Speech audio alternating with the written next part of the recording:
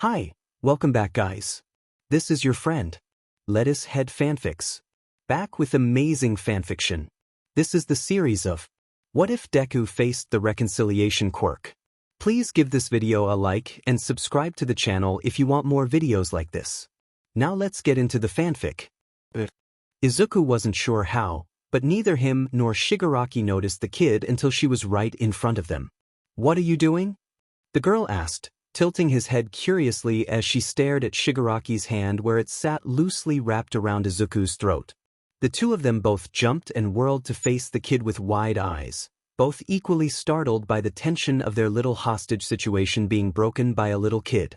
And then Shigaraki scowled, and Izuku's heart lurched into his throat as he remembered the villain's threat of injuring civilians, and he quickly hurried to distract the kid. We're just hanging out. You should go find your parents now, before they get worried," Izuku blurted, trying to pull away from Shigaraki slightly to look casual only for the villain's grip to tighten around his throat warningly. "Are you fighting?" the child asked curiously, moving closer despite the way both of them tensed. "Make her go away," Shigaraki hissed threateningly in his ear, and Izuku had to resist the urge to snap back. "I'm trying." "Yeah, no, we just had a bit of an argument, but we'll figure it out," Izuku babbled nervously, trying to simultaneously put himself between Shigaraki and the child, keep track of the villain and the kid to make sure neither would make any sudden moves, and figure out how to get the girl to go away as fast as possible without scaring her. But contrary to what he expected, the kid lit up at that answer, looking excited. "I can fix it," she announced cheerfully, then lurched forwards. Shigaraki startled at the sudden motion, jerking a hand towards the kid, but Izuku moved faster, throwing himself between the two just as the child's hand slapped down onto his arm and Shigaraki's leg. There was a strange sort of vroom sound, a flash of bright blue light, and then before either of them could react, walls sprouted from the floor beneath them and snapped into an airtight cube, cutting off all sound. The child beamed at them from outside the cube as they both leapt to their feet, slamming against the walls and automatically searching for an exit as Shigaraki snarled and Izuku mentally chanted curses. It quickly became obvious that they were well and truly trapped, a crowd already beginning to form around them as strangers stopped to look at the giant floating cube in the middle of the mall, and then they heard a light tapping sound. They both whirled to look, panic starting to overtake them as they processed how helpless they were, only to see the kid looking pleased with herself as she pointed upwards. When they followed her gaze, they saw one word printed in big blue letters on the ceiling above them. "Reconcile." Izuku whispered, disbelief and horror and dread filling his body. And then Shigaraki tackled him to the ground with a growl of pure fury, slamming them both to the floor. Izuku yelped as he hit the ground, too caught up in a swirl of panic to notice that it didn't hurt at all. He automatically twisted, lashing out and slamming his elbow into Shigaraki's ribs, but the villain just shrugged off the blow and slammed a fist into his temple. Izuku's head snapped to the side, but he didn't feel any pain, so he jerked and tried to shove Shigaraki back. After a second of grappling, the villain pinned him down, face twisted into a snarl. "You idiot!" Shigaraki yelled, his voice loud with anger despite the stark fear in his eyes. "You couldn't even scare off one shitty brat? I didn't see you doing anything." Izuku snapped back, his heart pounding with terror because holy he was trapped in a box with a villain, and his fear only grew when Shigaraki's expression twisted into a vicious grin. "Well, I'm doing something now," Shigaraki snarled, and grabbed Izuku's face. Izuku's breath froze in his lungs, his whole body locking up with pure fear as he braced for the pain. But it didn't come. The fifth finger touched down, and nothing happened. The two of them stared at each other for a second, both frozen in that one moment of shock as they realized what had happened, or rather, what hadn't. And the Shigaraki's expression slipped into fear, and Izuku dragged one for all to the surface as he slammed his fist into the villain's chest with the full weight of his quirk behind it, barely giving Shigaraki time to flinch. But as soon as his fist hit the villain's sternum, his quirk sputtered out, the energy dispersing harmlessly and leaving Shigaraki looking more startled and confused than hurt. We can't use our quirks?" Izuku mumbled, more to himself than anything. "That's impossible." Shigaraki snapped, sounding more like he wanted it to be true rather than he actually believed it as he reached up to scratch his neck anxiously. That can't dash. He grabbed Izuku's wrist, and they both startled as his sleeve crumbled into dust all the way up to his elbow, but the second the villain's fingers touched his skin, all progress stopped. "Oh," Izuku whispered, staring down at his decayed sleeve with wide eyes. "We can't hurt each other." F-. Shigaraki snarled, launching to his feet and beginning to pace the length of the cube like a caged animal, dragging his fingers over the glass like he was hoping that at any second his quirk might return and destroy their prison. Izuku immediately scrambled back, pressing himself against the opposite side of the cube as he trembled. He tried to take a deep breath and shake off the waves of adrenaline, along with the dust on his arm, and forced himself to think logically about what to do. First, he scanned his surroundings.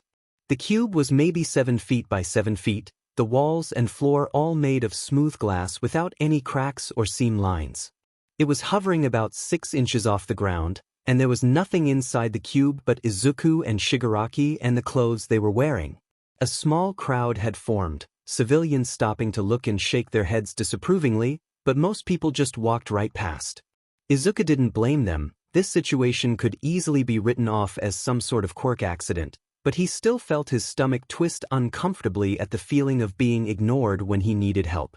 Given that no sound leaked in from the outside, he didn't think yelling for help would do anything, and based on the way Shigaraki kept tapping his fingers to the walls and growling in frustration, he probably wouldn't be able to break out with pure force either.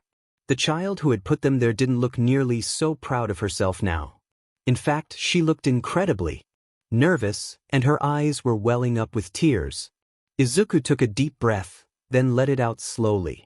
First things first, he had to convince the kid to let down her quirk and set them free, and to do that he had to calm her down.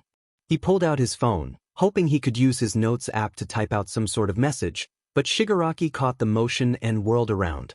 Before he could react, his phone was snatched from his grip, making him flinch back instinctively before he realized the villain hadn't been reaching for him. "Hey!" he yelped, scrambling to his feet to try and snatch the phone back. "What? Give that back." "Why, so you can call your heroes to come help you?" Shigaraki sneered, closing his hand around the phone and letting it crumble to dust as Izuku let out a wounded noise. "Yeah, I don't think so. Heroes are going to be here soon anyways." Izuku cried out in frustration, gesturing to the small crowd of strangers who had gathered to watch, some of who had pulled out their phones to take pictures or videos. Shigaraki shot a sidelong glare at the civilians, lip twisting with distaste as he pulled his hood a little lower over his head. "Besides, do you have any other way to get us out of here?" Izuku added, glaring down at the pile of dust on the floor that had been his phone. But before Shigaraki could reply, something occurred to him, and his head snapped back up. "Why don't you call your villain buddy, that one with the warp quirk? Maybe he can get us out." Shigaraki's face went tense, and he looked away sharply. "Not an option," the villain said shortly, turning to start pacing along the wall again. "What? Why not?" Izuku asked, confused and annoyed. Had that other villain died or something? "Because it isn't." Shigaraki snarled, shooting him a glare cold enough that Izuku stopped short. Oh, maybe the warp guy had died. Being a villain was probably super dangerous, so it was entirely possible that the guy had just set off the wrong person or something. Izuku opened his mouth to say something like, "Sorry for your loss," then closed it again as he realized how stupid it was. It was entirely likely that Shigaraki had been the one to kill that warp guy, and saying something like that would probably just PSS the villain off more. Besides, the idea that someone who haunted his nightmares could just go and die while he wasn't looking felt sort of. Izuku turned away with a huff, dragging his hand through his hair as he scanned the walls again.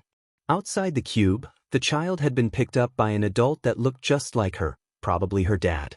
She was crying into the man's shoulder, and the dad looked sort of pained as he bounced her on his hip, like he couldn't decide whether to comfort her or scold her. He shot Izuku an apologetic look, and without thinking Izuku sent a reassuring smile back, despite the fact that he felt like he was going to throw up from anxiety. The dad must have seen some of the unease he felt on his face, because the man just looked even more guilty, then pulled out his phone and started to call someone. Izuku glanced back at Shigaraki, just so he could keep the villain in his view, but then he caught sight of a familiar brown bob weaving through the crowd. Izuku lit up, waving to try and get Uraraka's attention, but she wasn't looking at him yet. Instead, she was scanning the crowd, her serious hero look in place as she tried to figure out what had caught their attention. Her eyes widened as she caught sight of the cube, then widened even further as she saw Izuku inside of it. She cried out something that made the crowd around her startle, hurrying forwards and pushing people aside as she slammed into the side of the cube. She scanned the whole thing with wide, worried eyes, feeling along the sides for any seam that she could exploit. Knowing she wouldn't find one, Izuku tapped the glass to get her attention, then mimed taking an exaggerated deep breath. Uraraka faltered, then copied him, taking a breath to calm herself down. Once she wasn't quite so frantic, Izuku exhaled on the glass to fog it up, and slowly began to write, "Call Sensei," backwards so she could read it. He didn't want to write Aizawa Sensei's real name when a villain was right next to him, but he knew she'd know who he was talking about. But just as he was writing the last letter, a hand swiped across the message, wiping the fog away and startling both of them. When Izuku looked up, he cringed back as he saw Shigaraki looming over him. Face was twisted into a scowl. "I said no heroes." Shigaraki snarled, leaning in like he could intimidate Izuku into just dying on the spot. "They're gonna get here anyways." Izuku grumbled, trying to keep his voice steady and not show how badly he was shaking. "It's just a matter of whether they get here in 5 minutes or 15. For you, maybe. For me, it's a matter of who's there to arrest me." Shigaraki snapped, whirling to return to pacing their little room like a caged lion once again, fingers clawing at his neck in a way that looked painful. Izuku let out a slow breath, then turned back to Uraraka again, who looked confused and concerned but not scared like he had expected. He realized abruptly that she probably couldn't see Shigaraki's face from that angle, with his hood up and his side facing her, and in fact she probably wouldn't recognize his face at all given that he'd been wearing a weird mask shaped like a hand during the USJ attack. That gave Izuku an idea, and he did his best to shoot Uraraka a reassuring smile and mime taking a phone call, waiting until she nodded and pulled out her phone before he turned to face Shigaraki again. "Let's make a deal," Izuku said, clenching his hands into fists as he fought to keep his voice steady. Shigaraki stilled, then slowly turned to look at him, raising an eyebrow and tilting his head in a go-on gesture. Which, honestly, was a far better response than Izuku had expected. "If you pretend to be a civilian once the heroes come and get us out, then I'll play along long enough for you to get away." "Ha!" Shigaraki said incredulously, staring at Izuku like he was an idiot. "You really expect me to think that you'd just let me get away scot-free? Your goal is to get out of here without getting arrested. My goal is to make sure you don't kill anyone. I don't care whether you get arrested or not as long as no one gets hurt." Izuku explained, kind of proud that his voice didn't shake. "Depending on which heroes show up, you may be able to put up enough of a fight to get away, or you might not. I can't guess which, and I'm not going to take that chance, not when I know that whether or not you escape you'll be able to cause some serious damage. If letting you get away means that the civilians are safe, then that's a fair trade to me." Shigaraki stared at him for a second, then scoffed and turned away. "You're such a demon hero," Shigaraki muttered with a sneer, though he had stopped clawing at his neck quite so frantically and looked more thoughtful. "And how the hell do you expect me to disguise myself?" Despite the sarcastic words, his tone was mostly calm and curious, and Izuku felt himself relax. Shigaraki was a villain, and quite possibly insane, but it seemed like he could still be reasoned with. "You don't have to. You were wearing that mask thing at USJ, right?" Izuku gestured to his face vaguely to show what he meant. "So they probably won't recognize you at a glance, especially with your hood up. Your voice is a different matter, but as long as you're not yelling about ending hero society it'll probably be fine." Izuku froze, cursing himself for relaxing and letting his mouth run wild, but Shigaraki only looked mildly annoyed as opposed to murderous. So, try to act normal?" Izuku offered sheepishly, rubbing the back of his neck. "Normal?" Shigaraki echoed flatly, and Izuku winced. "Well, I mean, casual, you know? Like anyone would if they had their shopping interrupted by a quirk accident. Izuku said, shrugging awkwardly. Casual, Shigaraki muttered under his breath like it was a curse, turning to face the glass wall and drag his fingers over it once again. And then something seemed to occur to him, and he paused, curling his fingers into a fist and slowly letting his gaze slide back to Izuku. Are you sure you can handle the consequences of letting me go? He asked quietly, just a hint of something sharp in his voice that sent a shiver up Izuku's spine. Is that a yes? Izuku asked, his own hands clenching into fists automatically. His blatant attempt to dodge the question made Shigaraki's lip twitch up, and then the villain's face bloomed into a wide smile that was somehow even more creepy as he spread his hands and shrugged. Sure, why the hell not? Shigaraki said casually, and though Izuku wanted to be glad, he couldn't help but feel a bit uneasy at how smug the villain looked. Okay, good, he said, trying to seem unbothered. Shigaraki smirked at him, then turned back around, and Izuku realized that he didn't really have any way of ensuring that the villain kept to their deal. Well, there wasn't anything he could do about it now, so he sighed and sat down in the corner, drawing his knees up to his chest. Shigaraki kept examining the cube with a thoughtful sort of look, probably imagining all the ways he could kill someone with it, that creep. The villain tilted his head as he scanned that one word on the ceiling again, reconcile, and Izuku looked away quickly before Shigaraki could catch him staring. A soft tapping on the glass next to him caught his attention, and when he looked up he saw Uraraka sitting on the ground next to him, looking guilty.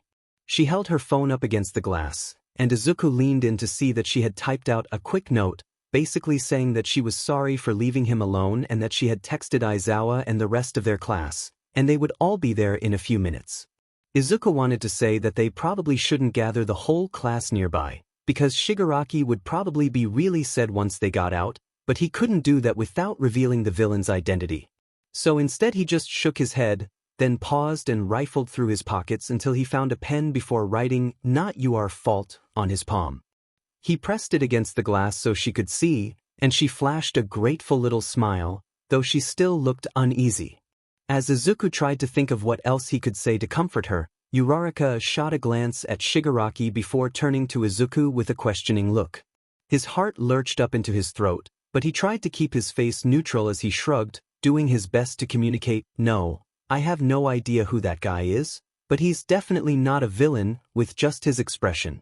Uraraka's eyes narrowed slightly, so he probably hadn't done a very good job. He turned away again quickly before she could ask any more questions, keeping his head tilted so he could have both Shigaraki and Uraraka in his sight at the same time. The villain was still pacing, though he didn't look quite so much like he was about half a second away from killing one or both of them anymore, so that was good. Barely 2 minutes later, the rest of the class began to gather, which made Shigaraki begin to tense up all over again. Eventually, the villain just sat in the corner opposite of Izuku, pulling his hood low over his head and crossing his arms. Izuku wanted to be grateful for Shigaraki's self-control, but he could practically feel the villain glaring at him from under his hood, and it was very difficult to reassure his friends that he was fine when he felt like he was trapped in a pool with a shark. After the 5th time he nodded when they asked if he was fine and shrugged awkwardly when they asked who had gotten trapped with him, his friends started to relax enough to tease him for always getting into trouble. He just sort of smiled and accepted the good-natured teasing, ignoring the creepy feeling of eyes burning into his back. Not long after, Aizawa-sensei showed up.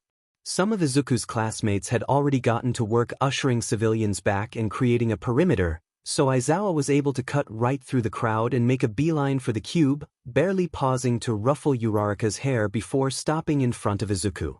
Izuku sat still as the teacher scanned him, waiting until Aizawa had confirmed that he wasn't visibly bleeding or dying or anything before the man raised his hands and began to sign, spelling out each letter careful. Why? It took Izuku a second to translate the question, but once he did he smiled, nodding and raising his own hands to sign back. Noichorti. Aizawa looked relieved, but before he could say anything Shigaraki spoke up. What are you doing? The villain demanded, an odd note of tension in his voice. Izuku jumped, whirling around to see that Shigaraki had sat up slightly, only part of a frown visible under his hood. Talking? Izuku squeaked, then cleared his throat and brought his voice back down to normal. Why? With your hands? Shigaraki said sarcastically, only to falter when Izuku stared at him blankly. I mean, yes? Have you never seen sign language before? Izuku asked, part confused and part genuinely curious. Shigaraki just scowled and looked away, so Izuku pressed further. I mean, I only know spell signing, so it's like, each hand gesture is a letter, you know? And then you have to spell out each word, like A, B, C. He signed each letter as he listed them off, then faltered as he realized how weird it was to be explaining a whole language to a villain that had tried to kill him more than once. But Shigaraki looked a mix between annoyed and intrigued, like he wanted to know more but didn't want to admit that he didn't know about it in the first place. Just then, Aizawa rapped on the glass with his knuckles, making Izuku jolt and whirl back around. The man raised an eyebrow at him, and Izuku didn't want to PSS Shigaraki off by continuing to talk in a language the villain couldn't understand, so he just pulled out his marker again and scribbled down explaining sign lang on his bare forearm, hoping Aizawa would be able to fill in the blanks. Luckily, Aizawa seemed to understand, but then he kept staring at Izuku's arm for a long minute with a frown. Izuku started to squirm uncomfortably, wondering what the deal was, and then Aizawa pulled out a notepad and a pen and scribbled down a quick message. When he flipped the notepad around, it read, "What happened to your sleeve?" Izuku's heart lurched up into his throat as he glanced down. The sleeve that Shigaraki had turned to dust was glaringly obvious when Izuku had a message written across his forearm, as was the ghosting of dust across it. He scrambled for an excuse, couldn't find one, then eventually settled for just shrugging awkwardly and tucking his hands behind his back. Aizawa's eyes narrowed as he tried to peek around Izuku at Shigaraki, but Izuku leaned back into his path, blocking his view. Aizawa looked even more suspicious at that, but Izuku just smiled sheepishly, so the man sighed and gestured over his shoulder to where the child who had imprisoned the two of them sat on her dad's lap, sniffling as Ishido and Kaminari tried to cheer her up. Izuku assumed that meant that Aizawa was going to go talk to them to try and figure this quirk out, so he nodded, rolling his eyes when Aizawa made a "stay there" gesture. The teacher didn't exactly smile, but his eyes softened with something like amusement, and he gave a short nod before turning and heading off. "Where's he going?" Shigaraki asked, and Izuku turned to see that he was playing on a small, handheld console of some sort. "Sensei's gonna talk to that kid, to see what it takes to get us out of this thing," Izuku replied, tapping his knuckles against the glass wall. Shigaraki's eyes followed Aizawa as he walked away, and for a second the villain looked like he was going to say something, but then he just huffed and turned back to his game. Izuku watched as Aizawa talked with the kid, and then the kid's dad, smiling and waving awkwardly when a few of his classmates who were near the discussion sent him curious glances. It took ages for Aizawa to return, long enough that the dread and anxiety started to bleed into boredom. Still, he didn't want to let his guard down and start messing around like Shigaraki was, and he couldn't even if he wanted to, because Shigaraki had turned his phone to dust, that JRK, in case something happened, so he was left to tap his feet and try not to be too annoying and risk Shigaraki attacking him again or whatever. Finally, Aizawa started to walk back over to them, and though Izuku perked up as the man approached, he quickly deflated again when he saw Aizawa's expression.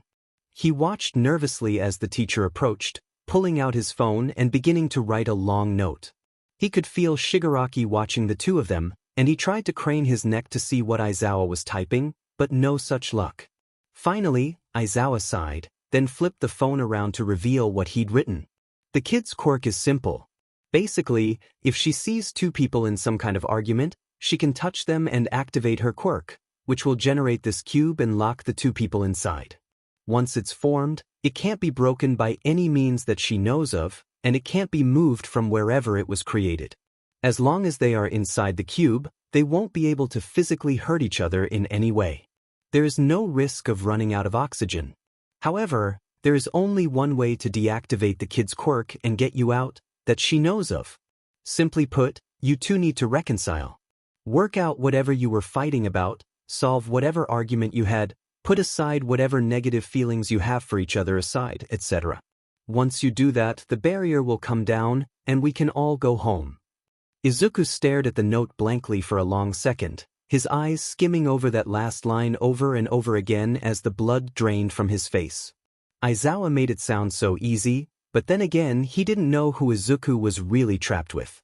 But how the hell was Izuku supposed to reconcile with a villain? Was that even possible? To do that, one of them would have to switch sides, and while Izuku would never become a villain, he also couldn't imagine Shigaraki as a hero. And even if Shigaraki could become a hero, it would take someone a whole lot smarter than Izuku to convince him to do it.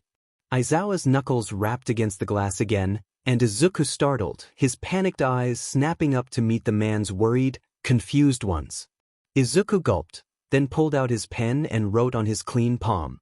No other way? Aizawa's brows furrowed with concern as he slowly shook his head, and Izuku let out a noise that was half a sigh and half a sob. What the hell was he supposed to do here? He wasn't a psychiatrist. How the F was he supposed to turn a psychotic villain who wanted to kill All Might into a hero? That'd be a difficult job for anyone, never mind a 16-year-old with his own host of issues. Unless reconcile meant that they just had to forgive each other? Izuku didn't think he could ever forgive Shigaraki for trying to kill his mentor and most of his friends, not when he spent so many nights staying up late texting or calling his friends to help them forget about their nightmares from USJ. And what the hell did Shigaraki even have to forgive Izuku for? Stopping him from killing All Might? Izuku would never apologize for that. God, reconcile was just too. It couldn't been any number of things, from the fact that they both wanted each other out of the way, whether that be arrested or dead, to their fundamentally opposed views on hero society to the attempted murders. There was just so much to choose from, and if fixing all of that was what it took to get out, then they'd probably be trapped in this DMN cube forever. What did he say? Shigaraki asked, and Izuku nearly passed out as he realized that he'd have to share this unfortunate news with the villain. Izuku stammered, trying to think of a way to sugarcoat it. Basically, like it says up there, the only way to get out is to, reconcile. Shigaraki paused, lowering his game so he could stare at Izuku incredulously. Reconcile. The villain echoed, his voice so flat and emotionless that Izuku flinched at the sound of it. I'm sure there's other options. He blurted, scrambling for something to say that would calm the villain down.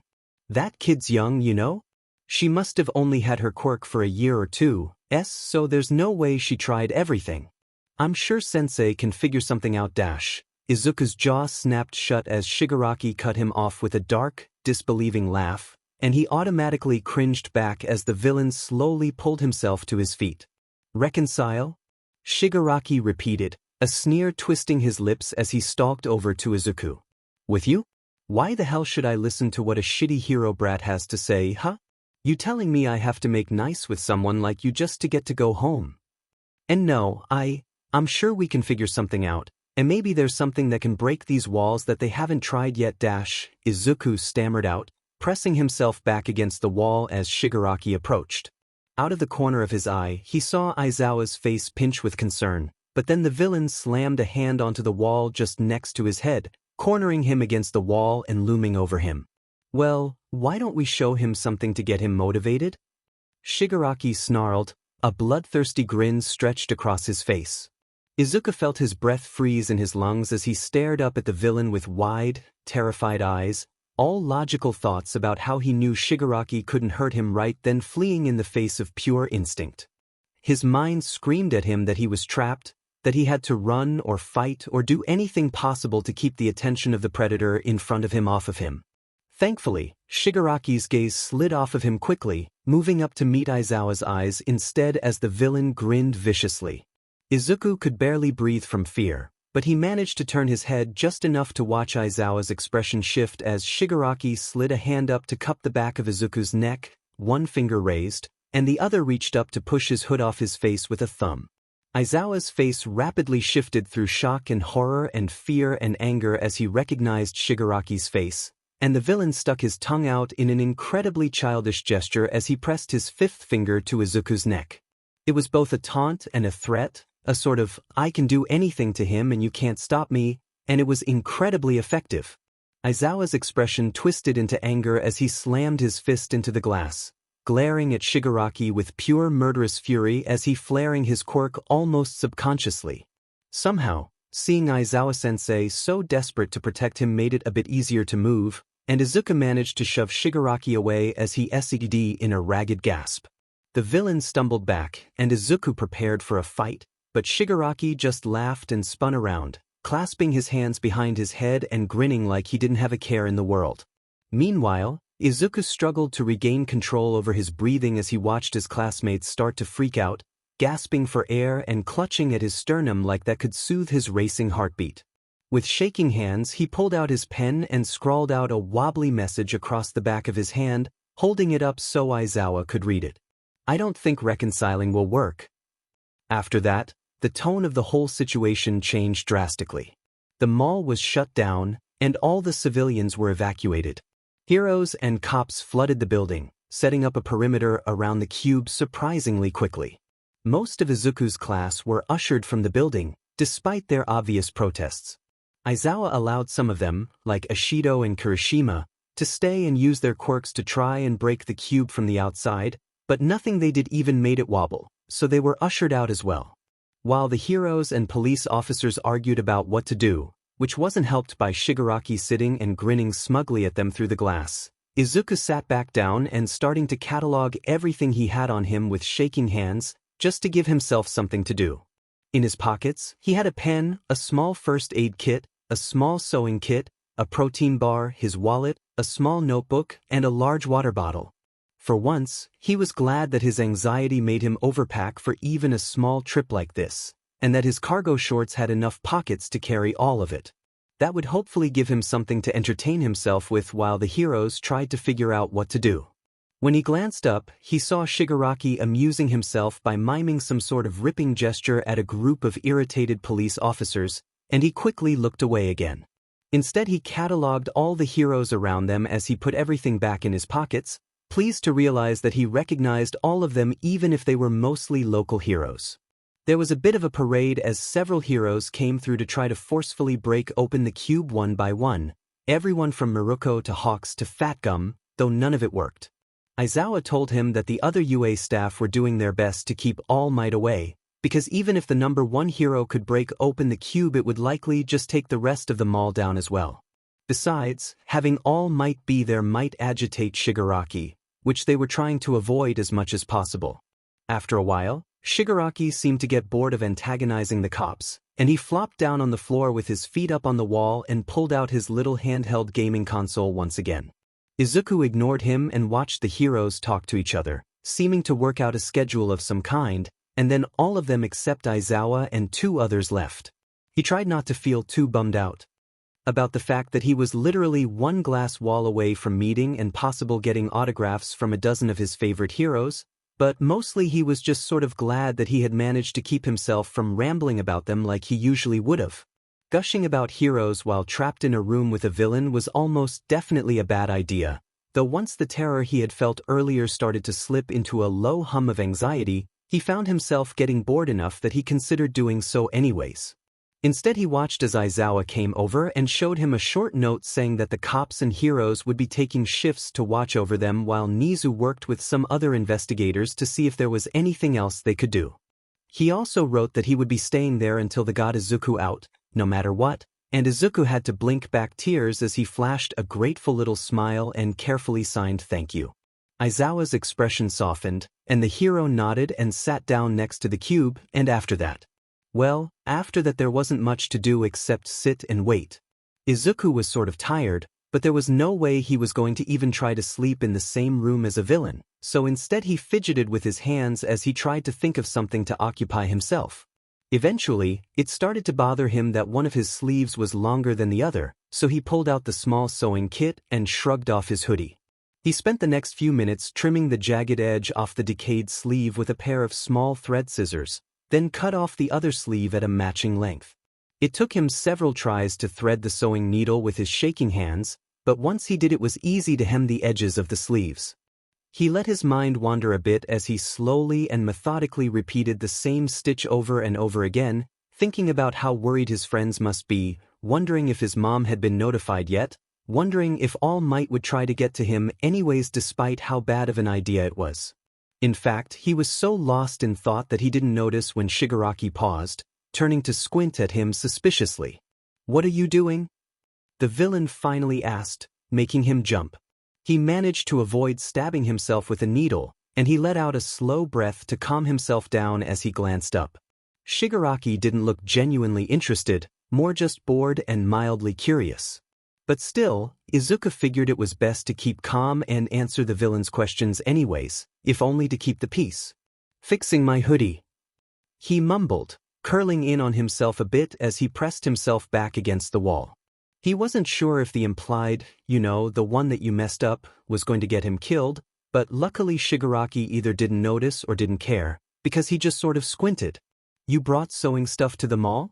he asked, and Izuku felt his face heat up with embarrassment as he shrugged awkwardly. "I like to be prepared," he said quietly, annoyed at how judged he felt as the villain flashed a vicious, lopsided little smirk. "And how exactly does having some thread help you be prepared for this?" Shigaraki said sarcastically, gesturing vaguely to indicate the situation around them. Izuku scowled but didn't rise to the bait, silently focusing on his task instead. If it was between him and a villain, it was easy for him to be the bigger person, though it was also a bit nerve-wracking to do anything that had even a chance of pissing the guy off. Shigaraki waited for a beat, but when Izuku didn't reply he just clicked his tongue and turned back to his game, apparently deciding that it wasn't worth the effort. Which was oddly comforting, in a completely effed-up bizarre way. Like, it was nice to know that even though Shigaraki was completely insane, he was also lazy and more focused on his game than on antagonizing Izuku. He noticed Aizawa frowning at the two of them through the glass, squinting at Shigaraki like that could help him hear what the villain was saying, and then Izuku caught his eye and tried his best to flash a reassuring smile. Aizawa didn't seem reassured, but he didn't look super antsy either. We're just on guard. Prepared, ironically enough. That was actually genuinely comforting, in a way that made some of the tension bleed from Izuku's shoulders. Having someone at his back, even a teacher like Aizawa-sensei that Izuku wasn't sure he trusted yet, was really helpful. Still, he found himself oddly impressed that Shigaraki could manage to look perfectly at ease even while trapped in a box with an enemy, surrounded by even more enemies. It was the kind of blasé attitude that Izuku sometimes found himself getting a bit jealous of, whenever he felt particularly upset by how anxious and awkward he was. Izuku continued to sew up his sleeves for the next hour or so. At least, he guessed it was about an hour. He couldn't really tell time at the moment, given that his phone was sitting in a pile of dust on the floor. At one point, he began to hum to himself, mostly because the silence in their little cube was so thick and tense that it made his tinnitus start to act up. He didn't hum loudly, just enough to distract himself from the sound of Shigaraki's breathing and the quiet clicking of the villain tapping at his game. Shigaraki paused and shot him a glance, but didn't say anything, so Izuku continued humming some random tune as his mind wandered. After a while, he finished fixing the sleeves on his hoodie so they both sat just above his elbow, then shrugged it back on. After that, he sort of hesitated for a second as he tried to think of something else to do, then grabbed the cut-off sleeve and began slowly unpicking the seam to turn the tube into a flat piece of fabric. Once that was done, he threaded the needle with a bright white thread that would stand out against the soft gray fabric, then got back to work stitching out a simple design. He wasn't great at embroidery, his lines were wobbly and his stitches uneven, but he had taught himself once a couple years ago so he could embroider his mom's apron for her birthday, so at very least it was something to keep his hands busy. He kind of wished he could at least play some music, but instead he just settled for going back to humming. As he stitched out a generic design of daisies and vines, he didn't notice when Shigaraki paused and turned to fully face him. "You know that game?" Shigaraki asked, a hint of a sneer in his voice, and Izuku was proud to say that he only jumped a little bit. It took him a second to figure out what the villain was talking about, but then he realized that he had been humming the tune to an old video game under his breath. In fact, it was the same tune that was softly playing through the console Shigaraki was playing on, and Izuku had simply been humming along subconsciously. "Oh yeah, I guess. I played it a lot when I was a kid." Izuku mumbled a bit warily, trying to figure out where Shigaraki was going with that. The villain squinted at him with a sort of considering look for a second, then scoffed and raised his chin. I bet you never got past the underwater level. Shigaraki sneered. Izuku hesitated, then glanced up, trying to remember what level that was. It had been several years since he played that game, but if he remembered correctly. The one with the Golden Bones boss? Izuku asked, still confused and kind of nervous but figuring that video games were probably the safest conversation topic they had. Shigaraki nodded, and Izuku frowned thoughtfully. I mean, I think I got stuck on that boss for a while, but it's pretty easy once you get the bullet upgrade from the archer at the previous level, right? Shigaraki stared blankly at him for a second, then turned back to his game without another word. Izuku waited, assuming that Shigaraki was going to clarify why he had said that, but the villain seemed to have decided that that conversation was over now. So Izuku reluctantly turned back to his embroidery, eyeing the villain warily. And then something occurred to him, and he paused all over again.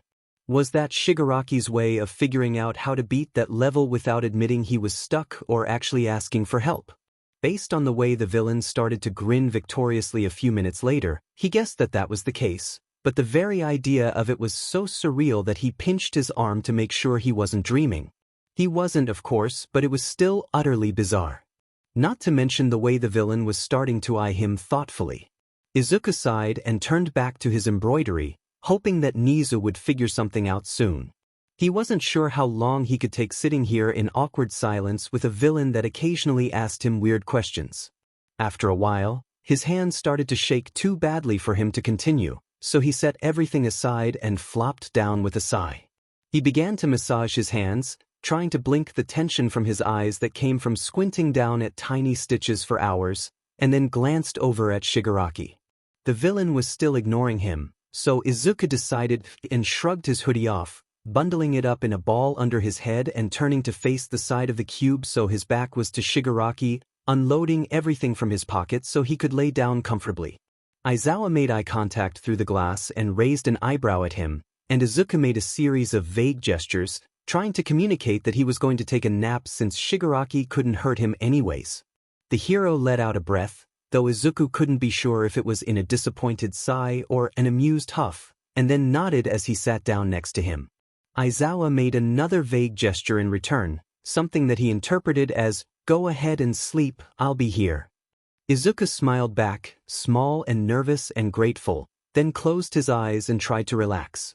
He took a few slow, deep breaths, and he tried his hardest not to think about the prickling feeling of eyes on the back of his head. A few minutes later, Shigaraki set aside his game and slowly rose to his feet. Aizawa sat up immediately, eyes narrowing suspiciously, but the villain ignored him as he stalked forwards on nearly silent footsteps. He crouched down next to Izuku, then slowly reached forwards to grab the sewing kit and flipped it open, pulling out a small, shiny pair of sewing scissors. Immediately, several of the nearby cops and heroes jumped to their feet, including Aizawa. The man slammed a fist against the glass wall between them, flashing a furious, quirk-enhanced glare that clearly said "Don't you dare." But Shigaraki just grinned and flipped the scissors around in his grip, ignoring the silent shouts around him as he raised his hand high and slammed the scissors down blades first into Izuku's temple. Only, the second the blades touched his temple, they stopped dead, the momentum dissipating harmlessly and feeling like nothing more than a tap. Aizawa sagged with relief, but Shigaraki just looked mildly annoyed for a second before he sighed and tossed the scissors aside, shrugging in a sort of "what can you do?" gesture before turning away again. He seemed entirely unbothered by the glares of hatred and disgust from the heroes and police officers around him as he walked back over to the opposite side of the cube. He flopped down and picked up his game again, returning to ignoring everything around him and scratching idly at his neck as he lounged like he hadn't just tried to kill someone. Aizawa let out a slow breath and visibly calmed himself before glancing down, his expression going tight at what he saw. Izuku was staring up at him through the glass with wide, terrified eyes, both hands clasped over his mouth as he tried to muffle his shaky, ragged breathing, having seen the whole thing through the reflection in the glass. Izuku woke up slowly, yawning as he scrubbed at his face. He'd slept fitfully the night before because apparently it was kind of hard to sleep while trapped in a small space with someone who had literally just tried to kill you. When Izuku finally stirred awake, it was slow and sluggish, and he immediately regretted opening his eyes at all. He nearly had a heart attack when he turned to see Shigaraki laying across from him, completely asleep, but luckily he managed to choke his shriek of surprise down into a quiet squeak. That jolt of adrenaline snapped him awake, letting he quickly remembered where he was and what had happened. He clutched a hand to his chest and let out a slow breath to calm himself down, ignoring the way his hands shook slightly. He turned to scan the room outside the cube, noting that the mall was still shut down and that the 2 heroes and dozen cops had swapped out for a different shift, though Aizawa was still there. Izuku blinked, frowning as he eyed the man. Aizawa looked exhausted and annoyed, glowering as he watched his student wake up. Izuku was about to try and ask what was wrong, but then he caught his reflection in the glass wall and froze, eyes widening. Someone, and Izuku thought he had a pretty good guess who, had drawn a squiggly mustache on his upper lip and written idiot across his forehead. For a long moment, Izuku just sort of sat there in silence, staring at his own reflection with a baffled, blank expression. He distantly noted as Aizawa's face shift into concern, but he was too busy feeling a whole swirling mess of emotions, from unease at the fact that a villain had been able to touch him while he was sleeping without waking him up to disbelief to some other emotion he couldn't name that made him feel sick.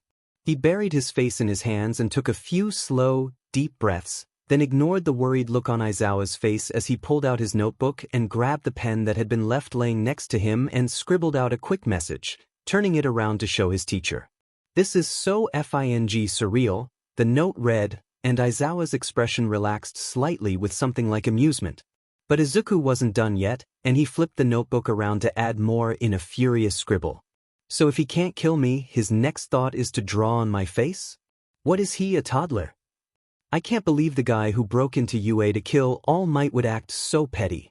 He started to add something about how he and his classmates had nightmares about this crazy, childish villain, but then he decided that he didn't want that written down in case Shigaraki decided to go through his notebook or something. So he just scowled, then gave up and flipped the note around to show Aizawa once again, sighing and pinching the bridge of his nose. The hero gave him a sort of sympathetic look, but didn't move to reply, so Izuku just closed the notebook and grabbed the first aid kit.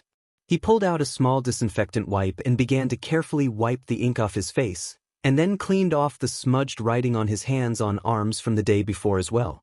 And then, something occurred to him, and he paused as he eyed the sleeping villain. He ignored the way Aizawa stilled and shot him a warning look as he grabbed the pen and climbed to his feet, as well as the way several of the cops around him straightened up in alarm as he approached the villain. He held his breath as he crept forward slowly, and then after guessing about where Shigaraki's eyeline would be when he sat up, he leaned over the villain and slowly drew a spider onto the wall. It wasn't much, just a dot with 8 lines coming off of it, but it would hopefully be enough to at least startle the guy. As soon as it was done, he scrambled back over to his side of the cube, relieved that Shigaraki hadn't even stirred. When he sat back down, he saw Aizawa staring at him with crossed arms and a very clearly disapproving expression, and Izuku smiled sheepishly and shrugged in an attempt to convey it's not like he can hurt me anyways. If Aizawa understood that silent message, he wasn't impressed. But he couldn't do anything about it either, so instead he just leveled Izuku with a flat look until he curled in on himself and looked suitably apologetic. He didn't go and get rid of his little drawing, though. If Shigaraki was going to act like a brat, then Izuku was more than willing to be just as petty, if not more so. Which, okay, so maybe it wasn't a good idea to stoop to the same level as a villain, but when the villain's level was about the same as a 5-year-old, Izuku was pretty sure he could make an exception. Without thinking, he reached for his water bottle and started to take a sip, then faltered and frowned down at it. Should probably ration that, shouldn't he? Just in case. He sighed, then closed the lid and set it aside, and after a moment of consideration pushed it and all his other stuff into a pile in the corner. Then he sat with his back to that corner, hiding it all from Shigaraki in case the villain woke up angry. Which he probably would. This was a bad idea, wasn't it? Well, it was too late now. Izuku sighed again and began to stretch out his hands, letting out a pained hiss at how sore and tense they were from all the sewing he'd done the day before. Slowly he massaged his hands and stretched out his fingers until the tension eased, and it didn't hurt quite so much to curl his fingers or press them flat against the floor.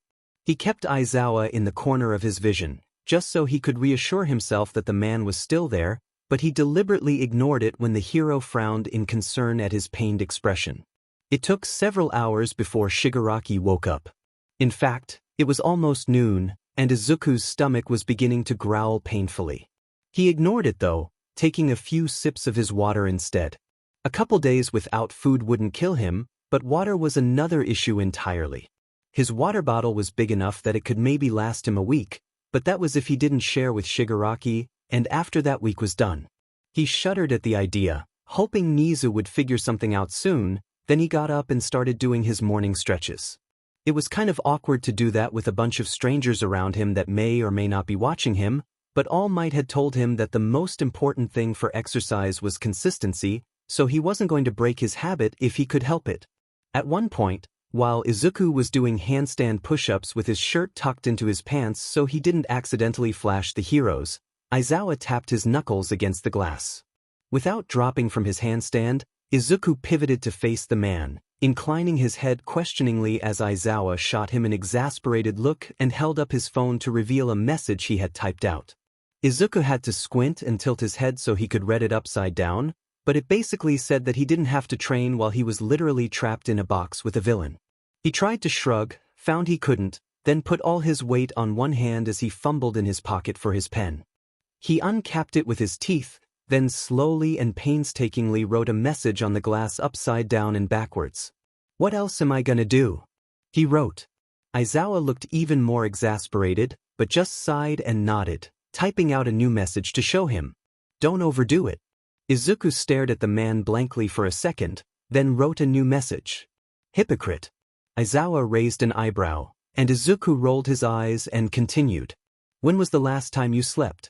The hero gave him a flat look that clearly read "That's none of your business," so Izuku just smiled and recapped the pen before wiping away the ink and turning back to his exercise. Usually he wouldn't bother to share thoughts like that, but there was something about this surreal situation that made Izuku feel a bit more brave. Maybe it was just because no one could physically hurt him while he was in this weird cube, or maybe it was just because this was the absolute worst-case scenario and he was already maybe going to die of dehydration anyways, so it wasn't like things could get any worse. He stopped exercising long before he usually would, not wanting to get too sweaty when he wouldn't have access to a shower for a while. By then it was nearly noon, and he was almost starting to get worried. He was pretty sure people didn't usually sleep that long, right? Then again, he wasn't sure how long it had taken Shigaraki to fall asleep. Probably a while, given that he was literally surrounded by people that wanted to arrest and/or maim him. Izuku sympathized. He knew how that felt, but since the reason he knew how that felt was mostly from the USJ attack, he refused to feel bad for the guy. By the time Shigaraki finally stirred, it was nearly 1 p.m., and Izuku was doodling little sketches of the heroes he had seen in the past day or so along with some notes about them that he took in such extreme shorthand that it would take even him a while to decipher. That was necessary to conserve paper and make sure the villain couldn't read them, though, so he wasn't too bothered by how tedious it was. Izuku paused as he watched Shigaraki yawn and stretch, sitting up blearily, and he quickly tucked his notebook behind his back in case the villain got mad. Shigaraki scrubbed at his eyes as he slowly woke up, muttering curses to himself, then glanced at the wall and did a double take. The villain's eyes widened comically, and he let out a strangled noise of surprise as he threw himself back, scrambling away from that tiny drawing of a spider. Outside the cube, Izuku thought he saw 1 or 2 cops hide laughs or smiles behind their hands, but mostly everyone there kept their composure or sat tense and waiting for Shigaraki's retaliation. The villain squinted at the wall for a second, then scooted forwards, and with a swipe of his fingers wiped the ink off the glass.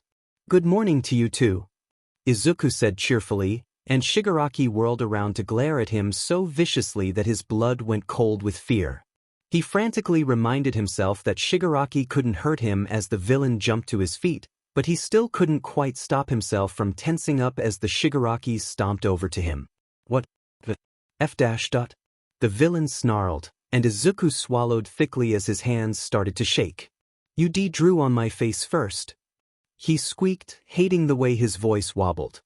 So really it's your fault dash. Shigaraki grabbed him by the face, yanked him forwards, and then slammed his head back hard against the glass wall. It didn't hurt, but it left Izuku reeling so badly that he didn't have time to do much more than paw at the villain's arm before Shigaraki did it a second time, even harder. Only then did Shigaraki let go of him and step back, gritting his teeth and breathing heavily with anger. Izuku took a moment to steady his own racing heartbeat, make sure that he felt no pain and definitely wasn't injured, then arranged his face into a flat look despite the fear still buzzing through him. "You can know that doesn't dash," he started, only for Shigaraki to grab him and slam his skull against the glass a third time. "Work," he finished, now more annoyed than scared. The villain let out a low snarl and whirled around, storming off the 4 steps to the opposite side of the cube before plopping down and yanking his hood up over his head. Izuku hesitated slightly as he watched Shigaraki pull his knees up to his chest and wrap one arm around his legs, the other coming up to claw at his neck rapidly with every line of his body tense and practically radiating "F off, don't talk to me, I'll kill you" vibes, which he could recognize on sight due to how eerily similar it was to the way Bakugo looked after he got scolded by his mom. Despite himself, he couldn't help but feel sort of bad. While it was definitely a move for Shigaraki to doodle on his face like a child, it was also petty and immature of him to respond by doing the same thing back. Yeah, it was kind of humiliating for him to get his face written on in front of a bunch of heroes and cops who may be his future co-workers one day, but that was probably nothing compared to how humiliating it must be for Shigaraki to freak out about a drawing of a spider in front of people who were quite literally out to get him. Not to mention the fact that he couldn't even leave or get some privacy to calm down. Shigaraki was a creepy, childish, murderous villain, and he didn't deserve Izuku's sympathy. But Izuku could hate someone all he liked without being cruel to them, and the fact of the matter was that humiliating the guy with a dumb prank like that was unnecessary and mean. It made him feel like a bully. He wanted to apologize for it, but he was fairly certain that it wouldn't be appreciated. In fact, Shigaraki would probably think Izuku was making fun of him. Izuku let out a quiet sigh, then startled slightly when he saw something move out of the corner of his vision. He turned to see Aizawa waving to get his attention, giving him a sort of questioning look once he had it. Izuku blinked, then smiled reassuringly, flashing a big thumbs up and tilting his head to show that there was no blood or anything. Aizawa relaxed minutely, then leveled him with a flat look, something like "I told you so." Izuku smiled nervously and shrugged, and the man rolled his eyes before settling back down next to the cube.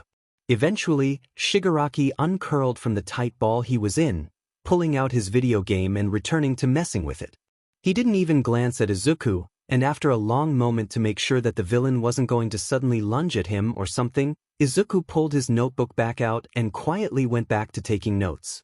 The silence was painfully awkward, interspersed with the sound of loud clicking as Shigaraki hammered at the buttons on his game and muttered curses under his breath, but the soft video game music helped ease the tension slightly. Neither of them spoke for the next hour, though Izuku spent most of it shooting nervous glances at Shigaraki as the villain blatantly ignored him. About an hour after Shigaraki woke up, Izuku noticed a slight commotion outside the cube, and when he glanced around he saw the people outside yelling at each other and gesturing wildly as they all scurried around. He sat up with a frown, scanning the scene in front of him as the officials who had all started to take naps or wander off to chat with each other all scrambled back into formation. It was like an office full of slackers scrambling to look busy when their supervisor showed up. He shot a glance at Aizawa, but the man just looked exasperated, yawning and rolling his eyes when Izuku tried to ask what was happening with his expression. And then, out of nowhere, Hawks flew into the room. Izuku squeaked and scrambled to his feet, which drew Shigaraki's attention, and once the villain caught sight of Hawks he tensed as his eyes narrowed dangerously. It didn't help that Endeavor followed right after Hawks, which made Izuku scowl before he quickly cleared his expression. It generally wasn't a good idea to make it obvious when one disliked a popular hero, especially considering that he intended to become a hero himself. Aizawa dragged himself to his feet, gesturing the heroes over, and Hawks smiled easily as he bounced over to the man while Endeavor followed, glaring at the whole room. The number 2 hero's eyes narrowed when they landed on Izuku, probably recognizing him from their little confrontation during the sports festival, but he ignored the man and watched Hawks instead as he clutched his notebook to his chest. Aizawa talked for a while, probably giving some sort of report on the situation, and Hawks whistled and rocked back on his heels as he clasped his hands behind his head, while Endeavor just crossed his arms and frowned. Aizawa gestured towards the cube, and the other 2 heroes turned to examine it thoughtfully, making Izuku blush and hide the lower half of his face behind his notebook as he tried not to look too starstruck. Based on the way Hawks grinned and waved at him, he probably didn't succeed, and he smiled sheepishly as he gave his own awkward little wave back. This was probably the closest he'd ever been to a top 3 hero, not counting Endeavor of course. Or All Might for that matter. Holy shit, he'd met all 3 of the top 3 heroes. You're pathetic, you know that right? Shigaraki snarked, making Izuku startle and whirl around. The villain was laying down, holding his game up above his head with his legs crossed and propped up against a wall, and didn't even glance up. At a glance, he looked perfectly at ease, but there was a tension to his shoulders and his grip on the game had shifted from the normal one that people used when playing a game to something closer to what people used when holding an improvised weapon. Izuku scowled back, but didn't reply, just turned back around to keep watching the heroes. Hawks seemed to be talking in the same light-hearted teasing way he did in all his interviews, if the sly grin on his face and the annoyed looks on the other 2 heroes' expressions were any indication. Finally, Hawks shrugged and made a gesture with one hand, and without any warning several feathers shot out from his wings and slammed in a section of the wall away from Izuku. Still, the sudden attack made both him and Shigaraki startle, the villain hissing out another curse despite the fact that the feathers just crumpled against the glass uselessly. Hawks paused and turned to examine the cube more closely, stepping forwards to run his fingers over the glass as his gaze turned sort of cold, and something about that gesture combined with his expression. It sent a shiver up Izuku's spine, making him automatically take a step back. Hawk's eyes snapped over to him, and the hero flashed an easygoing smile. Izuku pushed aside that weird surge of anxiety, smiling nervously back, and Hawks plucked one of the longer primaries from his wing and sharpened it into a sort of sword. He slashed down hard at the cube, but that feather crumpled as well, making him frown down at it before he tossed it aside and returned to examining the cube. Izuku hesitated, then uncapped his pen and stepped forwards, taking the time to carefully write a backward spin on the glass. Hawks blinked at it, then glanced up at him in confusion, and Izuku frowned before clarifying with a second message of drill. Hawks blinked again, then shrugged and gave him a thumbs up. A second primary feather detached from Hawk's other wing, zipping effortlessly over to the glass. The hero frowned in concentration, tongue poking out slightly, and the feather slowly began to spin like a drill before quickly speeding up until it was a blur. It pressed forwards, tapped against the glass, and after a long, expectant pause, it crumpled like the others. Everyone who had been watching sagged in disappointment, and Izuku wiped away the message with his sleeve with a sigh. Hawks shrugged in a sort of "what can you do?" type of way, then turned towards Aizawa as he made a vague, "give me" gesture and said something. Aizawa raised an unimpressed eyebrow as he replied, and Hawks laughed and said something else before turning and making that same gesture at one of the heroes who had been on standby to guard the cube. The hero practically fell over himself to comply, rushing over with a little notebook and a pen, and Hawks flashed a grateful smile before taking his time to jot down a note. After a long pause, he flipped the notebook around and pressed it against the glass, smiling up at Izuku. "Sorry, I can't help. That was a pretty smart idea you had, shame it didn't work out. You know, if you do manage to get out of here, I wouldn't mind having a smart kid like you as a sidekick." Izuku's jaw dropped as he reread the note several times, then glanced up at the hero with wide eyes. Hawks smiled back easily, not giving any hint that he was anything less than serious. Izuku forced himself to close his mouth as he swallowed thickly, ignoring the way Aizawa frowned and tried to peek at Hawk's note. Getting an offer like this from the number 3 hero was, well, it was every hero hopeful's dream. But Izuku already had All Might, and his mentor may not approve of him becoming someone else's sidekick. Not to mention the fact that he hadn't had time to do any research into what Hawk's agency looked like compared to others, if his sidekicks complained about him, if there were any bad rumors about him or his agency. But based on the hero's expectant look, it was clear that he expected an answer immediately. Izuku bit his lip nervously, then flipped open his notebook and began to slowly write down his response, choosing each word carefully. He felt someone look over his shoulder, and he automatically pressed his notebook flat to his chest to hide the message, but not quickly enough based off the harsh bark of laughter Shigaraki let out. "You're turning him down?" the villain said, both incredulous and delighted as he snickered to himself. "What, is the number 3 hero not good enough for you?" Izuku bristled, face turning pink with embarrassment. "Can you mind your own business?" He snapped back, then froze as he abruptly remembered who he was talking to. But Shigaraki didn't seem bothered, just raised an eyebrow and took a step back, gesturing vaguely at the situation around them. "We're trapped in a tiny, see-through box, surrounded by half the city's police force, and you want privacy?" the villain said sarcastically, making Izuku glower back. It was an exaggeration. There was only 10 cops and 5 heroes, only 3 of which were technically scheduled to watch them, the 2 local heroes and Aizawa-sensei. Izuku sighed, then decided that he was not going to let Shigaraki antagonize him into stooping to the villain's level, again, as he returned to writing his note. Shigaraki let him, for whatever reason, and after a pause to make sure he hadn't misspelled anything or insulted Hawks, he turned his notebook back around. "Thank you for the offer, but I'm afraid I'll have to decline. Since I'm still only in my first year at UA, I'd like to wait a little longer and see what my future options are before I commit to being anyone's sidekick." Hawks blinked in surprise as he read the note, and Aizawa stiffened as he did the same, turning to glare and snap something at the other hero. But Hawks barely even seemed to notice, already laughing loudly and flashing a lopsided grin as he began to jot down something on his notebook. Aizawa continued to try and talk to Hawks, scowling the whole time, but Hawks just ignored him as he flipped the notebook around to show Izuku his note. "What, you think you're gonna have an option better than the number 3 hero?" Hawks had a teasing smile on his face as he held up the note, but Izuku still flushed bright pink and scrambled to grab his own pen and notebook, hurrying to deny it. Before he could even write anything down, though, Hawks laughed again and added another note before showing Izuku again. "Well, no worries, it's just an offer.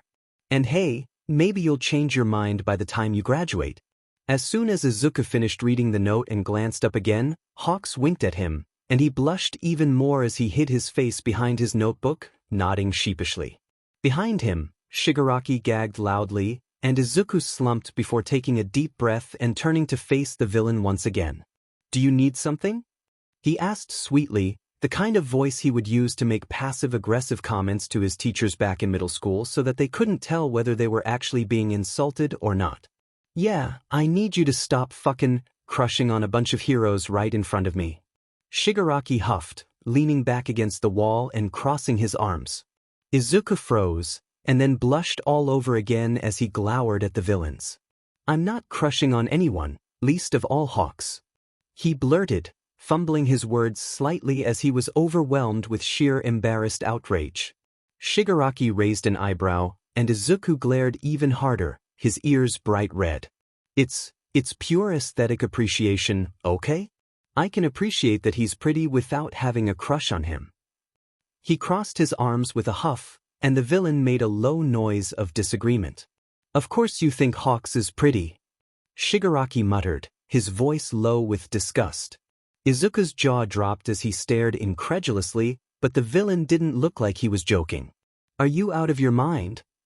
Everyone thinks Hawks is pretty," he exploded, with all the indignant fury of a stan who had just heard someone insult their bias. "He's constantly in the top 2 of the popularity polls, he has the most dedicated fans out of every hero, and he's been voted the most handsome hero more than Dash. Words cannot express how little I care," Shigaraki drawled, cutting him off and leveling him with a flat look when he looked offended. "Villain, remember? Find someone else to gush about your little hero crush to." Izuku flushed even harder, his face bright red by that point, but that just made Shigaraki look smug. He started to protest, then made himself stop and take a deep breath, knowing that the villain wouldn't listen to a single word he said as long as it was about a hero. But he was still too irritated to just let it go, so as soon as Shigaraki glanced away, he lifted his leg to peel off his shoe before throwing it at the villain as hard as he could without using his quirk. Shigaraki yelped as the shoe hit the side of his head, catching it automatically before it hit the ground, then stared at it for a second before giving Izuku a "really?" look. Izuku propped his hands up on his hips and gave the villain a level, "yes, really?" look in response, silently daring Shigaraki to be a hypocrite and call him petty or childish. Shigaraki raised an eyebrow at him, then placed his fifth finger down on the sneaker and disintegrated it into dust. Izuku let out a strangled noise, but the villain just looked smug, and admittedly Izuku probably should have expected that. Still, the feeling of wearing just one shoe was uncomfortable, so he waited for Shigaraki to glance down as the villain brushed the dust from his hands. Then he took off his other shoe, wound back, and this time put a hefty amount of one for all into his throw as he whipped the shoe at Shigaraki. It made a loud, satisfying smack as it hit the villain's face, and Shigaraki went very still as it plopped down to the floor. There was a beat of silence, and then Shigaraki let out a slow, controlled breath before picking Izuku's shoe up off the floor and throwing it back at him. Izuku ducked, letting it hit the wall behind him before straightening up and sticking his tongue out at the guy, and Shigaraki let out a low growl as he threw his hands up in the air in a this gesture. Izuku grinned, pleased that he had won, only to turn and realize quite suddenly that he was acting like a total brat in front of two of the top 3 heroes and his teacher. He froze, then blushed and waved sheepishly, making Aizawa drop his head into his hands, Endeavor roll his eyes, and Hawks grin and wave back. Izuku blushed even harder, then sat down with his back to the heroes, pulling his hoodie up over his head to hide his red face. Shigaraki snickered, and Izuku glanced up to glare at the villain before deciding not to make even more of a fool of himself than he already had and buried his face back in his crossed arms. Really, he hadn't meant to act so childish, especially right after he had promised not to stoop to Shigaraki's level, but the villain just set him off. He sighed, then let his head fall back to rest against the glass, looking up at the soft blue Reconcile on the ceiling. After a minute or so, he was startled by the sound of someone tapping on the glass next to his head, and he blinked as he turned to see Aizawa standing there. Hawks was gone, probably back to his patrol, and Endeavor was standing off to the side and talking on the phone. Aizawa held up his phone, which had a long message typed on it that basically said that Hawks was way out of line to offer something like a sidekick contract in a situation like this. Izuku hesitated, then nodded slowly and glanced up at the man in confusion, having already sort of known that but not really wanting to insult Hawks. But then Aizawa scrolled down, revealing a second message that he had to lean forwards to read. That being said, why did you turn him down? Izuku hesitated, then shrugged, glancing away awkwardly. But based on the way Aizawa's eyes narrowed, his teacher wasn't going to let him get away with not answering, so he reluctantly pulled out his pen and notepad. But then he heard a slight shuffling and he paused, looking up to see Shigaraki leaning over his shoulder to watch him write. "Do you mind?" he said flatly, scooting away slightly. "Nah, I want to know too," Shigaraki said with a carefree shrug. Izuku glared at the villain for a second, but Shigaraki just stared back with a sort of, "what are you gonna do about it?" look. Finally, Izuku huffed and turned away, partially because he didn't want to start another argument and partially because he would like to escape this DMN cube eventually, and to do that he would have to reconcile with Shigaraki sooner or later. He sighed, then opened his notebook and began to write, choosing his words carefully. When a hero takes on a sidekick, they're basically giving that person permission to use their name. Izuku explained as he wrote, his note a bit more succinct considering that Aizawa would already have that context. It gives the sidekick a boost in fame and popularity, but in exchange the main hero gets some of the credit and money from any crimes they stop. That's a gross oversimplification, but basically it means that when a hero takes on a sidekick, they both become almost permanently tied to each other in the public's mind. So if one of them messes up or is revealed to be an awful person, 9 times out of 10, the other will go down with them. So to put it quite simply, there isn't a hero in the world that would ask someone they'd only met once and had never had any real conversation with to be their sidekick. Shigaraki blinked, then frowned. So you're saying Hawks had some sort of ulterior motive? The villain filled in, tilting his head thoughtfully. Izuku hesitated, feeling sort of awkward talking bad about a hero to a villain, then shrugged. Well, hypothetically. The way I see it, there's two options. Number one, Hawks has been watching me since before we met, likely through news footage from things like the sports festival and the Hosu attack, and he just took this opportunity to go around the legal channels and ask me to be his sidekick. In which case, yes, he's probably planning something, but I find that option unlikely since I don't think there's anything special enough about me to catch the number 2 hero's attention. Except for One for All, but he was fairly certain that neither Shigaraki or Hawks knew about that. Still, the villain frowned, so Izuku hurried to continue. And then there's option number 2, which I think is more likely. I don't know if you noticed, but he said he'd take me on as a sidekick if I managed to get out of here. And as far as we know right now, the only way for me to get out of here is for me to reconcile with you, so dash. So you think he wants to keep an eye on you once you're out, to make sure you didn't turn villain? Shigaraki finished, and Izuku flashed the villain a little smile without thinking. Exactly. And quite frankly, I don't really want to work for someone who's just waiting for me to turn around and stab them. Which I won't, by the way, so don't even think about it. He added quickly once Shigaraki opened his mouth, making the villain huff and close it again. He rolled his eyes, then finished off his note before turning it around to show Aizawa. Besides, even though being a sidekick is basically a one-way ticket to popularity by riding the coattails of a more famous hero, it also comes with a lot of risks. The hero could kick me out at any time, they could take credit for all my work, and worst of all, they could take credit for my training and progress if I end up outranking them one day. So it's just easier and less drama to make it on my own, and not have to deal with someone trying to take credit for my success. You sound awfully sure that you're going to succeed, Shigaraki said quietly. Izuku blinked, then turned away from where Aizawa was scanning his note with a sort of tense look to glance at the villain, who looked eerily calm. Had it sounded like Izuku was bragging? He didn't want to come off as arrogant or anything, he was just trying to explain himself, but somehow he didn't think that putting himself down would work on Shigaraki the same way it did for Kaken. Well, that's if you don't kill me first. Izuku blurted, and then froze, mentally face-palming as he tried to figure out why the F he had said that. But to his surprise, Shigaraki stared at him for a second, then threw his head back and laughed loudly. Izuku startled, watching with confusion and just a bit of anxiety as the villain laughed loudly and genuinely. To us. An oddly normal laugh. It wasn't like the low, cruel laugh that Shigaraki had done when Izuku embarrassed himself. It was just amused, almost happy even. Izuku wondered if Shigaraki would laugh like that more often if he was just a normal teenager rather than a villain. You're fucking weird, you know that? Shigaraki snickered, propping his chin up on his hand as he grinned, and Izuku shook himself out of it as he turned away with a huff. You're one to talk, he muttered, and Shigaraki reached over to flick the side of his head in response, but in a half-hearted way that wouldn't have hurt even if they weren't in the weird cube. Which was honestly pretty unnerving. He sort of wished Shigaraki would just go back to snarling at him and trying to kill him, if only so he could kind of predict what the guy was going to do. He made sure Aizawa had finished reading the note, ignoring the way the man eyed Shigaraki warily, then flipped to the next page of his notepad and started to write a second one. Shigaraki leaned over his shoulder to read it, and Izuku considered hiding it for a second before he decided it, since if the villain really wanted to read it he would just steal Izuku's notebook while he was asleep.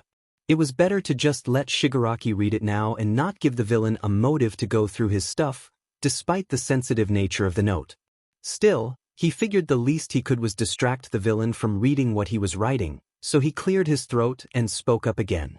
You know, I think this is the most civil conversation we've ever had. He tried to keep his voice casual, but Shigaraki still stiffened and shot a glare at him. Don't flatter yourself, brat.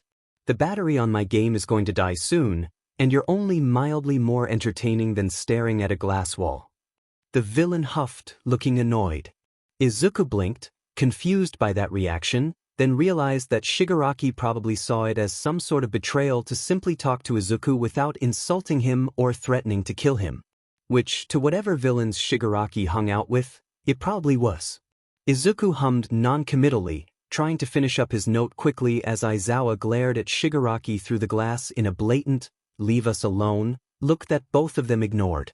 Izuku turned the note around quickly, trying to show the hero before Shigaraki could finish reading it, much to the villain's annoyance. Also, on top of all of that, Hawks creeps me out. I can't really describe it, but I can't get a read on him. He always smiles the exact same way, like it's practiced. I thought that was just for the cameras and reporters and stuff, but he acts the same in real life, too. I guess it's weird to think of someone as creepy just because of their smile, but it just makes me nervous that I can't tell what he's thinking. And Sensei, if Hawks asks about the person who made this cube, please don't tell him anything. I don't think he'll hurt the kid or anything, but the way he looked at the cube was the same way Shigaraki did. Like he was trying to figure out how he could kill someone with it. Aizawa's eyes widened minutely, and he glanced up at Izuku to see his student staring back grimly. The hero let out a slow breath, then pulled out his phone to type out a message back, though Shigaraki seemed to abruptly decide that he was tired of being let out as he snatched the notebook from Izuku's hands and began to read the note. Izuku let out an automatic noise of protest, starting to reach forwards to tug it back, but then he remembered that the villain had a decay quirk. If he tried to take his notebook back by force, Shigaraki could easily turn it to dust in retaliation. So reluctantly, Izuku huffed and crossed his arms, letting the villain read it nervously. Shigaraki scanned it, paused for a long second with an eerily blank expression, then tossed the notebook back and watched Izuku scramble to catch it with little smirk. "And here I thought you said Hawks was pretty," the villain said smugly, lounging back and inclining his head. "And now suddenly you think he's creepy? Trouble in paradise, little hero?" Izuku flushed bright red, snapping the notebook shut and tucking it against his notebook as he glared back at Shigaraki. "Someone can be pretty and creepy," Izuku protested, scowling. Then he realized how ridiculous it was to argue about a hero he'd only met once to a villain, and he huffed and turned away.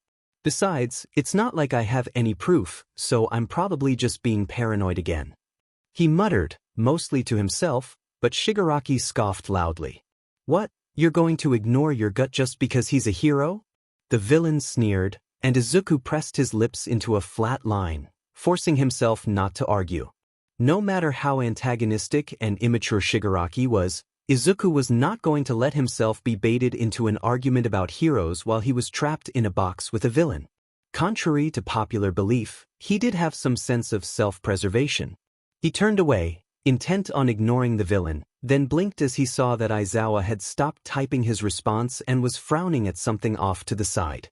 When he turned to follow the man's gaze, he saw Endeavor saying something to the group of police officers, all of who looked conflicted and worried. The other two heroes were scowling and shaking their heads, but as Izuku watched one of them sighed and turned away. Endeavor scoffed, then turned and started to walk towards the cube, raising his hands.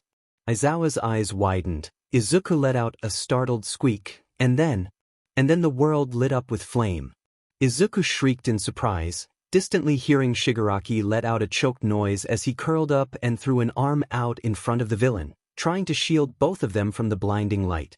It was barely 2 seconds before the flames abruptly cut out, but it took him several long seconds afterwards before he could get his breathing under control enough to lift his head. Once he did, he saw Shigaraki pressed flat against the wall of the cube to his left, staring with wide eyes as in front of them, outside the cube, Aizawa was flaring his quirk and yelling at Endeavor.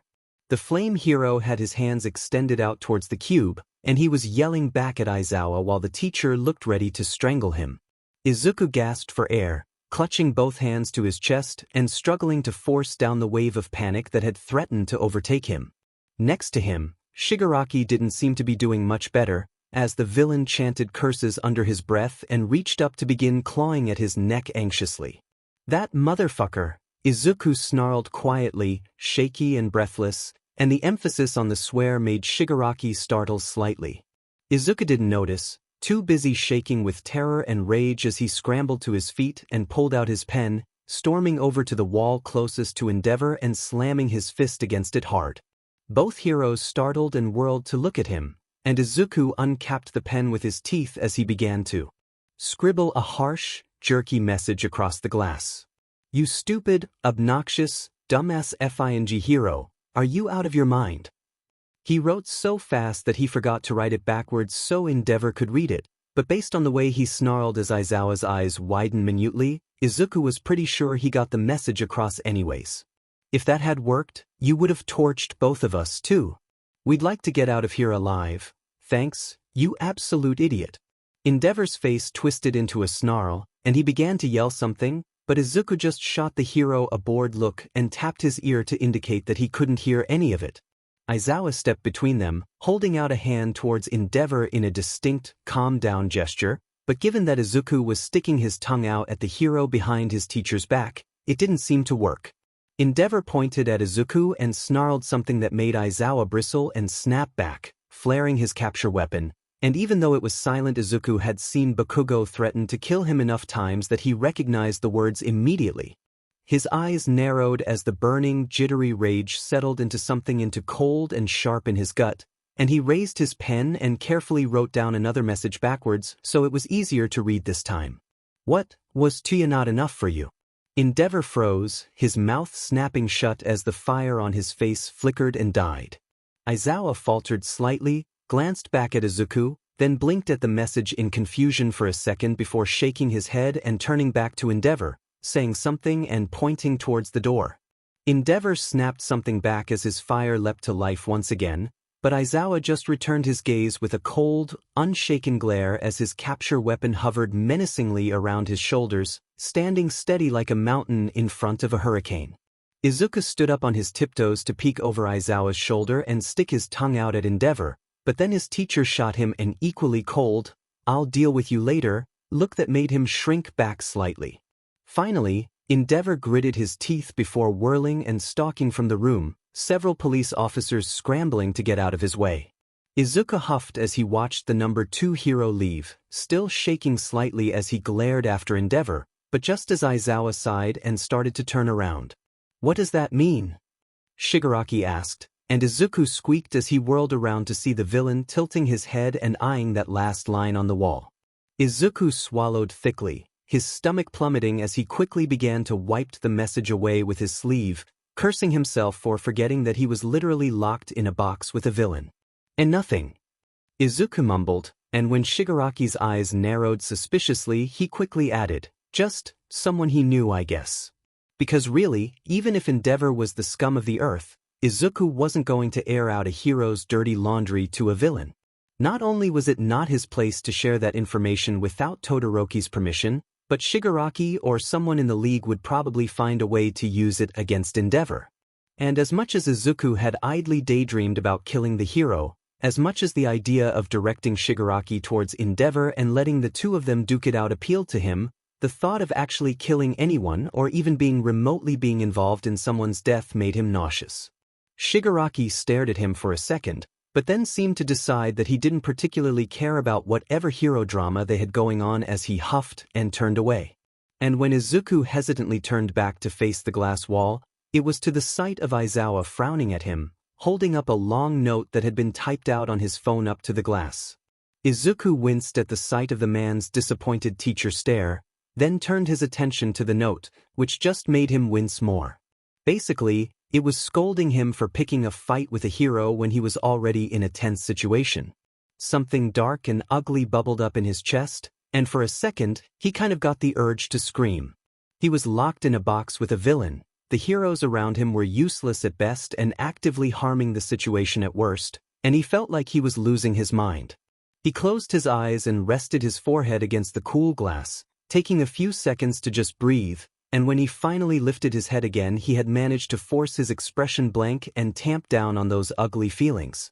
"Sorry, sir," he wrote sharply, then turned and sat down heavily, drawing his knees up to his chest as he sat with his back to the wall and his face buried in his arms.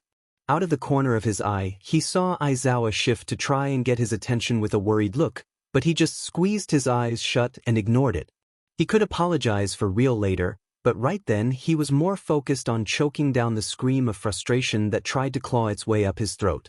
God, what he wouldn't give to just be able to punch Shigaraki and get it over with. It took nearly 10 minutes of slow, deep breathing, but he managed to calm himself down slightly.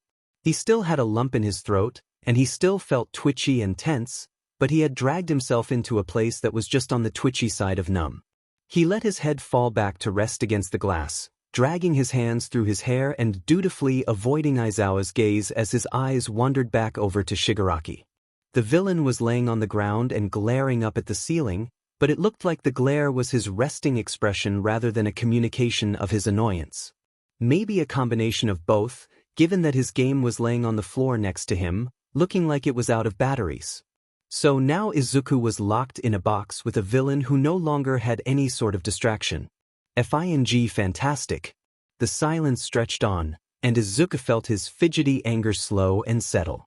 He wasn't calm exactly, but soon enough he was numb, not really feeling anything as he stared blankly at a wall. Except hunger, that is, as soon enough his stomach began to growl. He winced and pressed a hand to his stomach, but Shigaraki didn't even glance over at him. His other hand slipped into his pocket, his fingers tracing over the foil wrapper of the protein bar as he watched the villain out of the corner of his eye. If he was hungry, then Shigaraki probably was too, and he mentally weighed the pros and cons of either keeping the food to himself or giving it to the villain. If he ate it himself, he would gain a physical advantage, having more energy and lasting longer in the wait for someone to come save them. But a hungry Shigaraki would probably be a far more angry Shigaraki, which was something that Izuku really didn't want to deal with if he didn't have to. Also, he didn't think he could forgive himself if Shigaraki ended up starving to death and he didn't. Izuku shuddered at that idea, then pushed down a wave of nausea and let out a heavy sigh. He pulled out the protein bar and unwrapped it, breaking it in half. He left one half in the wrapper, then put it on the floor and nudged it over to Shigaraki with his foot. Shigaraki glanced over at the sound, then picked up his half of the bar with 2 fingers and sneered at it. "The F is this?" he asked flatly, despite the fact that he literally had the wrapper in his hand and could read the label if he wanted to. "Food," Izuku replied, taking a bite of his half and chewing thickly. It didn't taste very good, and it probably wouldn't last him very long, but he hoped it would hold off his hunger by at least a day or so. Shigaraki stared at him with blatant suspicion, and he sighed. "Listen, I don't particularly want to be stuck in the same room as a rotting corpse if you end up starving to death, so just eat it, alright?" Shigaraki didn't seem convinced, squinting at Izuku with an unimpressed look, and then placed all 5 fingers down and turned the food into dust. Izuku twitched, annoyed at the waste of food and cursing himself for trying to be nice, but just kept his face blank and shrugged. "Suit yourself. It could have been poisoned," Shigaraki said flatly, sitting back and crossing his arms. "Even babies know not to take food from strangers," he added with a sarcastic huff, and this time Izuku couldn't help the annoyance that twisted his expression. "Seriously? I hate to break it to you, but I'm not a villain, and heroes don't use poison. And even if we did, why would I bring a FING poison protein bar on a class trip to a mall?" Izuku's voice started to rise with frustration, and he forced himself to stop and let out a heavy breath as he sat back. "But, fine, if you want to starve, then go right ahead," he snapped, taking a sharp bite of his food. Shigaraki's eyes narrowed, and then suddenly, the villain lunged at him. Izuku tried to JRK back, but he was already leaning against the wall, so he couldn't really do much more than scramble to the side before Shigaraki tackled him and grabbed the last bit of the protein bar, turning it to dust. For a second, Izuku sat frozen, sure that the villain was going to attack him. But Shigaraki just sat back with a smug grin that looked painful, and Izuku felt white-hot anger flood through him. "Are you effing kidding me?" he snarled, shoving Shigaraki off of him and launching to his feet. "What is your problem? You are the most childish, egotistical, pathetic dash. Throwing tantrums and destroying stuff because someone has something you don't is what toddlers do, you immature, stupid, idiotic, effing dash." His voice began to rise as he quickly got more and more worked up, but Shigaraki just lounged back and smirked up at him, knowing that he both wouldn't and couldn't do anything. Izuku cut himself off as he realized that all his ranting was doing was amusing the villain, and he let out a choked, frustrated scream before whirling and beginning to pace the length of the cube, tapping his knuckles against his sternum. His breath came in short gasps as he glowered fiercely, making Shigaraki snicker at his dramatics, but he just squeezed his eyes shut and refused to pay attention to the villain.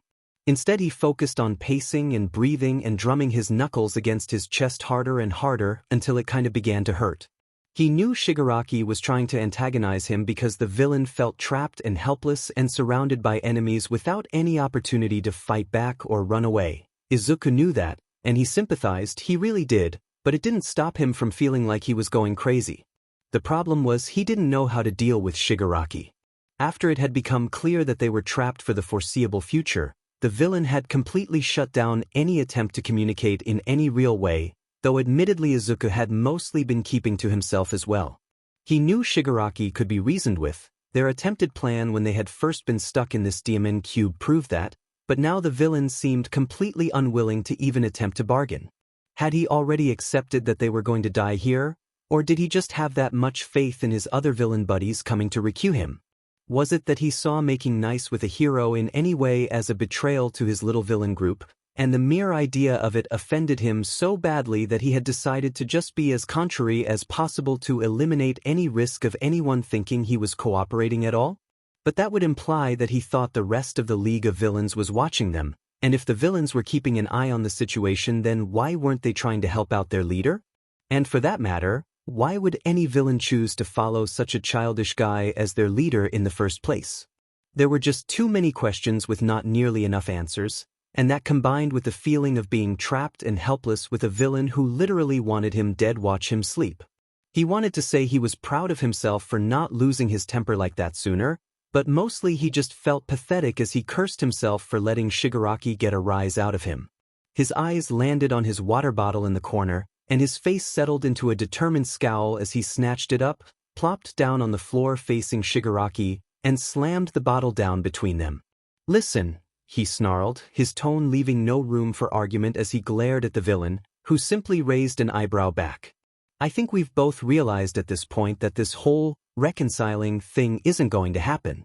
That means that we're stuck here for the foreseeable future, until someone on the outside figures out how to take down this DMN box. Both of us want to get out of here alive and sane, correct?" "Yeah, no sheet dash," Shigaraki huffed, reaching up to idly scratch at his neck, and Izuku cut him off. "Great. To do that, we have to work together at least on some level, or at least not actively work against each other." He continued, and the villain bristled but didn't. "It won't be comfortable, but theoretically we could survive without food for at least 1 or 2 weeks. The problem," he tapped the water bottle against the floor, "is water. If we run out of water, we have about 3 days before we die of dehydration. That sounds like a pretty fucking awful way to die, so we are going to work together to make sure that doesn't happen. That means rationing this water, and trusting that neither one of us are going to destroy it out of pettiness or anger or something, alright?" His voice was clipped and flat, and definitely wasn't anywhere close to the polite tone his mom would have liked him to use, but he wasn't yelling anymore, so he counted it as a win. "And why exactly should I listen to you?" Shigaraki snarked, lounging back against the wall and crossing his arms in the perfect picture of an edgy teen. "Because we are trapped in a box together with nothing to do except bother each other, and if you destroy our one chance of survival, I will spend every waking moment I have singing the most annoying songs I can think of at the top of my lungs." Izuku replied, his voice deadly serious as he glared at the villain in front of him. Shigaraki stiffened and straightened up again, eyes narrowing as his hands clenched into fists at his sides.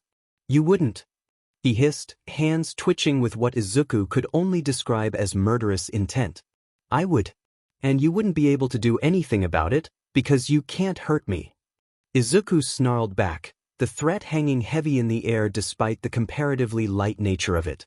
Shigaraki glared at him, but didn't reply, so Izuku placed the water bottle on its side and rolled it over to the villain. Shigaraki picked it up with one hand, keeping his pinky carefully in the air, and for a moment the two of them stared at each other in tense silence. Izuku could tell that Shigaraki wanted to destroy it, maybe out of spite or as some sort of punishment or just to express his anger at the whole situation, but there was also a sort of cold, calculative air about him as well. The moment stretched on for just a beat too long, the tension climbing even more, and Izuku began to hum the theme for "It's a Small World" under his breath. Shigaraki twitched, snarled, then yanked off the cap of the bottle and took a gulp before recapping it and throwing it back. Izuku caught it, the tense line of his shoulders relaxing as he grinned viciously back. "Thank you for your cooperation," he said, his voice pointedly cheerful, and then he took a sip himself to soothe his dry throat and set the bottle back in the corner.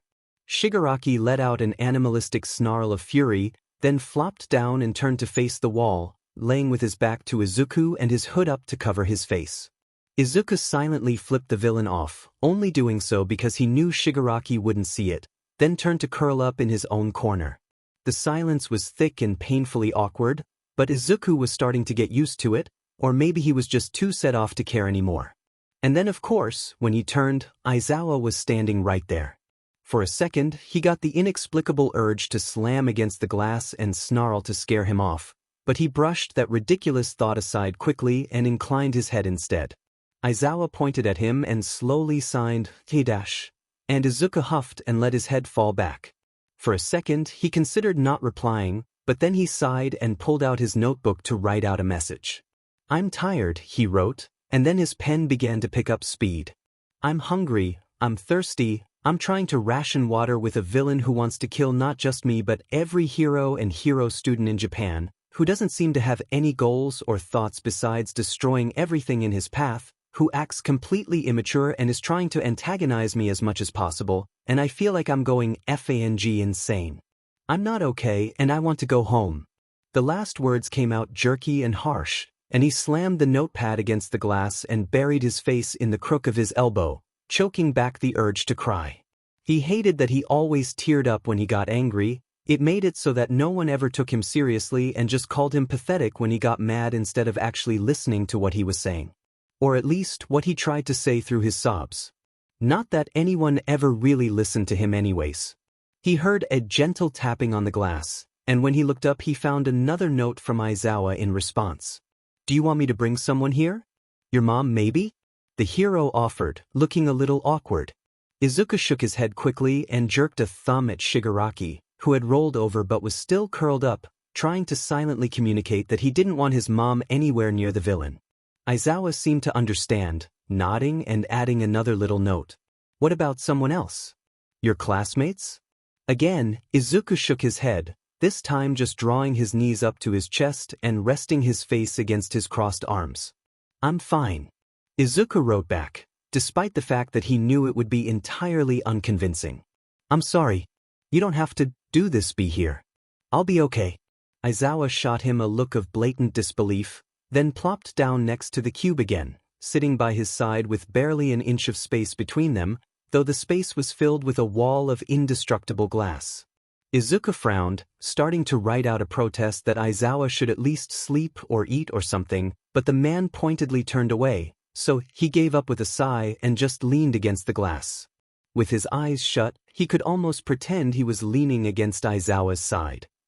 The next several hours passed in painfully tense silence, both Shigaraki and Izuku aggressively ignoring each other. Izuku tried to pick up his embroidery again, but he didn't have the patience for it, so he switched to his notebook instead. He made some doodles, wrote down a few questions about the odd way the light refracted, or rather, didn't refract, through the glass, some theories about Hawk's weird behavior, and a few other things. He kept his questions and comments about Shigaraki carefully confined to his own mind, not wanting to write it down in case the villain looked through his notebook, and did his best to pass the time as quietly as possible. He started to get tired earlier than he usually would, probably because of the roller coaster of emotions that day had been. Christ, it was weird to think that he'd only been locked in that box for a day and a half, when it felt like it had been almost a week. At this rate, he really didn't think he could last until someone came up with a solution. He curled up in a ball in his corner as the sun started to go down, wishing he hadn't thrown his shoes at Shigaraki earlier. Sitting there not wearing any shoes felt weird, but he didn't want to put on his one remaining shoe either because only wearing one at a time felt worse. It was a stupid thing to get hung up on, but he was grumpy and tired and he didn't even have his freaking shoes, which were expensive and had lasted him years. He fell asleep annoyed and just so completely done, so he really shouldn't have been surprised when his sleep was fitful and plagued by nightmares. When he finally jerked awake the next morning, hours before the sun rose, he was already halfway to a panic attack, and he did the same thing he always did when his nightmares woke him up. He curled up into a tight ball, he bit down on his knuckles, and he made himself as small and silent as possible as he cried. It was pure instinct by that point to curl up with an arm over his head, cowering and trying to cover all his vitals, and it was only after he had finally stopped crying that he began to recognize his surroundings and remembered where he was. He glanced around quickly, and he was relieved to see that Aizawa seemed to be dozing with his arms crossed and his back against the cube, probably having not noticed his mini breakdown. Shigaraki also thankfully still seemed to be asleep, which was good because Izuku didn't particularly want to cry in front of a villain, and the other heroes and cops on the outside of the cube were averting their eyes politely. So it was still embarrassing, but not as bad as it could be. Izuku sniffled and scrubbed his tears away, then let out a heavy breath and buried his face in his arms again, settling in to wait for the sun to rise. Izuku was hungry. Really, really hungry. It was a hollow ache in his belly that made him sort of nauseous, and sipping the water just seemed to make it worse. He knew 2 days without food wouldn't kill anyone, but it wasn't exactly comfortable. He fidgeted and aggressively stabbed the embroidery needle into the fabric over and over again, trying to keep his hands busy and his mind distracted so he didn't think about how he could kill for a bowl of katsudon right then. He slowly worked his way around the hem of the square of fabric, filling it with daisies and vines, though the design was a bit more jagged than he would have liked. "What are you doing?" Shigaraki asked, making him flinch.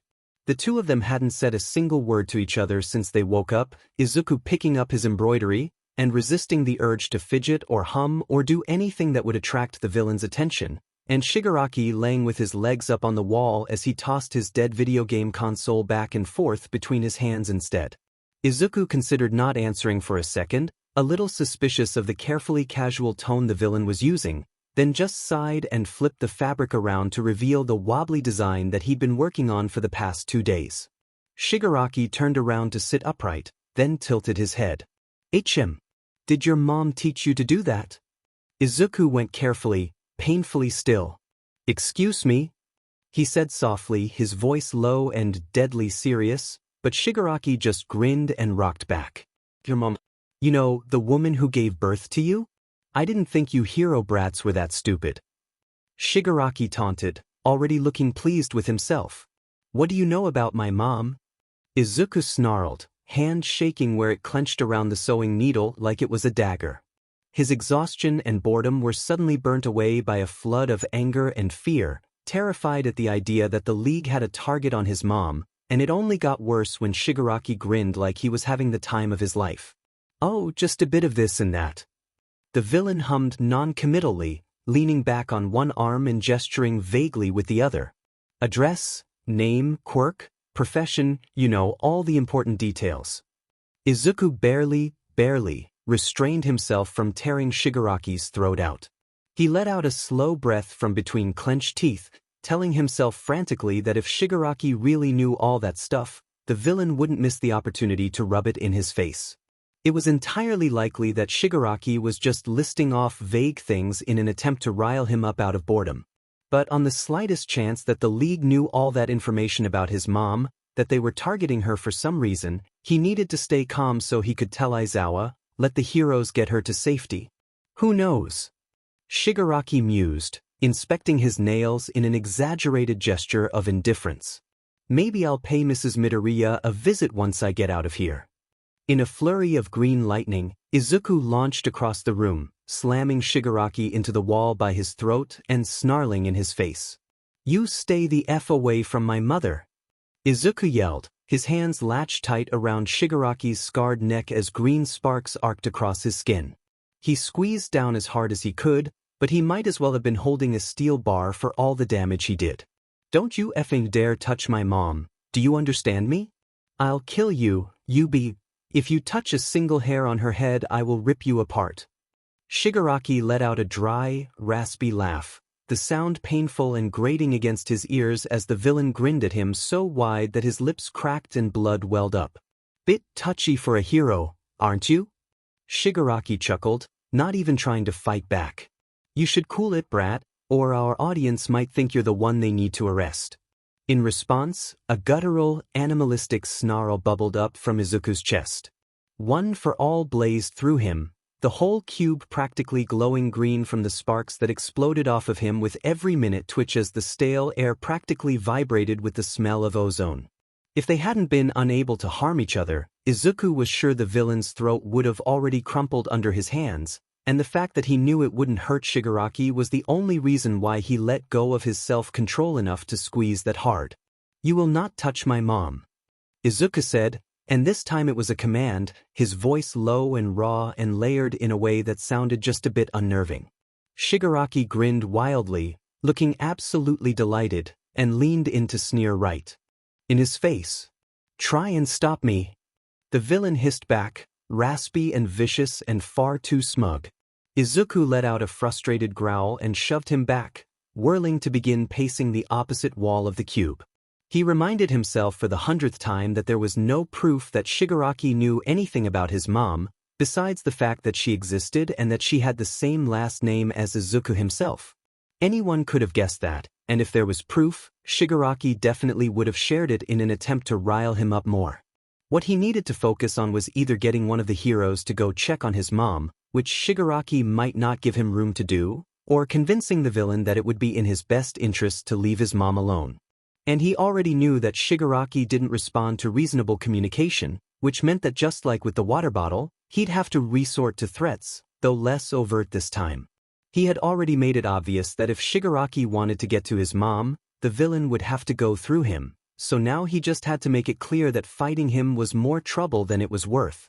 And he had the perfect opportunity to do so, given that they were in a situation where the two of them could go all out without hurting each other. Mind made up, he kicked his stuff into the corner, then shrugged off his hoodie and threw it right into Shigaraki's face. The villain, who had been watching him pace with a look of disappointed boredom, caught it and raised an eyebrow at him. "Fight me," Izuku snapped, settling into a low stance with his shoulders hunched and his guard up. Shigaraki paused, letting the hoodie slip from his fingers as he inclined his head. "But it's not like we can hurt each other," Shigaraki said, but he sounded curious, almost eager. "You're antagonizing me because you're bored," Izuku replied flatly, making the villain twitch. "You're threatening my family because you have nothing better to do, and you're picking a fight because you want to be entertained. So you are going to get up and fight me, Shigaraki Tamura, and then I am going to show you exactly why you will not ever lay a hand on my mother." Something about that made Shigaraki laugh, the villain already getting to his feet before Izuku had even finished his little speech. Shigaraki shrugged off his own hoodie, making Izuku glance down at his scarred arms before bringing his gaze back up again, and spread his hands wide with a taunting smile. For a second they just watched each other, both of them tense and waiting and examining, but then the villain tilted his head and grinned a little wider. "I'm waiting, hero," he sneered, his guard open, his posture loose, and his fingers spread wide and ready. Izuku wasn't sure who hit first, just that there was an explosion of movement before the two were suddenly on each other. He knew the open-handed swipe Shigaraki aimed for his face wouldn't hurt him, but he still ducked under it, aiming a punch up for the villain's ribs. Izuku wasn't using his quirk yet, just testing the waters, but Shigaraki still twisted away from the hit far faster than he expected, managing to grab his arm and wrench it to the side before he jerked to slam the villain into a wall, and after that, the fight was mostly a hazy blur of adrenaline. It was a far more fast-paced fight than he was used to. Whereas usually landing a hit would make his opponent, sparring partner, mortal enemy stumble back and give him a bit of breathing room, that time when he managed to pin Shigaraki down and punch him in the kidney once, twice, 3 times, the villain just laughed and headbutt him, making him automatically reel back despite the lack of pain. It was hard to get used to fighting someone who didn't feel any pain at all, though Shigaraki seemed used to it, but even worse was that the villain was slippery. Lightning fast even without a quirk, startlingly flexible, and even more reckless than their whole class combined. Izuku had to give up on trying to think and strategize pretty quickly, because Shigaraki's fighting style was so unorthodox that it was practically impossible to plan around it, like when he managed to get the villain in a headlock and Shigaraki practically folded himself in half to kick Izuku in the face. But once he stopped trying to think and just gave in to instinct, it was surprisingly fun? Izuku hadn't ever really been able to let go while fighting before. One for all was so powerful that he was always walking a tightrope between not hurting himself and not hurting his opponent when he used it in a sparring match, which was tedious but fun in a way that left him drained and rewarded in the end. But just letting completely loose, giving up entirely on trying to plan or hold back or smile or not hurt his opponent. It felt good.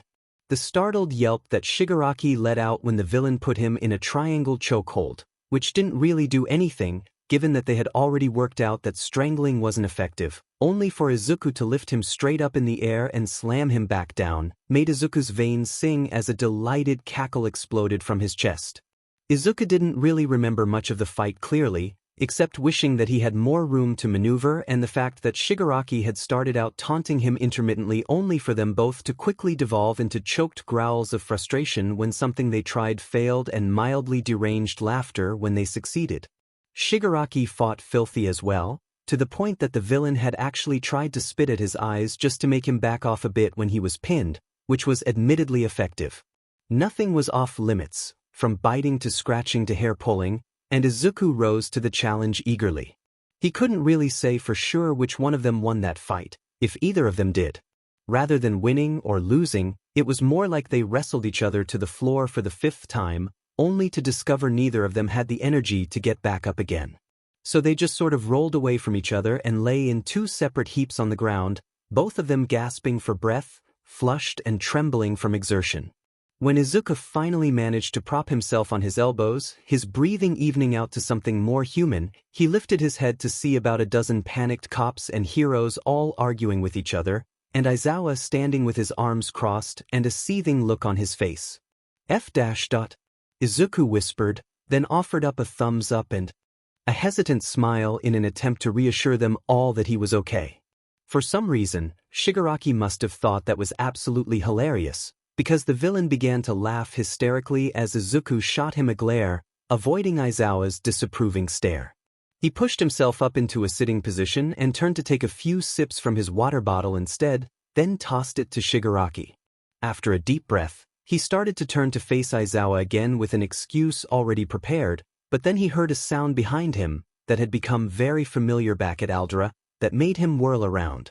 "If you spit in that, I will spit on you every time you try to sleep for the next 24 hours. Izuku warned, brandishing a finger threateningly. Shigaraki froze where he had definitely been about to spit in the water bottle, then glowered and tried to spit at him instead, though he was able to lean to the side quickly enough that it missed him. Thankfully, the villain didn't try again, just sipped the water and set it aside. It was about half empty by then, which was a little nerve-wracking, but Izuku tried not to think about all the symptoms of extreme dehydration he'd read about during one particularly morbid late-night Wikipedia trip. He shook his head and picked up his notepad, already scrawling out an explanation. Even more, he turned to see Aizawa looking incredibly ticked off and holding up a note that said, "Care to explain what that was?" "He was threatening my mom." Izuku's note rushed to explain, making Aizawa physically pause as the hero's eyes widened.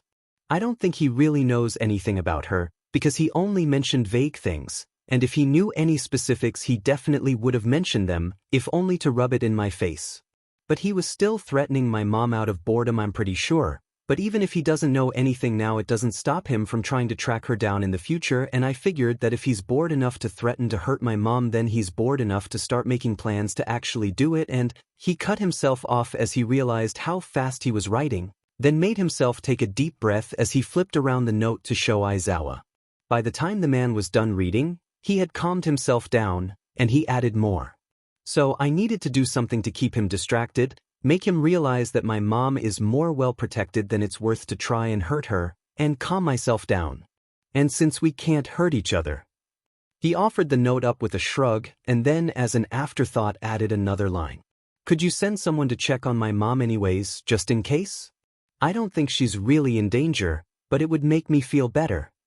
"What are you talking about?" Shigaraki asked, having tugged on his hoodie and then gone right back to lounging across the floor. He looked much more relaxed though, less twitchy and manic, and his question was mildly curious rather than suspicious. "He's asking why we fought. I'm telling him that it's because you're a JRK and I'm bored, and if he wants us to play nice he should work on getting us out of here faster.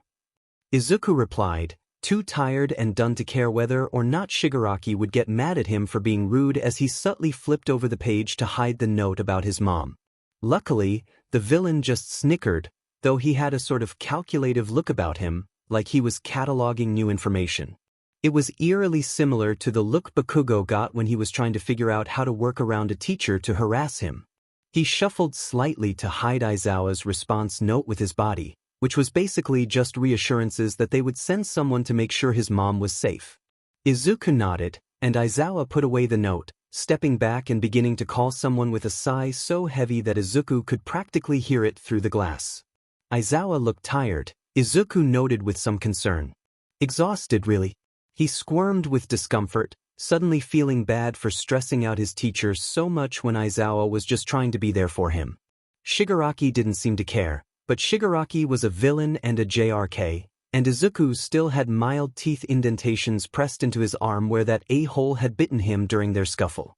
It hadn't hurt at all, and the marks were already starting to fade, but seriously, gross. He tapped the glass to get Aizawa's attention, then mimed sleeping and pointed at the hero. Aizawa stared at him for a second, then pointedly turned away and went back to his phone call, making Shigaraki snicker again as Izuku scowled. It must have been after their patrols, because it was barely a few minutes before midnight and Present Mike got there.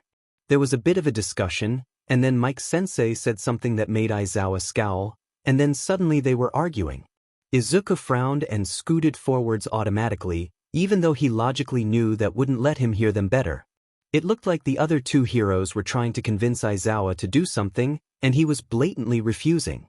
And then Midnight rolled her eyes and lifted her sleeve, and Aizawa jerked back with an offended look before a puff of purple fog rose up, making him collapse into Present Mic's arms.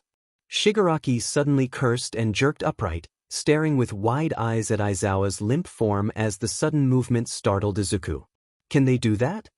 Shigaraki demanded as he whirled on Izuku, jabbing a finger at the three heroes. Legally, there are cops right there, aren't they gonna arrest her or something? Izuku hesitated, glancing at the cops and considering. Well, it's kind of iffy. Izuku said, making SOSO gesture with his hand as he tried to think of how to phrase it. Technically, Eraserhead isn't even supposed to be here, or at least isn't supposed to be here for this long without switching out shifts. And heroes can't really get arrested for public quirk usage or anything, since part of having a hero license means that they get a free pass for stuff like that. There's actually a specific clause that basically says heroes can use their quirks however they want whenever they want as long as they're using it to prevent someone from hurting themselves or others. The wording is intentionally vague, so I guess Midnight could argue that she was using her quirk to make sure Eraserhead didn't hurt himself by overworking too much, but it's not like he's going to press charges or anything anyways. It wasn't like it was an attack. She used her quirk to make him take a nap because he refused to sleep. It's not really that big of a deal unless Eraserhead takes issue with it, which he probably won't because he'll know that she only did it to help him.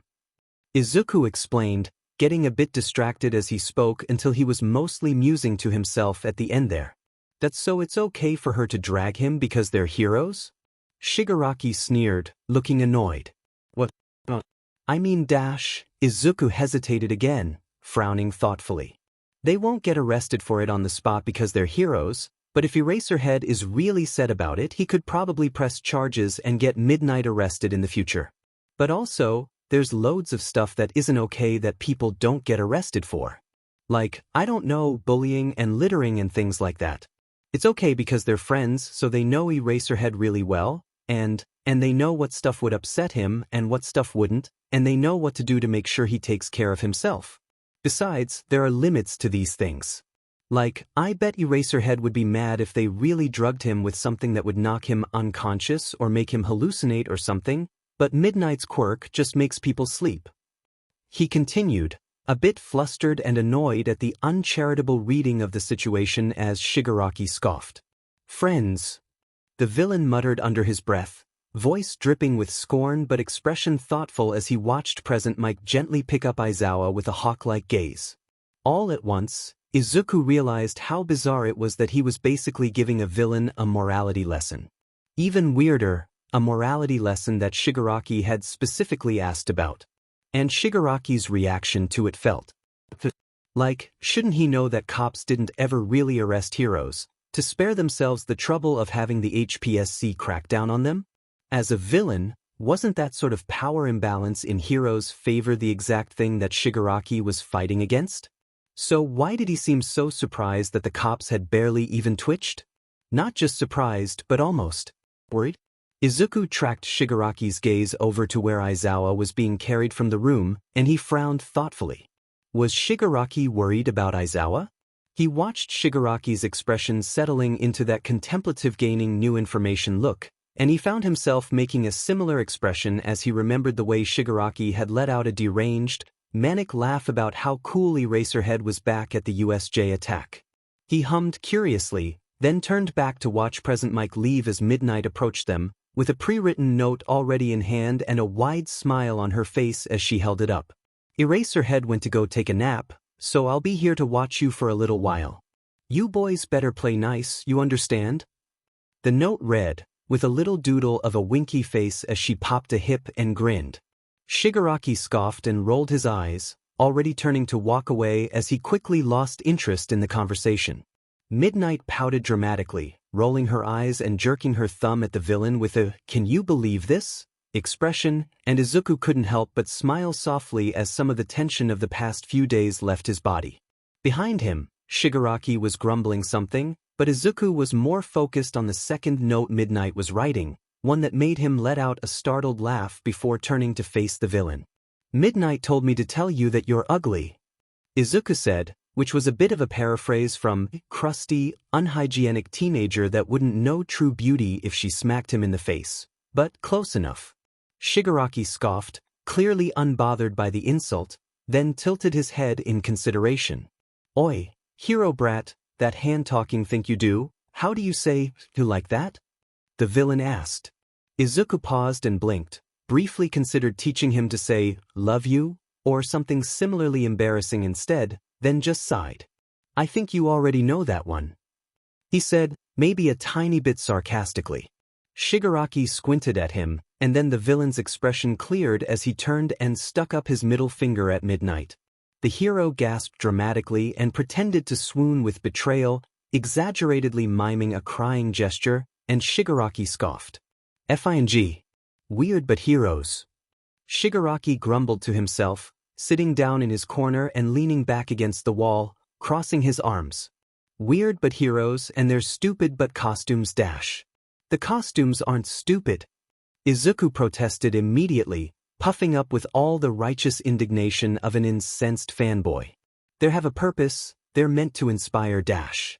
"Oh, fucking spare me," Shigaraki groaned, throwing an arm over his eyes as if to hide himself from the very idea of it. "Save your fanboy speeches for someone who gives a shit. Do you have anything better to do?" Izuku asked sweetly, blinking innocently when Shigaraki stilled and shot him a glare. After a pause, Shigaraki huffed and looked away, so Izuku grinned and uncapped his marker with a flourish. "That's what I thought.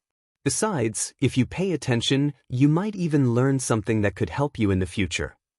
He added, though it was a lie. He wouldn't be caught dead sharing something that could be used to hurt a hero, but the suggestion made Shigaraki perk up anyways, which was the reaction he had been going for. He moved over to a wall and began to quickly sketch out a frankly kind of terrible drawing of a buff dude in a tank top and pants. "The F are you doing?" Shigaraki asked curiously, scooting closer to squint at his drawing. "Give me a second." Izuku muttered, finished it with a generic smiley face, then immediately moved on to draw a second, nearly identical buff dude right next to it as he gestured to the first. "So, who do you think that is?" "How the hell should I know? You aren't exactly Adelaine." Shigaraki snarked, making Izuku pause and glance back at him. "From the Kirby series?" He tried to clarify, but then the villain flushed bright red and glared at him viciously, so he hurriedly turned back to his drawing. "Never mind, don't worry about it. Anyways, who do you think this is?"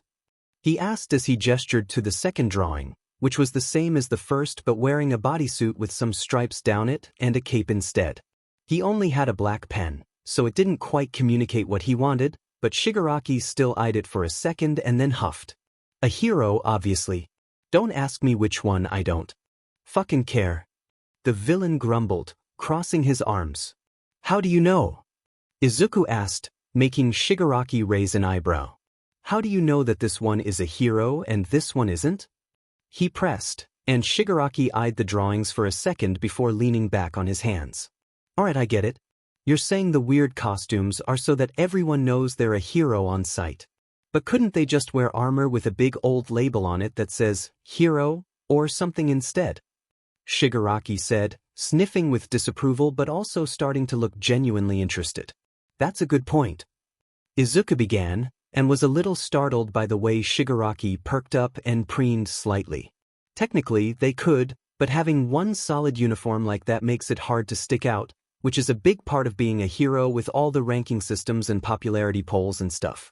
So heroes generally want their costume to be unique, but to also have some elements consistent with other heroes. Like the bodysuit, the capes, the detailing, armor.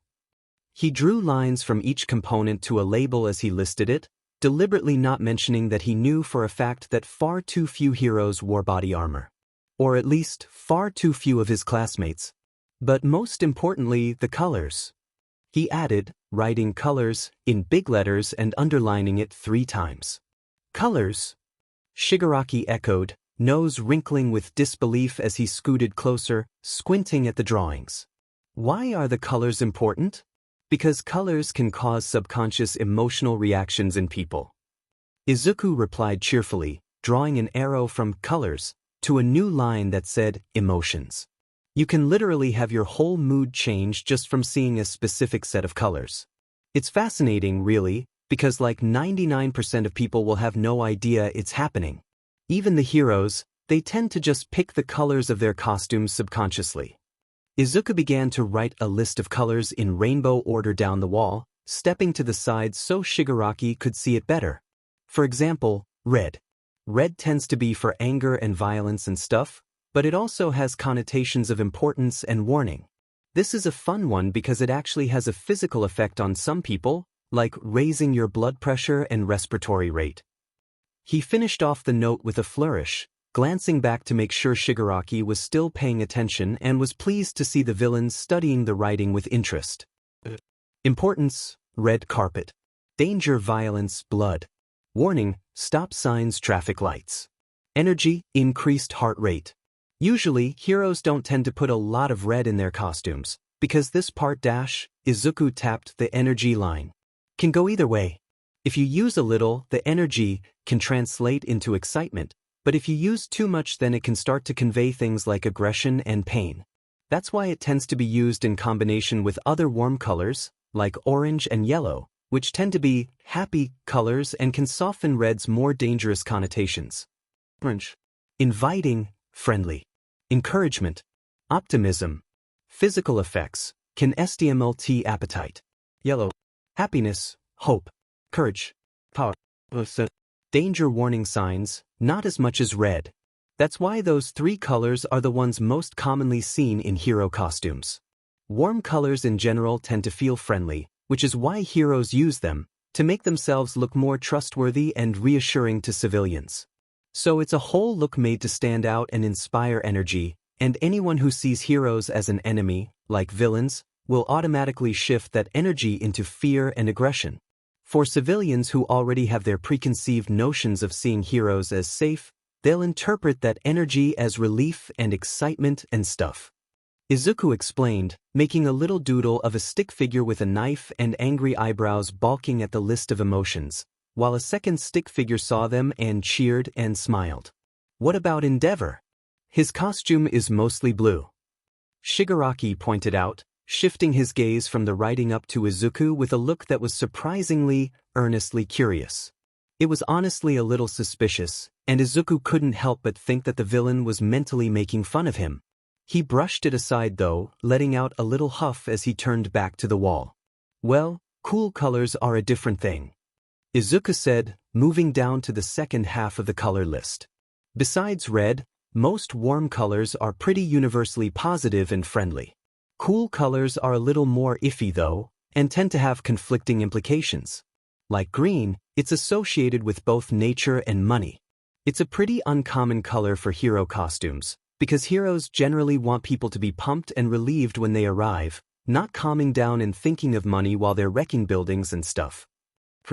Nature, growth, calmness, healing. Sympathy, compassion. Like green, blue is a tricky one. It's much more common for hero costumes, about as common as red, and it's linked with lots of different things depending on the shade. Light blue can be calming, like the sky, dark blue can show reliability, like cops and some heroes, and bright blue can be energizing and exciting, like red. Also like red, though, it can go either way, so heroes often only use it as an accent. Izuku explained, biting his tongue to keep himself from adding that All Might's costumes tended to also be blue with both red and yellow accents. All Might was clearly a touchy subject with Shigaraki, and Izuku was just glad to finally have a captive, literally, audience for his ramblings. Blue. Calmness, peace or sadness, depression. Stability, reliability or lack of emotion, coldness. Security, trust or unfriendliness, unreliability. So, like I said, it's really easy for this color to go either way. Generally when you see it in hero costumes, it'll be a dark blue paired with a red, meant to show stability to balance out the whole aggression thing. In the end though, attitude is what matters most, because even if you wear dark blue like Endeavor and try to be the very picture of reliability and trust, that all goes out the window when you run around with excessive collateral damage and being a complete JRK to civilians and victims and stuff. Because then, their preconceived notions about the colors and costumes and stuff get overridden by their notions about you, which is just gonna be fear and distrust. Sure, he's popular enough for being a symbol of strength and emotionally distant manliness or whatever, but if he never learns to connect with people then he's never going to get any higher than the number 2 hero. Izuku ranted, absent-mindedly doodling a sketch of Endeavor with an angry look. Besides, any chill and calming effects that the color blue would have go right out the window when the rest of him is literally on fire. Why don't you like Endeavor? Shigaraki asked, and the sudden question made Izuku pause and turn to blink at the villain.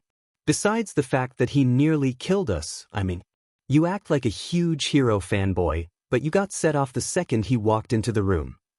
Shigaraki added, idly scratching his neck as his gaze wandered along the wall. Izuku hesitated, but Shigaraki didn't seem to really care, which was sort of relieving in a way, so he capped his pen and began to fidget with it. It's kind of a long story, but basically he hurt my friend. Izuku admittedly slowly, staring down at the floor as he rolled the pen between his hands. And it's going to take a while before I can do anything about it, because no one's gonna believe a 15-year-old over the number 2 hero. So I'm doing as much as I can to protect my friend now, but... He sighed, dragging a hand through his hair and shrugging. I just don't like him, and I don't think I ever will. Why don't you just kill him then? Shigaraki said, with an expression of such genuine confusion that it was honestly a little unnerving. Izuku sighed, rolling the pen over his fingers as he turned to glare at his doodle of Endeavor. I don't think I could beat him in a one-on-one fight, and I don't know anyone who would be willing to team up with me to kill the number 2 hero. Endeavor's security system is extensive, and I don't have the technical knowledge to be able to break into his house undetected so I can get to him while he sleeps without leaving any evidence behind. Speaking of evidence, I'm only fairly confident I could hide the body once it's done, and I know that the Hero Commission would pull out all the stops to investigate the death of their number 2 hero. Like, did you know that there's quirks that can read the memories of rooms and objects and stuff, not to mention lie detector quirks? Until I can work out a solution for all that, I wouldn't want to risk it, or the lifetime in jail I'd get for it. He paused, and then after a beat glanced back at the villain. Also, murder is wrong. Which was true, and really his main reason, but also something that he didn't think would convince Shigaraki. Sure enough, the villain laughed, rolling his eyes and rocking back. Right? Like after all that planning, you wouldn't kill Endeavor if you had the chance. Shigaraki said sarcastically, eyeing Izuku with newfound interest. Izuku shrugged noncommittally, mostly because even he didn't really know the answer to that. He absolutely did not want to be involved in anyone's death if he could help it, But he really didn't think the HPSC would let Endeavor get arrested for child abuse, not with the absolute mess that would make of their reputation. Besides, every time Izuku tried to gather evidence to actually do anything, Todoroki got all prickly and told him to drop it, and Izuku didn't want to expose his friend's trauma to the whole world without permission. So it was looking more and more like Endeavor's death was the only solution, but Izuku couldn't help anyone as a hero if he was in prison, not to mention how disappointed All Might would be, so. It was something he was still trying to figure out himself, really. What about that? Shigaraki asked suddenly, making Izuku look up and frown. What dash?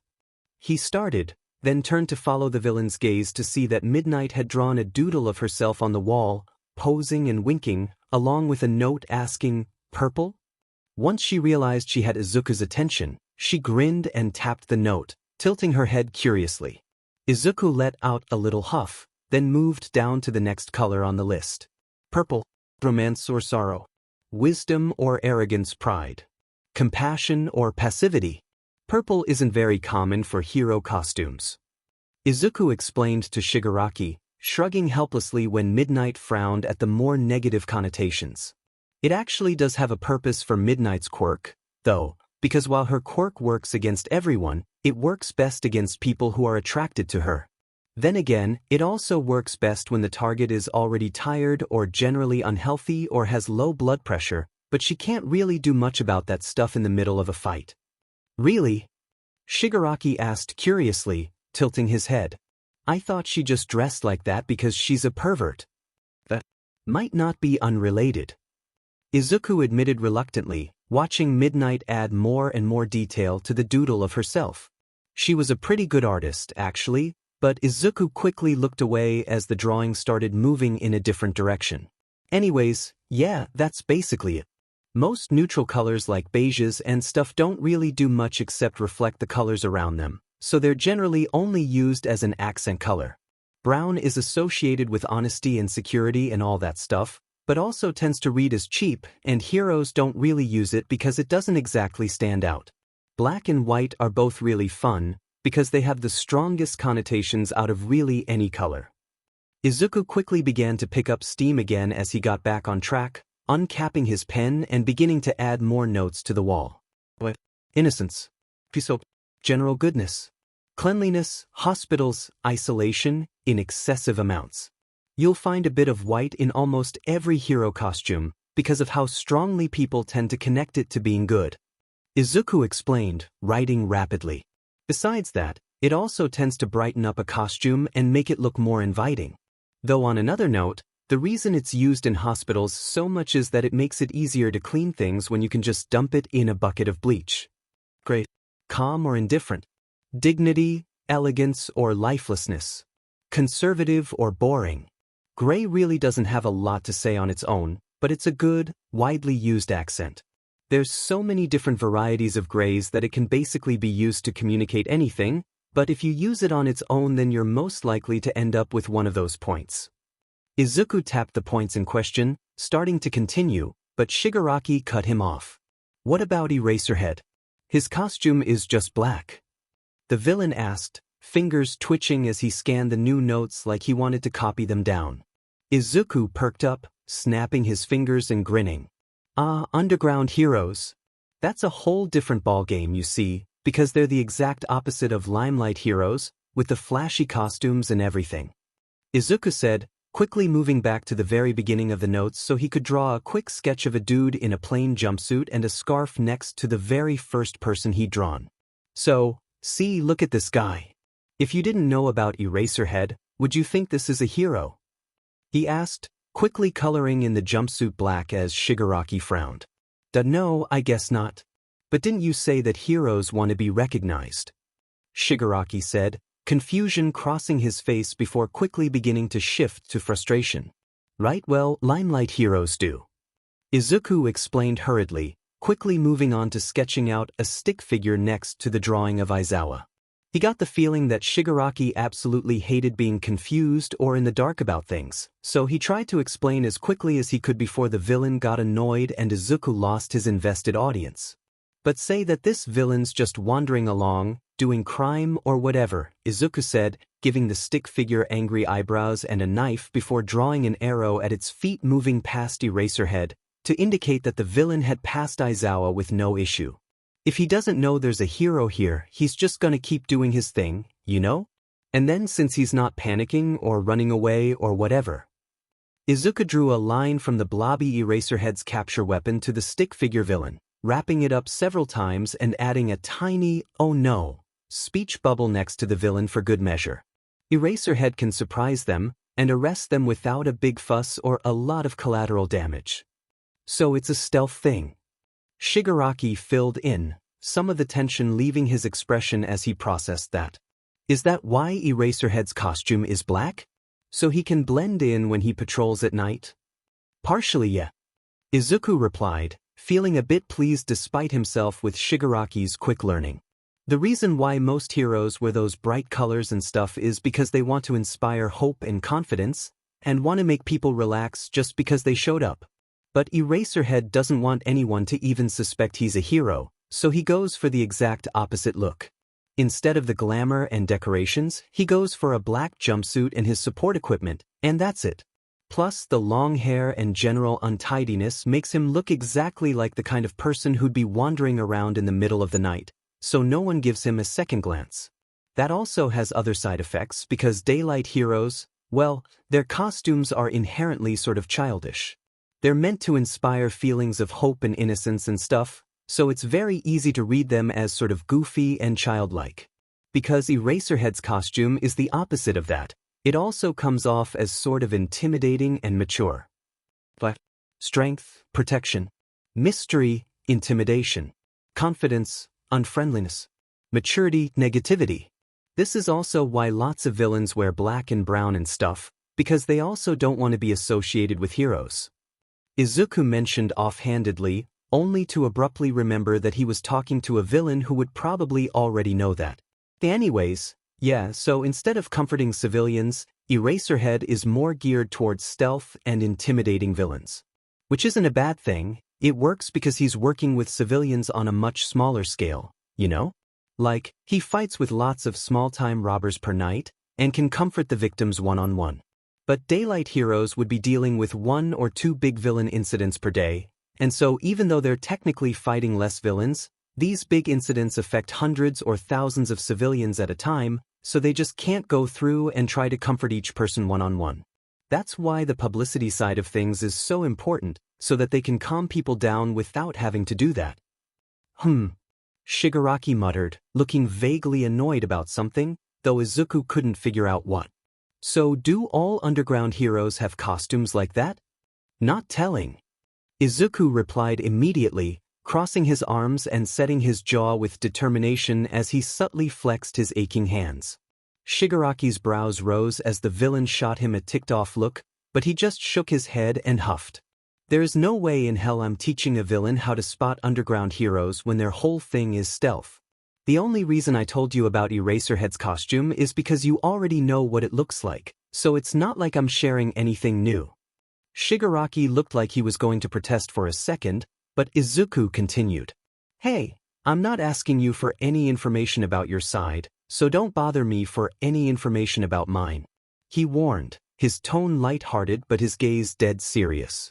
The villain rolled his eyes and sat back, but didn't press the issue, so Izuku counted it as a win. Honestly, it was kind of weird how calm Shigaraki was acting now.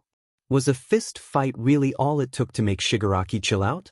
Maybe he was an adrenaline junkie or something. Or maybe he just didn't feel quite so helpless anymore. So what about a villain?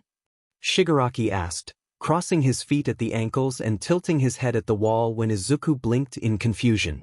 You know all about hero costumes, but what about villain costumes?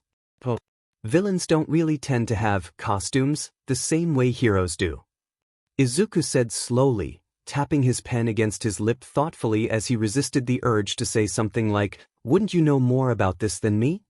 Sometimes they have disguises, sure, but they usually don't have access to teams of designers and engineers like heroes do.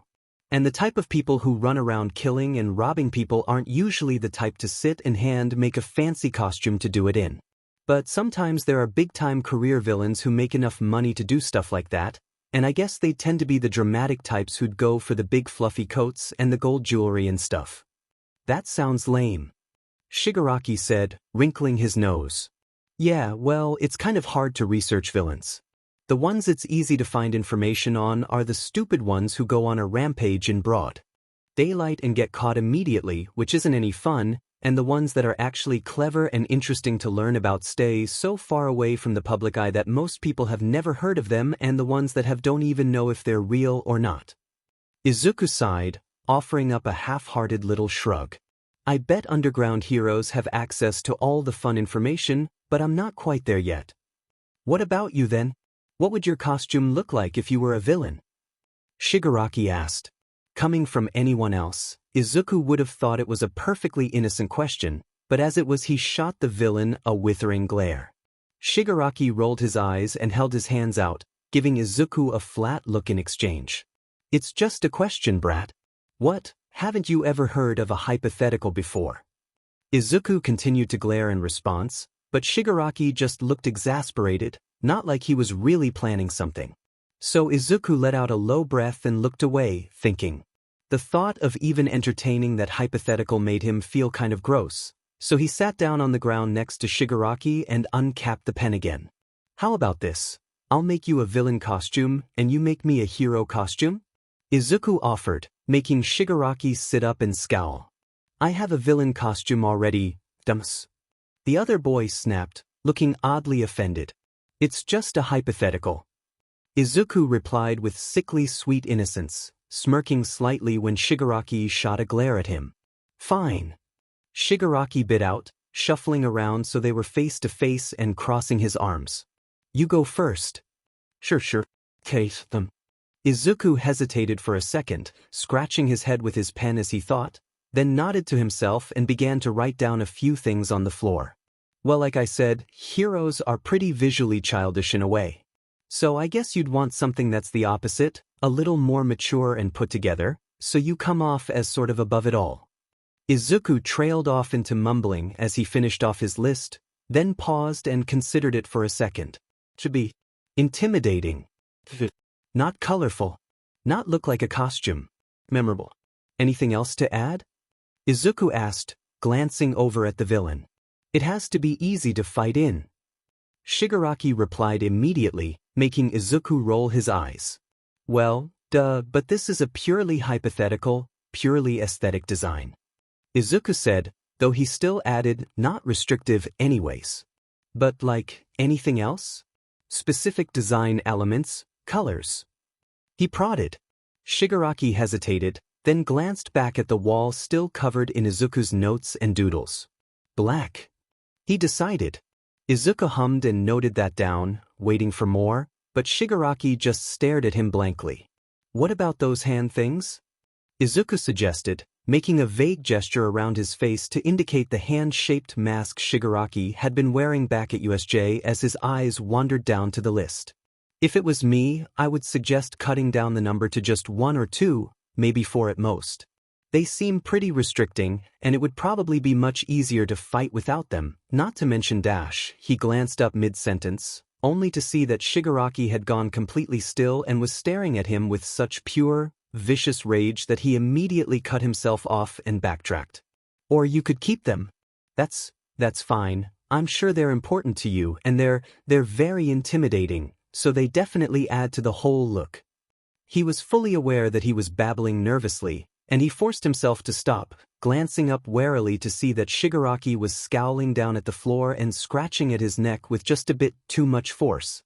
Izuku swallowed awkwardly, a little rattled that he had managed to stumble right onto a very touchy subject. Now that he thought about it, Shigaraki had kind of freaked out during the USJ attack when that mask got knocked off his face, and had only calmed down again once it was back on. So it was clearly a comfort item of some kind, and maybe all of the fake hand things were, but they had been locked in this box for days without it, and Shigaraki seemed mostly fine. That's it crazy, but stable at least. Izuku glanced over nervously, and quite suddenly realized that while Shigaraki was scratching his neck with one hand, he was fidgeting with something in the pocket of his hoodie with the other. Had Shigaraki had that hand thing in his pocket the whole time? That was a little unnerving, if only because it implied that the villain could have had loads of other dangerous items on him that Izuku didn't know about. Izuku absent-mindedly began to doodle a few outfit options, mostly to give his hand something to do so he didn't start fidgeting uncomfortably or apologizing excessively. "What's that?" Shigaraki asked suddenly, voice just a bit sharp, making Izuku jump. "Oh, well, I was trying to think of something that's black and looks like the opposite of a costume, and I was thinking some sort of formal wear? Those hands are already pretty creepy, so the rest of the costume should be pretty understated, to let people focus on those parts. Like, this one, it's kind of simple. A turtleneck, pleated pants, or maybe corduroy pants, and either a blazer or a trench coat. But either way, it's very important to leave the top layer unbuttoned apparently." Izuku started to pick up speed again as the awkward atmosphere eased, shrugging one shoulder. "To be honest, I'm better with hero costumes than regular fashion. The only reason I know even a little bit about this stuff is because I know someone who's a fashion designer." He was going to call Bakugo Mitsuki his mom's friend, but then he remembered that he really didn't want to remind Shigaraki of his mom right then. "I can tell," Shigaraki said flatly, eyeing his t-shirt. Izuku frowned in confusion as he glanced down at his shirt and then looked back up, a little offended. "What do you mean?" "It's funny," he protested, but Shigaraki just rolled his eyes and looked away. Izuku wanted to make a comment about how Shigaraki shouldn't say anything when he was wearing a baggy dark gray hoodie and a pair of ragged jeans about 2 inches too short, but he just sighed and turned back to his design. "Right, well, like I said, kind of a formal look. I think it'd be best to make you look expensive and important, because right now the whole edgy teenager thing you've got going on really isn't all that scary." Whoops, that came out a bit more snide than he'd meant it to. "You." Shigaraki snapped, crossing his arms irritably. "You've got a dumbass puppy face, you couldn't be scary if you tried." "Puppy face?" Izuku repeated incredulously, baffled and offended. "Are you blind? I don't have a puppy face. My face is perfectly normal. I don't care." Shigaraki cut him off loudly, with just enough sing-song on the last word to let Izuku know he was being mocked. "My point is that it is literally impossible for you to be scary. You're too squishy." "Squishy," Izuku mouthed, still feeling sort of disgruntled, but decided it wasn't worth picking a fight over, and deliberately turned his attention back to the doodles on the floor. It felt a little unfair that he always had to be the one to back down and let things slide, though. Whatever, fine. "So, yeah, a suit or something, and then you can dress it down with a turtleneck for whatever routine villains meeting you have, and for more fancy occasions you can add a tie. A red tie would be best, 'cause accent colors. What about a cloak? It's impractical for fighting, but it would up the drama factor, and then you can do a whole dramatic reveal when you take it off and reveal all the hand things before a fight." Izuku mimed shrugging off a cloak as he added a sketch of one to the doodle, complete with a fur-lined collar and a little chain across the front to connect the two sides.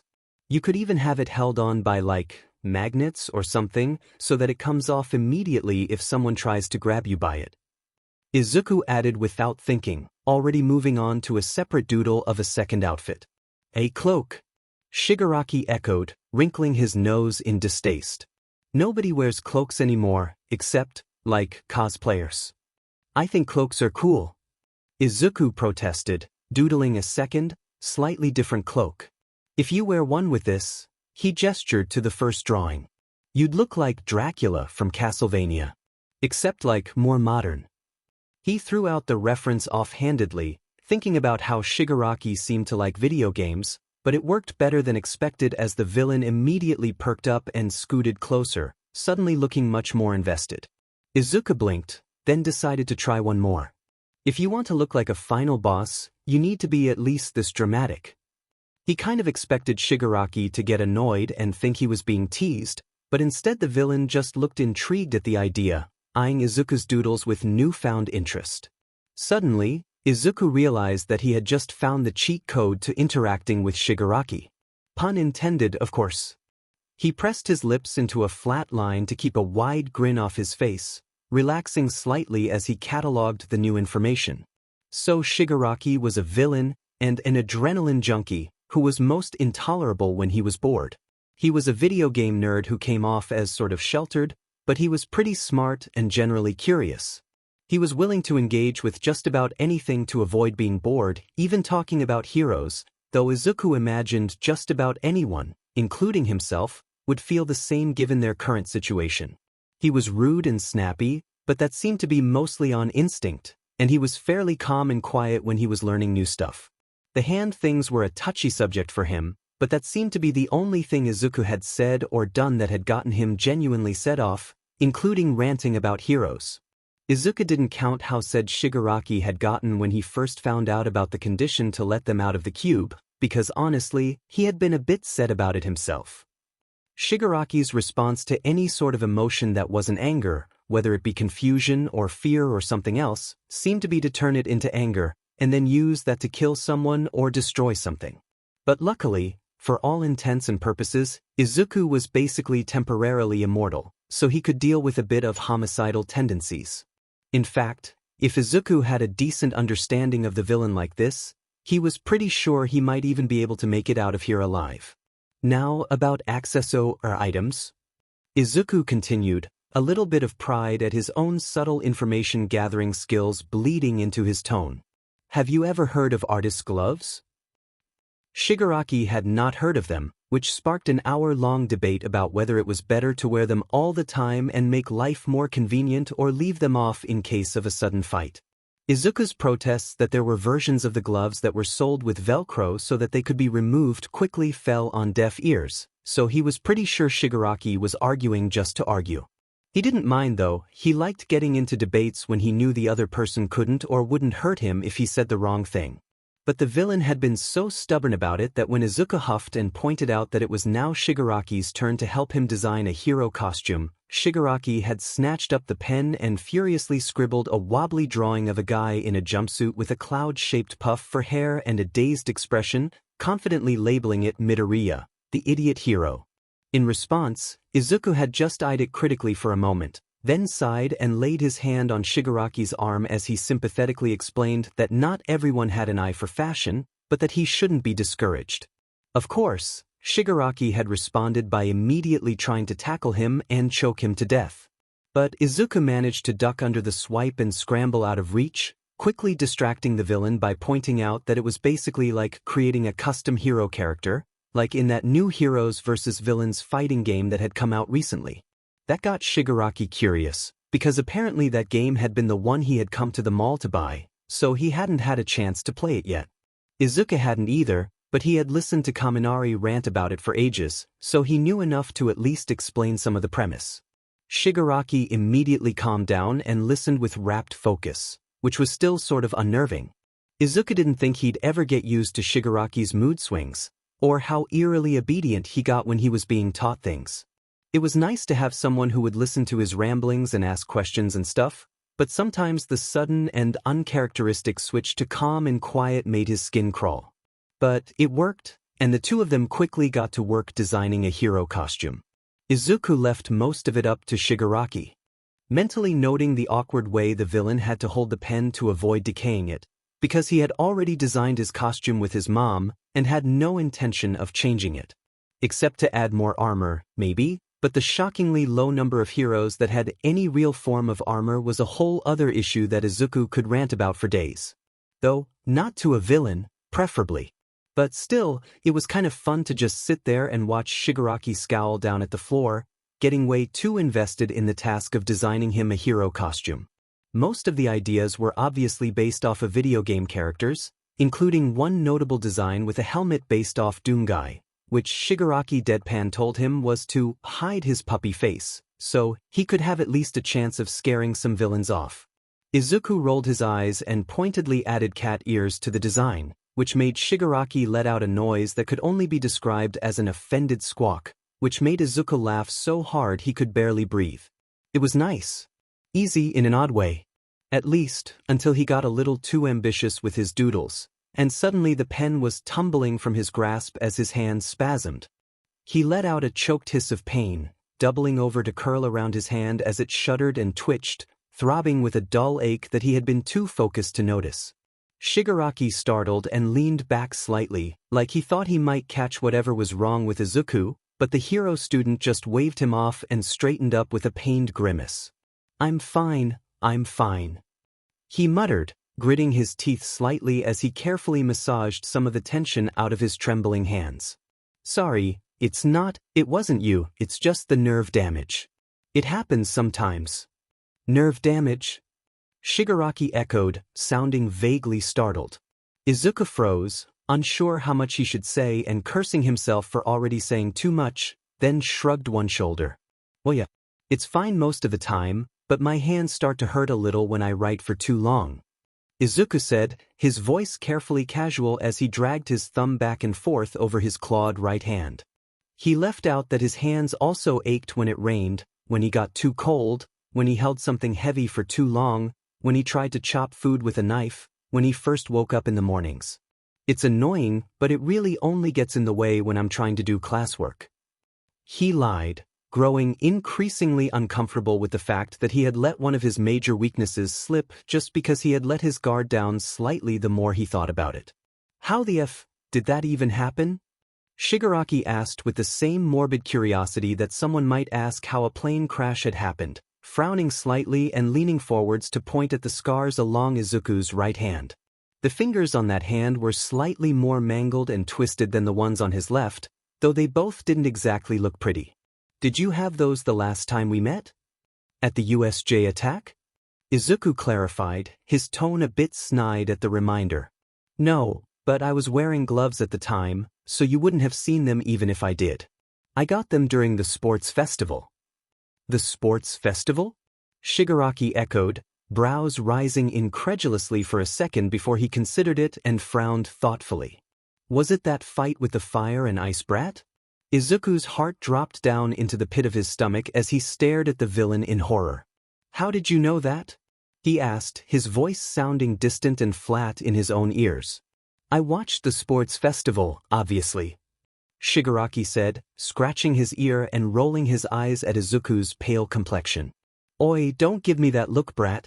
You idiots were the ones who broadcasted yourselves brawling like animals over some gold medal. I just paid attention to it.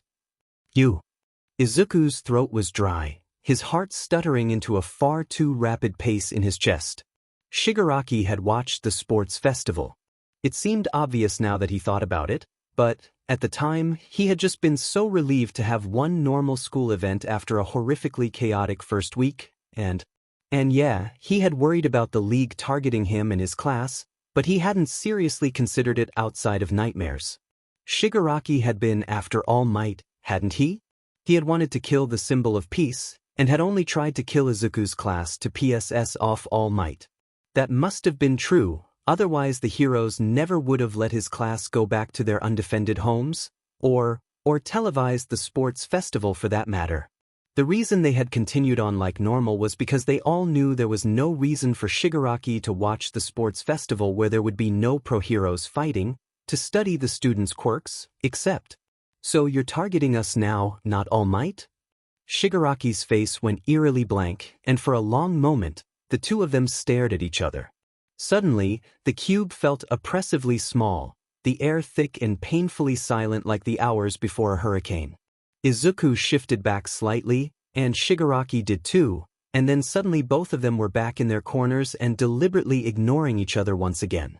Izuku curled up in a ball and tugged his discarded hoodie back over himself, trying not to shake as he buried his face in his crossed arms.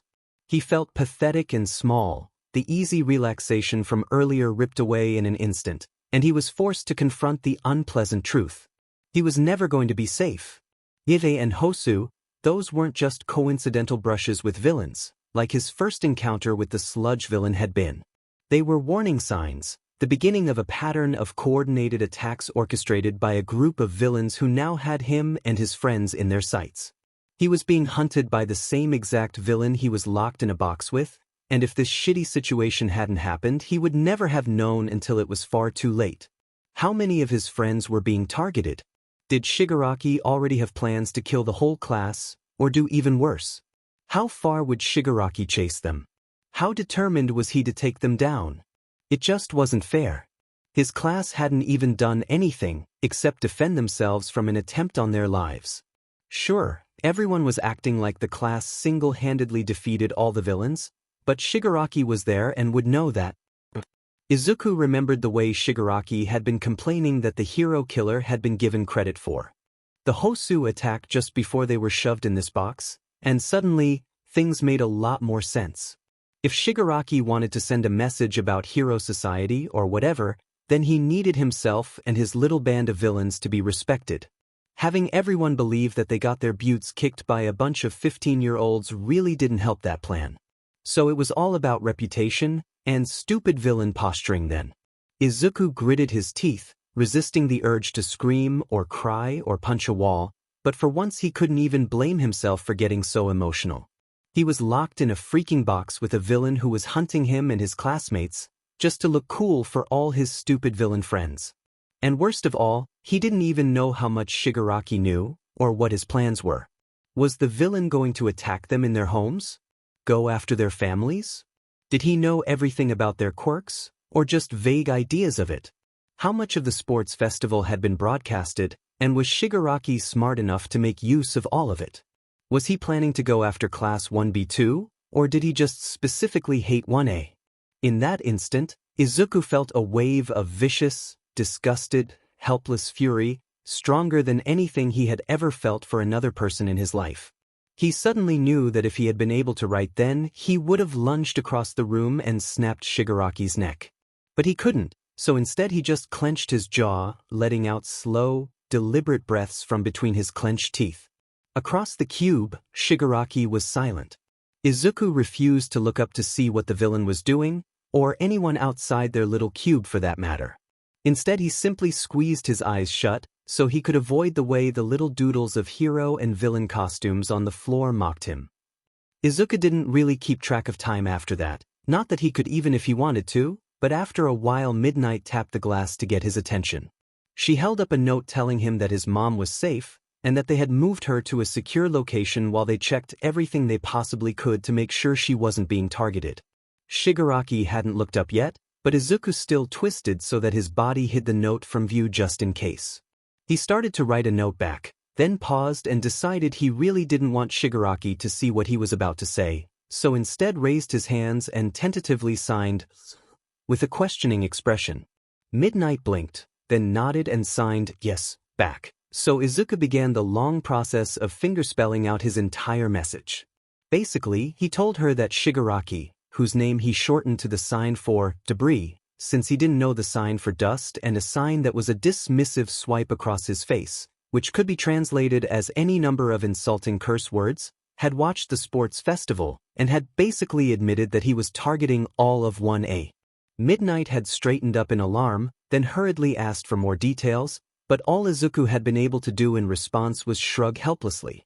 And yet, instead of getting frustrated, Midnight just shot him a reassuring smile, and then slowly asked him in sign if he was okay. Izuku immediately teared up as soon as he recognized the words, his lower lip trembling as he choked back a sob, and he had to resort to burying his face in his arms as he nodded. It was clearly a lie, but he didn't care, too focused on trying to keep his tears as silent as possible. He wouldn't cry in front of a villain, he wouldn't, no matter how tired and hungry and alone he felt. He just wanted to go home. It was dark outside by the time Aizawa returned.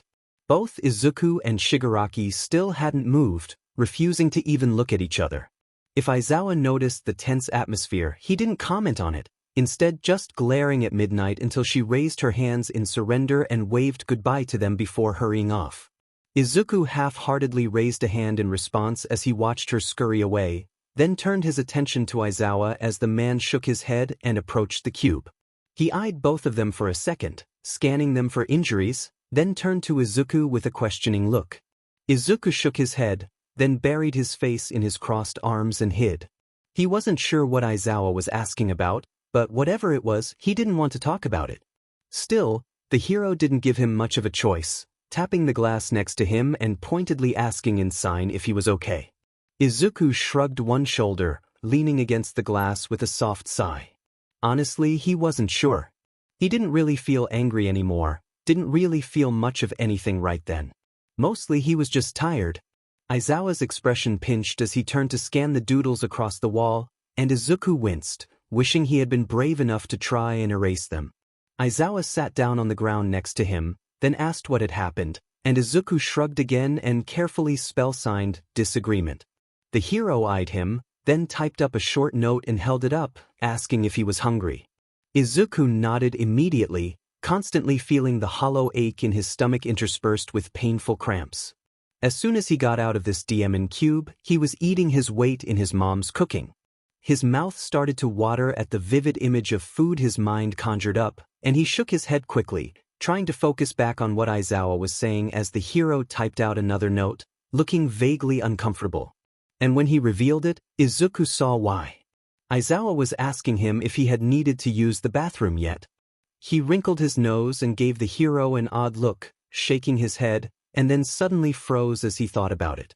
He had definitely eaten breakfast the day he got shoved in the diamond box, and lunch, so if his body was continuing to function like normal, he should have needed to do that by now. He had been a bit too busy fearing for his life to think about it, but now that he was. And hey, wait a second, if the cube was completely airtight and soundproof, how were they getting oxygen? He had just brushed it off as one of those things about quirks that were weird and frequently unexplainable, but as a general rule, quirks were simple, and they made sense if you just looked close enough. Like Todoroki's quirk, for example, he inhaled with a much larger lung capacity than average, and was able to hyper-efficiently process oxygen, nitrogen, and water out of the air, then release the oxygen and nitrogen from his left side and the water from his right. In cases when the air did not contain enough of those elements, such as when he had been fighting in the same area for a while and had already used up most of them, he seemed to be able to draw them from his own blood, though that usually ended up with him in Recovery Girl's office. Izuku was still a little iffy on how exactly the elements Todoroki were released were ignited or frozen, along with mildly grossed out by the fact that Todoroki's quirk gave him excessive control over the pores that released those elements, but all that was to say one simple thing. In Izuku's opinion, quirks, for all intents and purposes, did not break the laws of physics. They bent those laws, delayed them, hurried them along, but never broke them. Yes, there were things that quirks did that couldn't be explained yet, specifically with mental quirks like that brainwashing kid or Aizawa, but that was just because of their limited knowledge of science.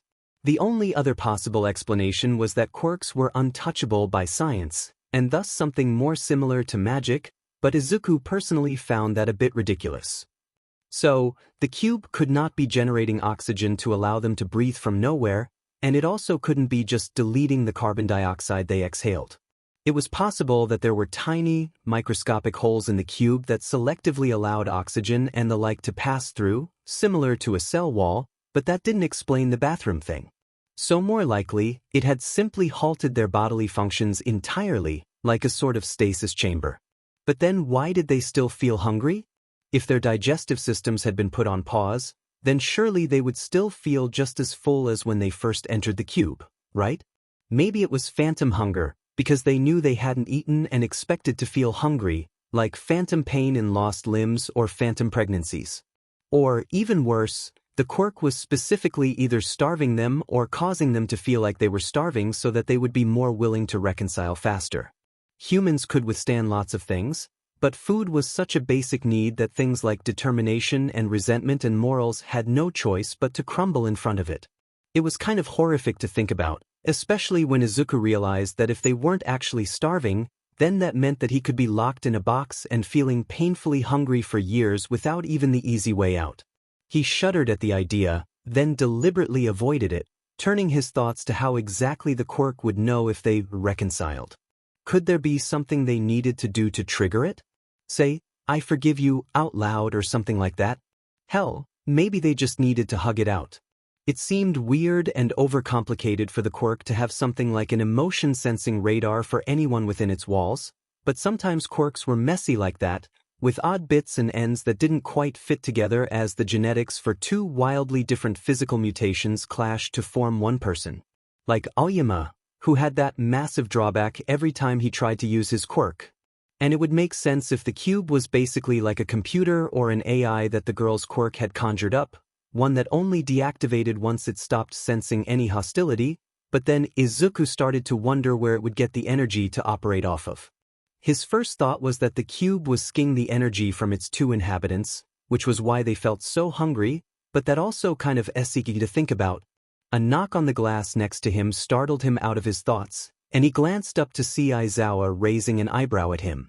He realized he had a hand pressed firmly over his own mouth, which probably meant that he had been mumbling again and instinctively trying to keep it silent, but when he glanced over at Shigaraki, the villain still hadn't moved an inch. He turned back to Aizawa to see the hero asking him to share his thoughts, and he sighed quietly before picking up a pen and writing back that he didn't have enough info to even guess. Which was true. If he just knew what quirks the parents of that kid had, then he could at least be able to begin to wonder and narrow down his options, but as it was, there were just too many explanations with not enough evidence. Aizawa gave him a look, then started to write something, but Izuku buried his face in his arms and went back to brainstorming about weird quirk science, refusing to look up no matter how much the man tapped. Yeah, he knew he was being childish and belligerent, but he really didn't have the energy to talk right then. He just wanted to sleep so that his awful day would be over. Of course, he wasn't that lucky. Even after he finally managed to fall into a fitful sleep, he tossed and turned on the hard ground, starting to feel the aches stack up from sleeping in such an uncomfortable position. And then, of course, in the middle of the night he jerked awake from a nightmare, because the universe absolutely hated him. He lay on his back with his hands over his face as he took deep, shuddery breaths, trying to hold back his tears once again, and resisted the urge to scream and slam his head against the floor. And then, who's Kaken? Izuku froze, then jerked upright as he turned to stare at Shigaraki. The villain was watching him with an expression that was mostly shrouded by shadow and dim lighting, but his red eyes stood out unnaturally in the low light. Shigaraki could have just been bored, could have been genuinely curious, but with those bright red eyes focused entirely on him, Izuku couldn't see that gaze as anything other than predatory. What are you? He tried to ask, voice wobbling with fear and exhaustion, and Shigaraki tilted his head. You talk in your sleep, the villain said, and Izuku felt like the floor had dropped out from underneath him. Kaken is a very cutesy name for someone you keep having nightmares about. Did they force you to call them that or something? Do you really think I'm going to answer that? Izuku hissed, his shaking hands effing in his hoodie as he glared across the room at the villain. Shigaraki huffed, reached up to scratch his ear idly. I wouldn't fucking ask about it if you weren't screaming about it all the time. You try sleeping next to someone who won't stop crying all the DMN time. He said sarcastically, flicking some dust off his hoodie. Izuku flushed dark red with shame, his expressions twisting into an icy snarl as he clenched his hands tightly around his arms. You would have nightmares too if you were human. Izuku hissed, thinking about all the people that Shigaraki had probably killed. Really, the fact that the villain hadn't had a single nightmare or ounce of guilt the entire time they were there was probably the scariest part about the whole situation. You don't get nightmares if you stay awake long enough. Shigaraki replied without missing a beat, lounging back against the wall, and Izuku faltered for a second. Wait, did that mean that the villain did have nightmares, but he just deliberately stayed awake until he collapsed from exhaustion to stave them off?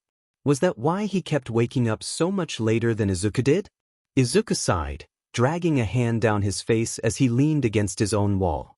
The anger and shame rapidly drained from him, unable to be maintained on such little sleep, leaving him with a hazy feeling of irritation. He was tired, but he didn't think he'd be able to fall asleep yet, so he spent a couple minutes trying to stretch the ache from his neck and back instead. Once he was done with that, he picked up his notepad and his pen and wrote out a quick note to Aizawa, who was watching him with blatant concern. Can we watch a movie? Aizawa blinked in confusion, shot him a worried look, and Izuku added a more detailed explanation. Seriously, sensei, I feel like I'm losing my mind over here. You can bring your laptop over and set it up outside the cube, right?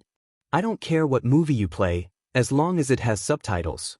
Aizawa continued to stare at him for a second, but Izuku must have looked just a bit too exhausted and pathetic for the hero to ignore, because he sighed and nodded. Izuku flashed a lopsided little smile, grateful but too tired to really express it, and turned to face the wall as Aizawa moved to go get his bag.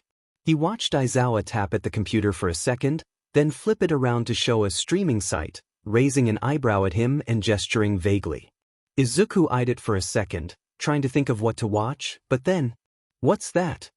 Shigaraki asked, voice startlingly close, and it was only because he was so tired that Izuku didn't jump. Instead, he just shot a flat look over his shoulder, then shifted to the side so Shigaraki could see the screen. "Sensei's gonna play a movie," he mumbled, yawning slightly, and the villain perked up. "Which one?" Shigaraki asked, moving closer, but Izuku just shrugged. Tell him to play Slumber Party Massacre 3. Toga's been making me watch the series," he mumbled, scratching at his neck as Izuku stared at him for a second. "No," Izuku said, mind whirling slightly. A name, he had gotten a name, but, well, that was either a very obvious misdirect, or Shigaraki was feeling the effects of lack of sleep and stress more than he let on. "That sounds like the exact opposite of a movie I would enjoy, thanks." "Then what do you want to watch, a-hole?" The villain snapped, shooting him a glare. Izuku glared back, considering telling Aizawa to put on the new All Might movie or a kid's cartoon just to PSS Shigaraki off, but he thought he might actually go insane if he had to listen to the villain grumble and complain for hours. So something between the light-hearted movie Izuku wanted and the horror movie Shigaraki wanted. "How about Princess Mononoke?" Izuku yawned, thinking of the scene with the boar demon that had terrified him as a kid, plus some of the darker moments with all the death and stuff. "I don't want to watch a princess movie." Shigaraki sneered, looking disgusted, and Izuku's jaw dropped. "Princess Mononoke is not a princess movie," he protested, crossing his arms and glowering. "It's a movie about the struggle between humanity and nature, with an environmentalist message. You know what, here, just watch the first 5 minutes and you'll see what I mean," Izuku said, glowering and writing down the name of the movie on his notepad. "Fine. But after 5 minutes, we switch to my movie," Shigaraki grumbled, crossing his arms. "Fine," Izuku snapped, slamming the note against the wall so Aizawa could see it. Aizawa stared at them for a second, then sighed and pulled up the movie, tilting the laptop back so they could see the screen better. There was no way to tell time inside the cube, besides the sun that hadn't risen yet, so Shigaraki had no way of knowing when 5 minutes had passed. However, by that point in the movie he was already so drawn in that he had completely forgotten about that agreement, which was exactly what had happened every time Izuku's mom pulled that card on him when he was a kid. After a little while, Izuku shifted to lay on his stomach with his chin propped up on his arms, and Shigaraki glanced over at him before moving to copy the pose. Shigaraki seemed to like the movie, if his excited whistle when Ashitaka shot a guy's head off with an arrow was any indication, and with the sound of snickering and indignant muttering next to him, Izuku felt the tension drain from his body as he slowly fell asleep. By the time Izuku stirred awake, the sun was high in the sky, and he was mildly surprised to note that he hadn't had any nightmares. He yawned and glanced around sluggishly, scrubbing at his face as he took in the situation around him. The cops and heroes were all doing their usual things, which meant they were chatting or napping or playing card games, and Shigaraki had his notepad and the pen, and appeared to be in some sort of argument with Aizawa. Izuku blinked and yawned again, scrubbing at his eyes and clumsily reaching over to take a sip of his water. As his eyes wandered back over to the villain, he idly wondered what they were talking about, but before he could get a good look at the notebook, Aizawa held up a note that made Shigaraki scowl and grip the notepad tightly, and then just as quickly, it crumbled to dust. Izuku froze, Aizawa's eyes narrowed, and Shigaraki jolted in surprise as he bit out a curse, dropping the last crumbly remains of paper. He glanced back at Izuku guiltily, then did a double take and whirled around, eyes wide. "What the F? Stop that!" he snapped, looking genuinely unnerved as he scooted back. Izuku blinked once, twice, and after a moment realized he was crying. He continued to stare blankly at the villain, trying to identify the swirling mess of emotions in his chest that was threatening to choke him, and quietly wondered at the fact that he was crying much more quietly than usual. The longer he went without making a single sound, the more uncomfortable Shigaraki looked, averting his gaze and glancing around frantically for help. Listen, it wasn't Dash, Shigaraki fumbled, scooting away until his back hit the wall, as though Izuku was some wild animal or something. You know, Izuku said softly, because he didn't think he could raise his voice much past the lump in his throat. I think I really hate you. Shigaraki relaxed minutely, still looking uneasy but not quite so distressed, like he was relieved to be back on familiar, antagonistic ground. Yeah, well, feelings mutual. He muttered, crossing his arms and hunching his shoulders a bit. No, I don't think it is. Izuku replied, silent tears continuing to drip down his cheeks as he sat up, pinning the villain in place with his gaze. I hate you because you are cruel. I hate you because you are thoughtless, like a toddler throwing a tantrum and refusing to care who gets caught up in your mess. I hate you because you attacked me and my friends when we were at school, while we were surrounded by people we trusted to keep us safe, and in doing so you robbed us of our ability to ever feel safe again. I hate you because I have to comfort my friends after they have nightmares about you. I hate you because you don't care if a group of kids get caught up in your petty grudge against heroes. I hate you because you decided to hunt down those kids just because they got in the way of your little grudge. I hate you because I can't even figure out why the F you're doing all this. What's your goal here, Shigaraki? Fame? Do you just want to be known as the guy who killed All Might? Or is it something else? Did he do something to you to make it worth all this effort to take him out? What could possibly be worth all the damage you're causing, the people you're hurting? By the end of his rant, Izuku was yelling, his raised voice reverberating off the walls of the cube and sounding unnaturally loud. For once, he didn't try to wipe away his tears or choke back his sobs. Instead, he just clenched his hands in his shirt and let himself shake, staring at the villain across from him and letting every ounce of his agonized fury show on his face, in his glare. If the situation was any different, the disturbed, almost panicked look on Shigaraki's face might have been funny. But as it was, Izuku was just done, tired of trying to play nice and be civil and keep all his emotions to himself. He had probably been tired of it even before he got locked in the cube, but he had hit his breaking point nearly 20 hours beforehand, and he was now edging dangerously close to the point of shattering irreparably. Shigaraki didn't seem to know how to react to that burst of emotion, or maybe he just didn't want to reveal his motivations to a hero, so Izuku sighed and slumped, tilting his head back to stare at the soft blue word on the ceiling. I hate you because I knew you weren't always like this. He whispered, eyes tracing the word over and over again. I hate you because I know that you were a child once. I hate you because I can't figure out what could possibly turn a normal kid into someone like you.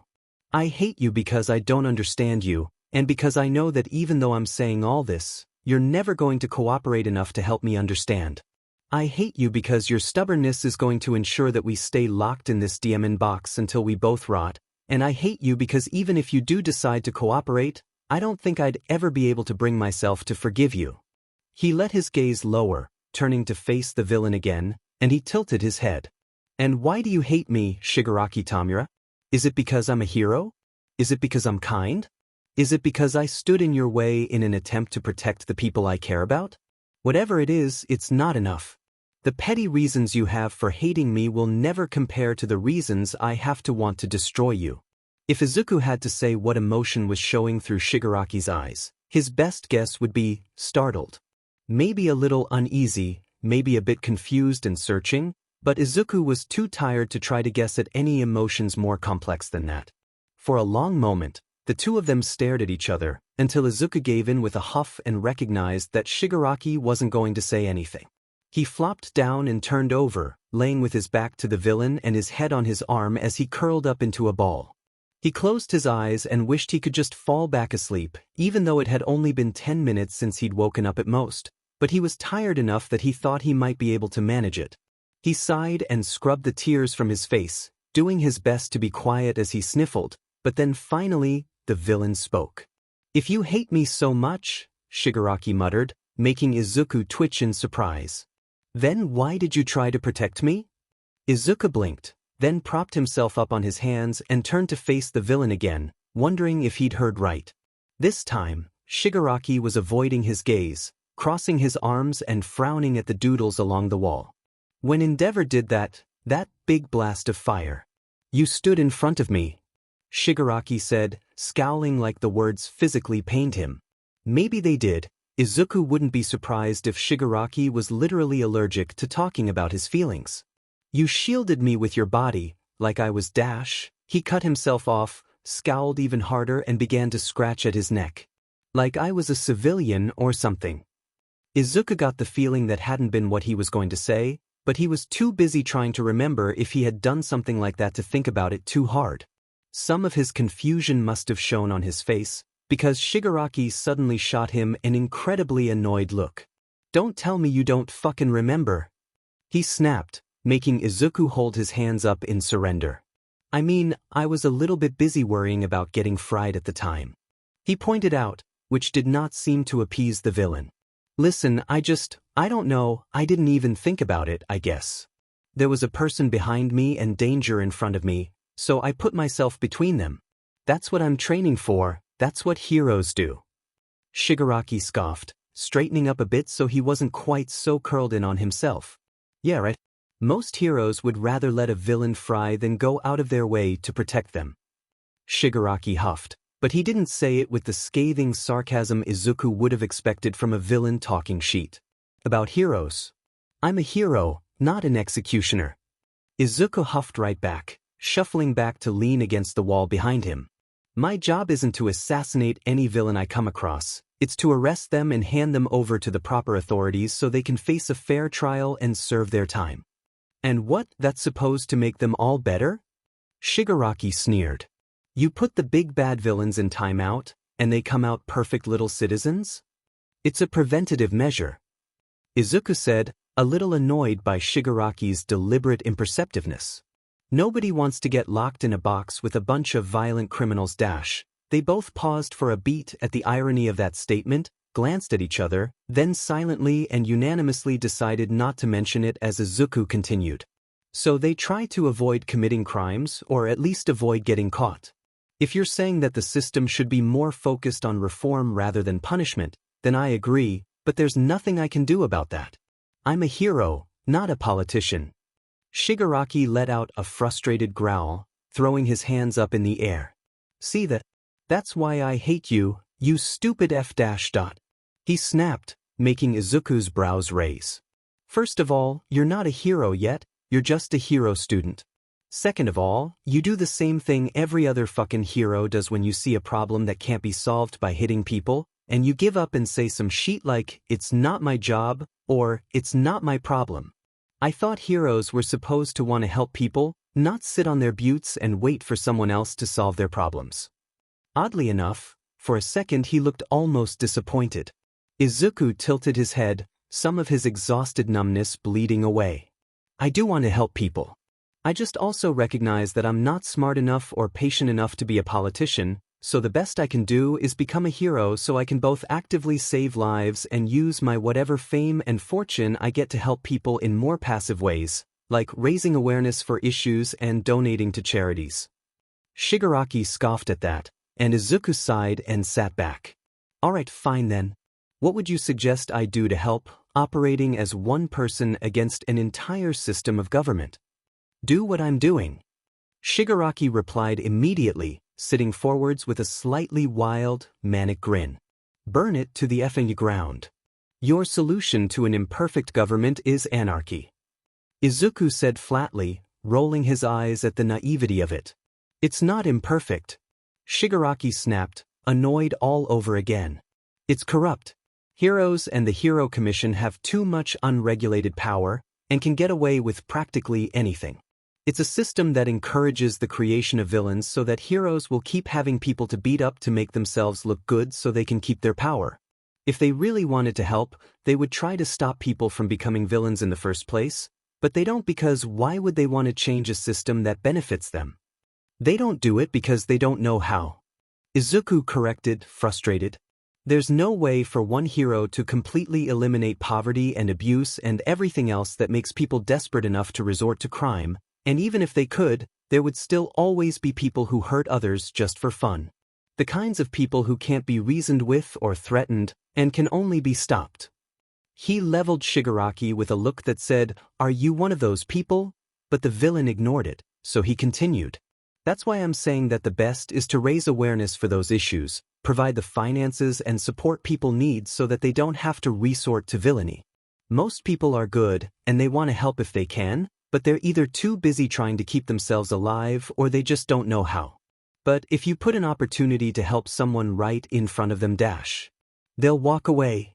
Shigaraki cut in, his voice suddenly dark and bitter as he glared down at the floor. You're wrong, brat. People are selfish, and if they see a kid who needs help, they'll walk away and wait for a hero to handle it. People are scared.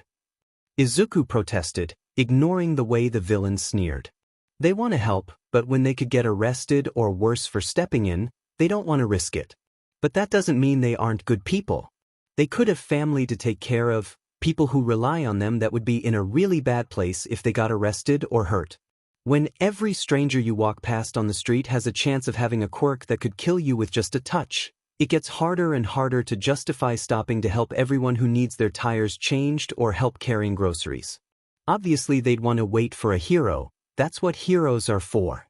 And anyways, with the removal of the Good Samaritan law, the legal trouble they could face just for trying to help some lost kid is . They revoked that law just so heroes could be the only ones helping anyone out. Just another way to keep themselves in the public favor, and thus in power. Shigaraki interjected snappishly, with an expression almost like a kid in class who was pleased that they were finally on a question he had the answer for. They revoked that law so that every hero hopeful with a powerful quirk doesn't go throwing themselves in front of villains and getting themselves killed. Izuku retorted, scowling. And you really think the fact that it made people overly reliant on heroes didn't affect that decision at all? Shigaraki scoffed, looking at him like he was stupid. Do you honestly think that the HPSC isn't corrupt at all, and everything they do is out of some inherent goodness? No, I don't. But I want you to name one country, no, better yet, one government in all of human history that wasn't inherently corrupt in some way. Izuku demanded, rolling his shoulders a bit to ease the tension his annoyance was causing. Newsflash, a-hole, people in power will always want to stay in power. That's human nature. Whatever their reasons for revoking that law, the fact remains that if people had legal protection that allowed them to act like vigilantes, a whole lot more people would be doing it, and they would be putting themselves and whatever hero they interrupted in danger by doing so. So you admit that the hero system is corrupt? Shigaraki blurted triumphantly, smirking and looking far too pleased with himself. Of course I do. That much is obvious.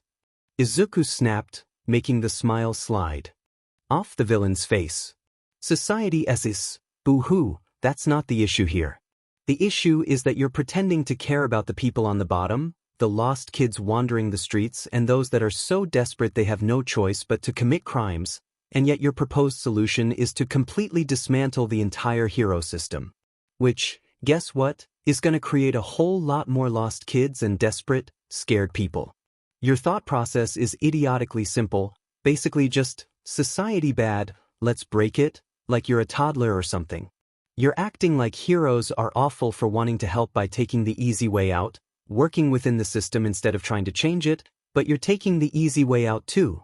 Breaking something is always going to be easier than fixing it, and your way of burning the whole system instead of reforming it is going to hurt a whole lot more people than it'll help.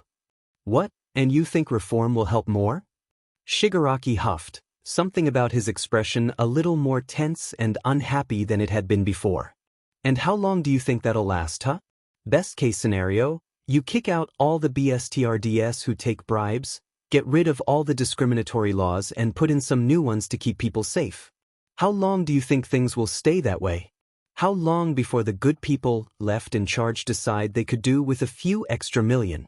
How long until the laws change back to better suit the people in power, and the people at the bottom start suffering again? I could say the same to you. Izuku retorted, raising an eyebrow when the villain blanched.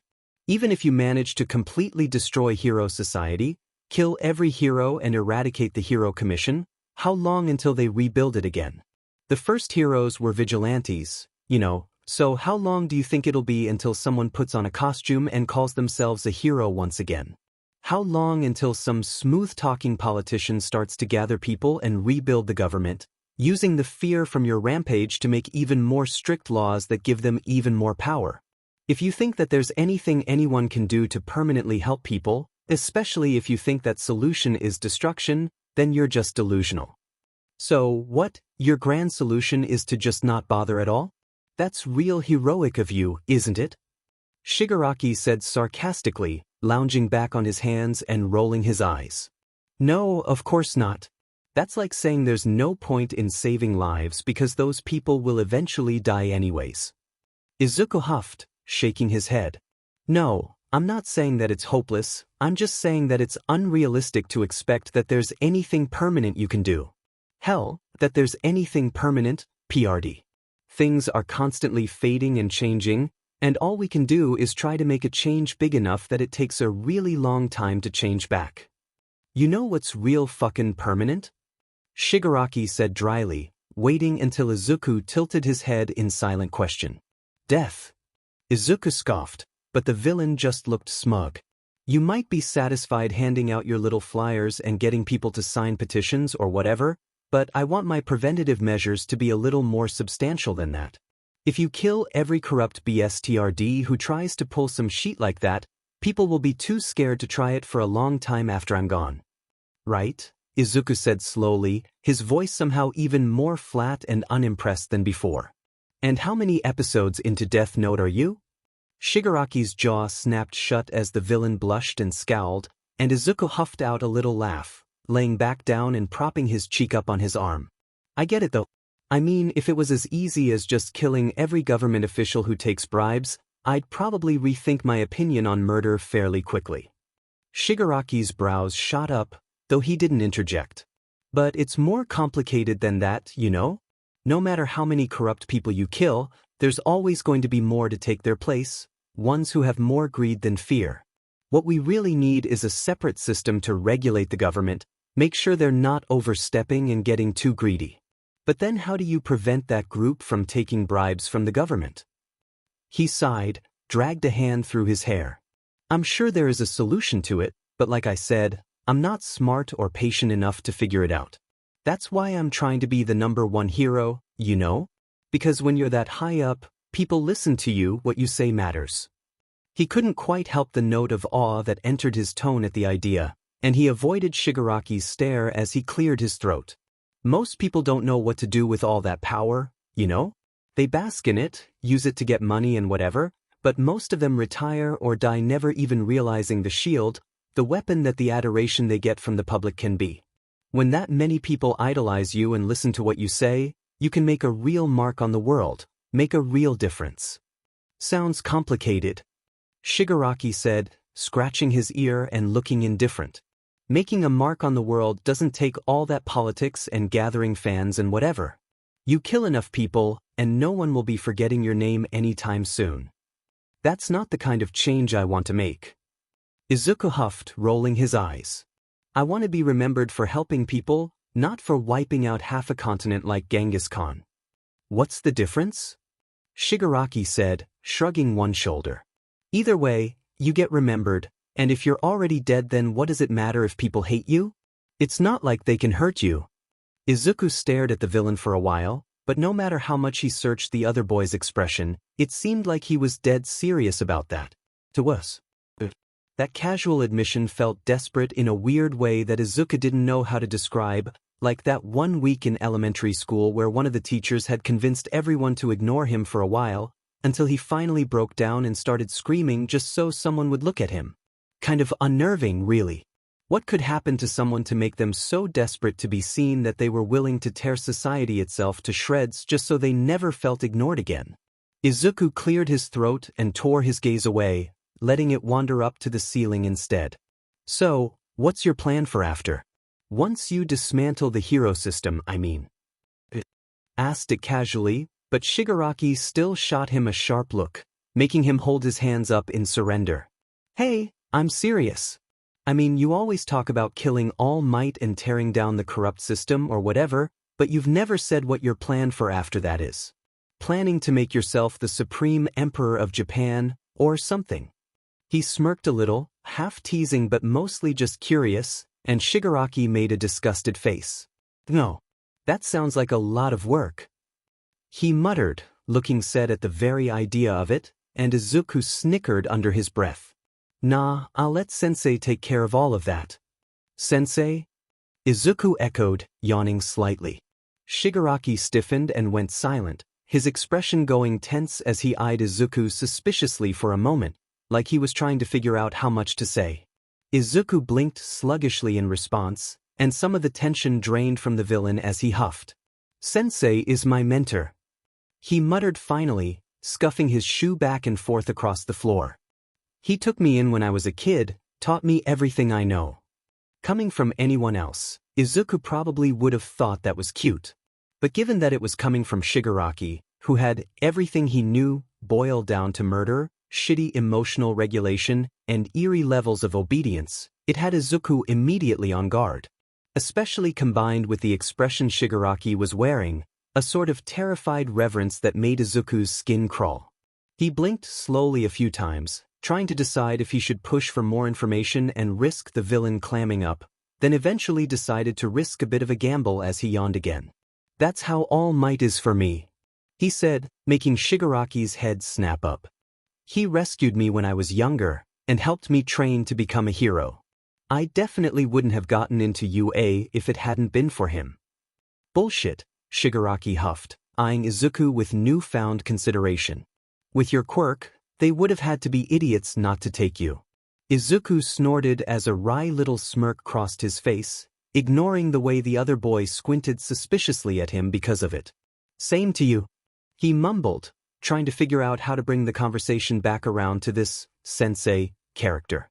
Because from Izuku's point of view, it sounded like Sensei had kidnapped Shigaraki as a kid and used him as a puppet leader for the League of Villains, manipulating him into wanting to destroy all of hero society so that Sensei could make himself the new king of whatever was left. Classic villain spiel, kill all heroes, world domination, etc. etc. But if that was the case, then, well, it changed everything and nothing at the same time. With your quirk, you would have been a shoo-in. Me? Shigaraki said incredulously, his voice going high and oddly strangled as his eyes widened comically. You're joking, you think I could have been a hero? Why not? Izuku retorted, shrugging one shoulder. Your quirk might be a bit too dangerous for most villain apprehension cases, but you could have been a fantastic rescue hero. Besides, there are those villains who send out robots and stuff instead of doing the crimes themselves, like you guys and the Nomu. I bet you would be perfect for cases like that. Rescue hero. Shigaraki repeated flatly, his voice still weirdly thick as he stared at Izuku like he wasn't sure whether he was hallucinating or not. What the F is a rescue hero? Seriously? You're trying to kill all heroes and you don't even know that much. Izuku taunted, making the villain scowl and kick his hip as he snickered. Rescue heroes are exactly what they sound like. I guess the heroes that you'd think of as normal heroes are daylight villain apprehension heroes, the ones that operate during the day to arrest villains.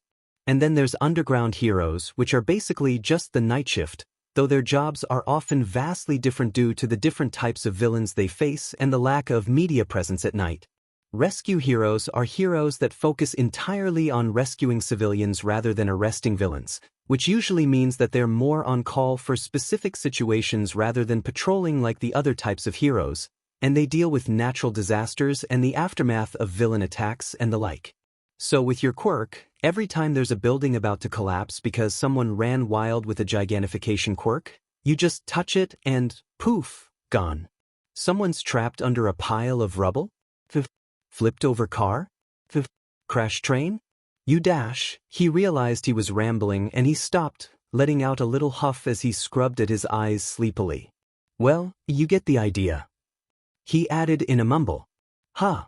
Shigaraki mumbled, his face oddly blank. He didn't move at all for a second, just stared down at the glass floor, then finally huffed and looked up with a pointedly casual smirk. Well, I suppose you'd make a decent villain too.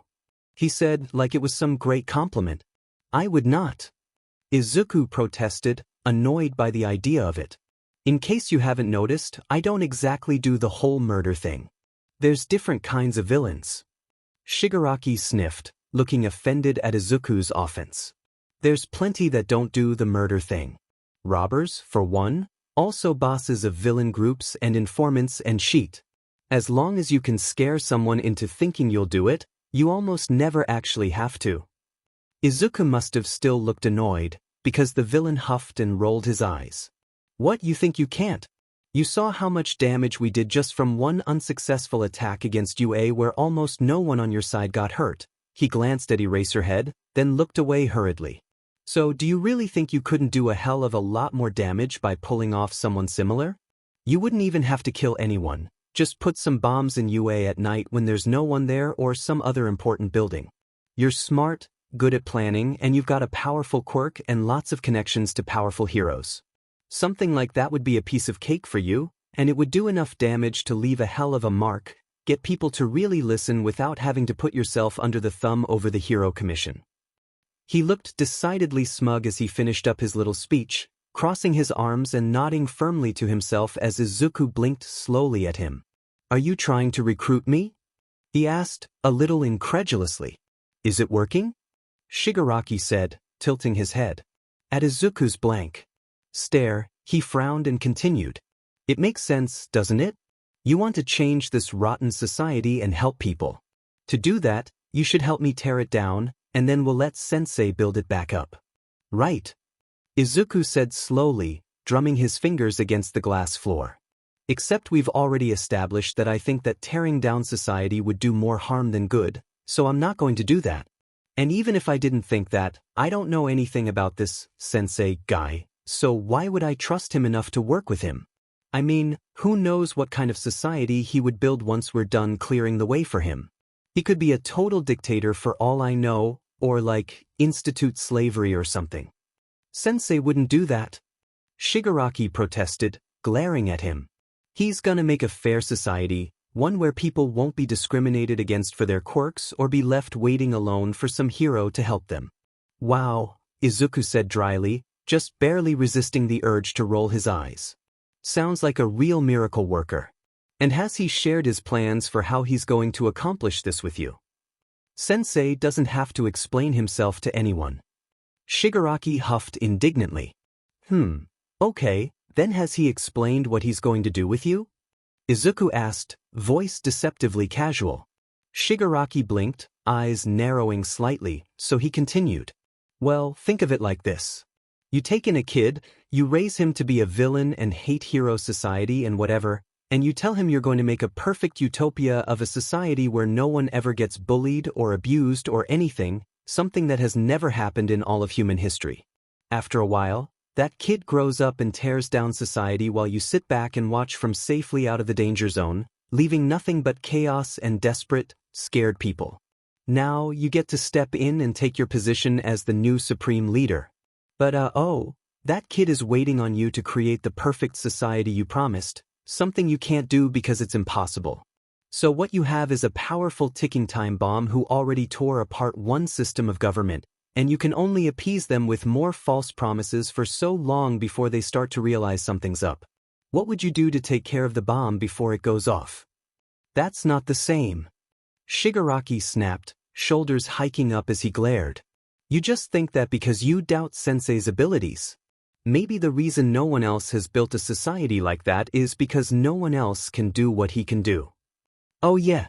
Izuku yawned, practically radiating disinterest despite how laser-focused he was. And what can he do? Cure the blind, feed the masses, turn water into wine. He can do anything. Shigaraki said, that note of terrified awe returning to his voice in full force.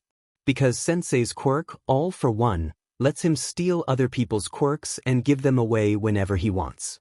Izuku froze, his heart dropping down to the pit of his stomach. His first thought was that Shigaraki was lying, but he looked like he really believed it, so his second thought was that Sensei was lying and had managed to trick Shigaraki somehow. His third thought was that if one for all was possible, a quirk that could be passed along by choice, then something that would allow the user to take quirks was unfortunately also possible. His fourth thought was more of a hazy whirlwind of connections than an actual thought, starting with the odd phrasing All Might had used when passing on one for all to him, describing it as a quirk that could be given freely but not taken by force, which was odd because as far as Izuku had known at the time, no quirk could be taken by force, and ending with the similarities between the names one for all and all for one, and the implication that All Might knew about this sensei guy. His fifth thought was something hazy about how that explained the Nomu, but he was already too focused on thinking about the names to explore that further. The quirks had to be connected somehow, right? But one for all had originated at the very dawn of quirks, and had been passed down through 8-9 heroes now. Could all for one be passed down like one for all could be, or was it just one person who had managed to steal some sort of longevity quirk? If he could do that, why wasn't he more well known, even just from rumors or something? The longer he was silent, the more smug Shigaraki looked, so he huffed and shook his head. Well, unless there's a quirk out there that could make him a perfect politician and leader of a nation, he's still sheet out of luck. Izuku said flatly, smirking a little at the way that wiped the smug look off of Shigaraki's face. You already know fully well that it's easier to rule with fear and force than to create a fair society like that, right? And he already has those Nomu that'll follow his orders without question, so he wouldn't even need any heroes or a police force or even a justice system based on evidence and the whole innocent until proven guilty thing. He paused, realizing something, and added on, and on that note, do you really think that someone who kidnaps and kills people just so he can use their corpses for human experimentation to create mindless human weapons actually cares about stuff like discrimination?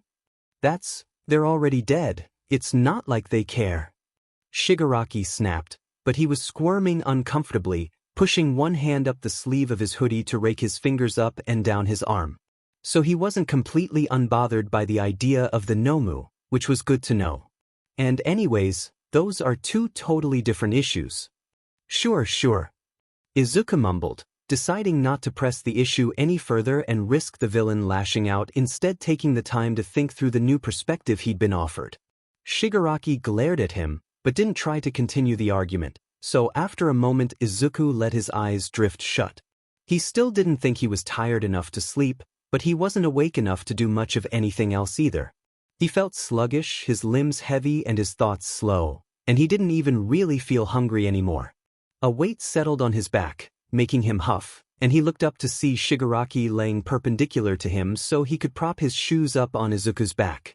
It was probably just an attempt to bother him, but Izuku found that he actually didn't particularly mind it. The weight was kind of grounding in an odd way. He still flipped Shigaraki off, making the villain snicker, but he didn't push him away. The silence settled like a thick layer of dust inside the cube, muffling everything except the sound of them breathing. It was odd, but Izuku found the surreal disconnectedness of it almost relaxing. Before Shigaraki spoke again, of course. What's your favorite kind of video game? He asked, hands behind his head as he stared blankly up at the ceiling. Izuku hummed non-committally for a second, thinking about it carefully before replying. I don't really play video games super often, he admitted, rolling his shoulders to ease the tension in them. So I don't really have one kind I like most. But I like TRPGs, sandbox games, for X games, stuff like that. Lame. Shigaraki muttered, which Izuku decided to ignore. What about you? What type do you like? He asked, though the villain just responded with a one-shouldered shrug. All kinds, I guess. He huffed, scrubbing at his face tiredly. RPGs, shooters, simulation games, puzzlers, survival horror, platformers, whatever. Ugh, I can't handle horror games at all. Izuku complained, shaking his head. I hate jump scares so much, I can't focus on gameplay at all when I'm sitting there waiting for something to pop out at me. And then when it finally does, I end up just dropping the controller or falling out of my seat or something because I jumped so hard.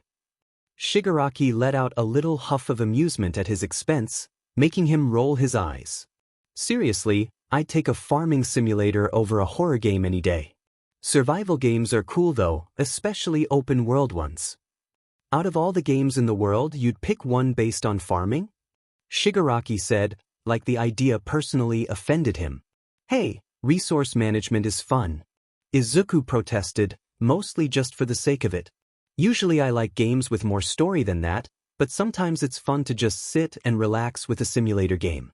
Shigaraki hummed a soft noise that Izuku decided meant agreement, so clearly he had won that argument. Sides, I used to want to own a farm when I was a kid. He added as an afterthought. Really? Shigaraki asked as he lifted his head to shoot Izuku a considering look, actually sounding curious despite the sarcasm Izuku would have expected. Isn't that, like, the opposite of hero stuff? Yeah, I guess. Izuku shrugged, unbothered. I just always thought it would be nice to live on a farm far away from people, you know? Nothing huge or fancy, but maybe something with some apple trees and a vegetable garden and some sheep or something. I thought I could have a huge field of strawberries and make a living selling strawberry jam on the side of the road like a lemonade stand or something. He laughed a little, shaking his head at the ridiculousness of it. I was kind of a dumb kid, I guess. I just thought it would be nice to have a little place out in the countryside where no one could bother me, you know? Did I think that sounds nice? Shigaraki mumbled, but by the time Izuku glanced over in surprise he was already laying back down with an arm over his eyes. Being self-sufficient, I mean. Farming sounds fucking boring. Izuku snorted, making Shigaraki relax just a bit. I wanted to run an internet cafe. He blurted, tugging his hood low over his face. Or, like, an arcade or something.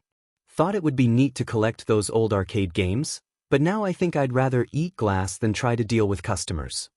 Despite himself, Izuku let out a startled laugh, though he buried his face in his crossed arms to hide it quickly. Shigaraki already had far too much of an ego. Izuku wasn't going to let him think he was funny too. I don't think you quite have the temperament for customer service. Izuku agreed, smiling a little at the mental image of Shigaraki as a barista trying to resist the urge to strangle every customer that asked a dumb question. I don't think I could do it either, though, so that's all right. If there was no such thing as quirks, I think I'd want to run a cat cafe or something, but I'd have to hire someone else to man the register so I can just take care of the cats and do the baking and stuff. Christ, you're such a nerd. Shigaraki griped, pushing his hood back just a bit. You like baking, embroidery, stupid farming games, you keep crying all the time dash. I get it. Izuku huffed, his face heating up with shame as his shoulders hiked up defensively. I'm not exactly the manliest guy in town or whatever. He already knew he wasn't really the picture of traditional masculinity, he was too much of an introverted crybaby for that, but he didn't exactly like being reminded of it. It was just another way he didn't measure up, couldn't quite be what was expected of him, and it was a bit of a sore subject. Especially given the way people had found it cute how much he took after his mom before he was diagnosed quirkless, but had seen it as just another thing to taunt him for afterwards. I literally want to destroy all of society and its shitty social norms, and you think I care about gender roles? Shigaraki said, lifting his head and raising an eyebrow. Izuku let out another surprised laugh, though this time he didn't bother to try to hide it or the note of disbelieving relief it carried. Seriously? You don't care at all? He asked, because villains weren't exactly known for their progressive thinking. I've got one subordinate that's a trans woman and two that are non-binary. Shigaraki replied flatly, scratching at his ear absent-mindedly. No, I don't give a shit if you like to bake cupcakes. I was just saying, it doesn't exactly make you look like All Might, you know? You think showing emotion and having hobbies isn't heroic? Izuku said, brows raising incredulously. Shigaraki snapped and pointed at him, as if to say, exactly that, making him huff. Heroes are just people, dumbass. That would be like if I said that liking video games, especially the Kirby series, wasn't particularly villainous. Don't talk shit about Kirby. Shigaraki snapped, shooting him an icy glare. Kirby fucking rocks. Course he does. Izuku said, unable to help the self-satisfied smirk that crossed his face. I just meant that I'd expect the kind of games that villains like to be those hyper-violent multiplayer online shooters, the ones where everyone's always screaming and being super toxic to each other in the voice chat. Beating grown adults in a video game and listening to them throw a tantrum about it is one of life's simple pleasures. Shigaraki sniffed, turning his nose up dramatically, and another laugh burst from Izuku's chest before he could stop it. He really had to get that under control soon. if only because Shigaraki looked so unbearably smug every time he managed to get Izuku to laugh. "You're ridiculous," Izuku muttered, trying to keep the amusement out of his tone as he said it. "And you're a crybaby," Shigaraki shot back, probably without even thinking about it. "So, really I'm still better than you." Izuku hummed non-committally, but he watched the other boy closely for a while, trying to work up the nerve to say what was on his mind. Finally, his gaze slid over to the pile of dust on the floor that had been his notebook, and he let out a little huff of a sigh. "I wasn't crying for no reason, you know," he said quietly, already tensing up out of dread for how Shigaraki might react as the villain hummed curiously.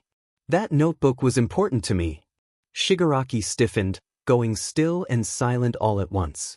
He glanced over at Izuku, turning away hurriedly, then began to fidget and scratch at his arms again. He opened his mouth like he was going to speak, then stopped and closed it again, scowling unhappily.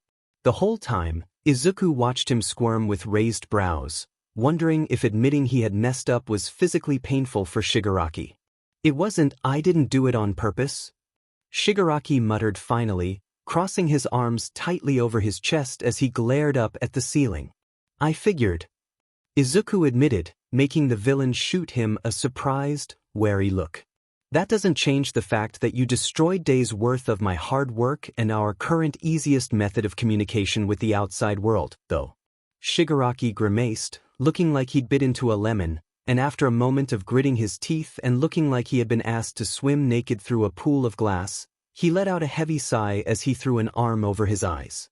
"I'm sorry," he whispered, like he was afraid to be caught saying it. "I forgive you," Izuku replied without missing a beat, making the villain startle and lift his arm to glance over at him. "Really? Just like that?" he asked, clearly disbelieving. "Well, yeah. You said it was an accident and you apologized for it, so it's fine. I'm still upset that it's destroyed, but I'm not mad at you anymore," Izuku explained, starting to become resigned to the idea that he'd have to explain every simple method of communication and hint of human decency to Shigaraki, so he didn't think it was some kind of trap. Shigaraki stared at him for a painfully long, awkward moment, then huffed and dropped his arm back over his face, muttering something about how he was a weirdo. Privately, Izuku thought that had gone a lot better than he'd expected, and that maybe there was some hope for Shigaraki yet. With that good reaction in mind, Izuku figured it wouldn't hurt to suggest something else, so he batted Shigaraki's feet off of him as he pushed himself upright and shuffled over to the corner of the room where he had left all his stuff. He grabbed the little first aid kit and moved back over to Shigaraki, holding his hand out with his palm up. "Give me your hand," he said, wiggling the first aid kit a bit to show he meant no harm. Shigaraki raised an eyebrow, then smirked, pulling the fake hand mask thing out of the pocket of his hoodie and placing it in Izuku's waiting hand. Izuku gave him a flat look, because that was the sort of dad joke that deserved the death penalty, but just as he opened his mouth to reply, he felt something. The hand was squishy. Izuku blinked and looked down at it, confusion slowly morphing into dread and then into horror. Because the hand was squishy and was far too detailed, with fingernails and cuticles and lines across the palm and pores in the skin. There were even tiny little scars on the fingers, where someone might accidentally nick themselves while using a kitchen knife. It ended where the wrist would be, but there was a base just below that, with 2 holes in the bottom where the radius and ulna would extend out to make up the forearm. From just a glance, it seemed like the bones had been replaced with a metal armature, holding the hand in such a position that it could naturally rest on someone's face without falling off. And on top of all that, it kind of smelled like pickle juice. No, like formaldehyde. "Shigaraki," he croaked, his voice coming out high and strangled. "Is this a real person's hand?" "Of course it is."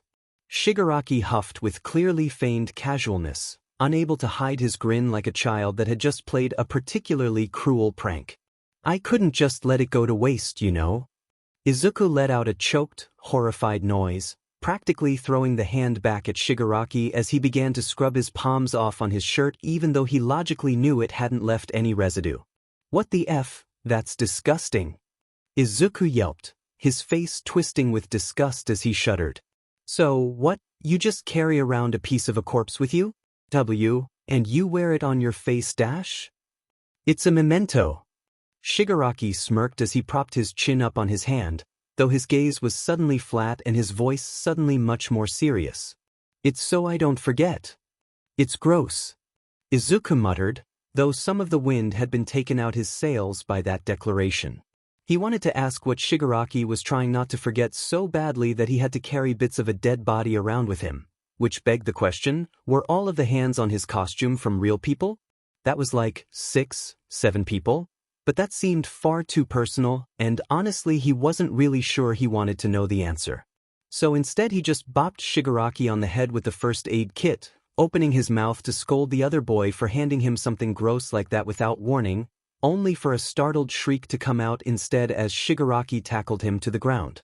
He automatically tried to push the villain off of him, but then they were grappling and hitting and scratching, and the two of them quickly descended into a fist fight once again. The fight didn't last quite so long that time, though it was just as vicious as the time before, and by the time they were done they were breathless and right back to laying across the floor. Izuku sipped about half of the remaining water before passing it over to Shigaraki, and the villain hesitated for a second before gulping down the rest and setting it aside. The two of them exchanged a heavy look, recognizing what it meant to be entirely without water, then both looked away and decided not to mention it. As soon as he had caught his breath, Izuku remembered what he had been about to do before Shigaraki decided emotions were gross and attacked him to avoid them, so he grabbed the first aid kit and sat up again. "What's that?" Shigaraki asked, fidgeting with the empty water bottle.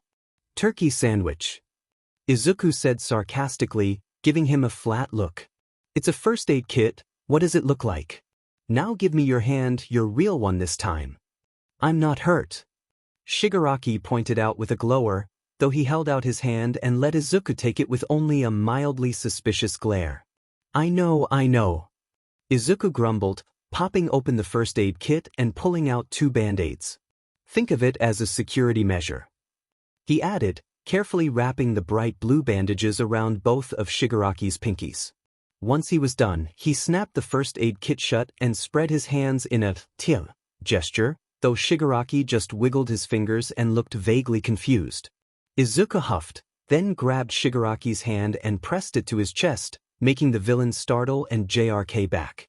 "W-T," he snapped, clutching his hand close to his chest and scowling, only for his expression to falter as his eyes landed on Izuku's still intact shirt.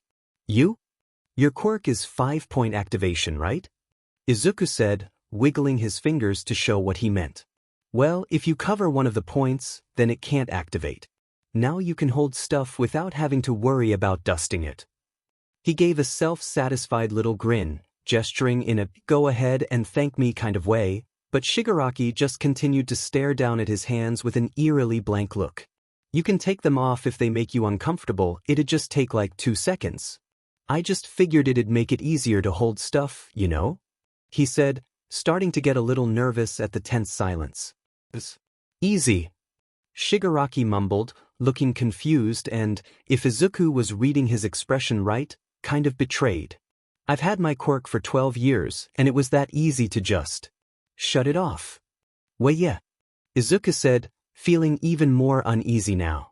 "That's what everyone with a 5-point activation quirk does when they want to shut their quirk off, unless they have those artist's gloves that we talked about." "No, that dash," Shigaraki faltered, face pinching. "That wouldn't work for me. I thought it must be different for me because, if it was that easy, Sensei would have shown me how to do it." Izuku felt a dull, bitter pang of sympathy, both at the sentiment and what it implied. Because if this Sensei guy really was everything Shigaraki claimed he was, then he absolutely would have known about that little trick, and there were only a few reasons Izuku could think of that he would withhold that knowledge deliberately, none of them good. The most likely, based on what Izuku had noticed about the other conspicuous gaps in Shigaraki's knowledge, was that Sensei wanted Shigaraki to be ignorant and unstable.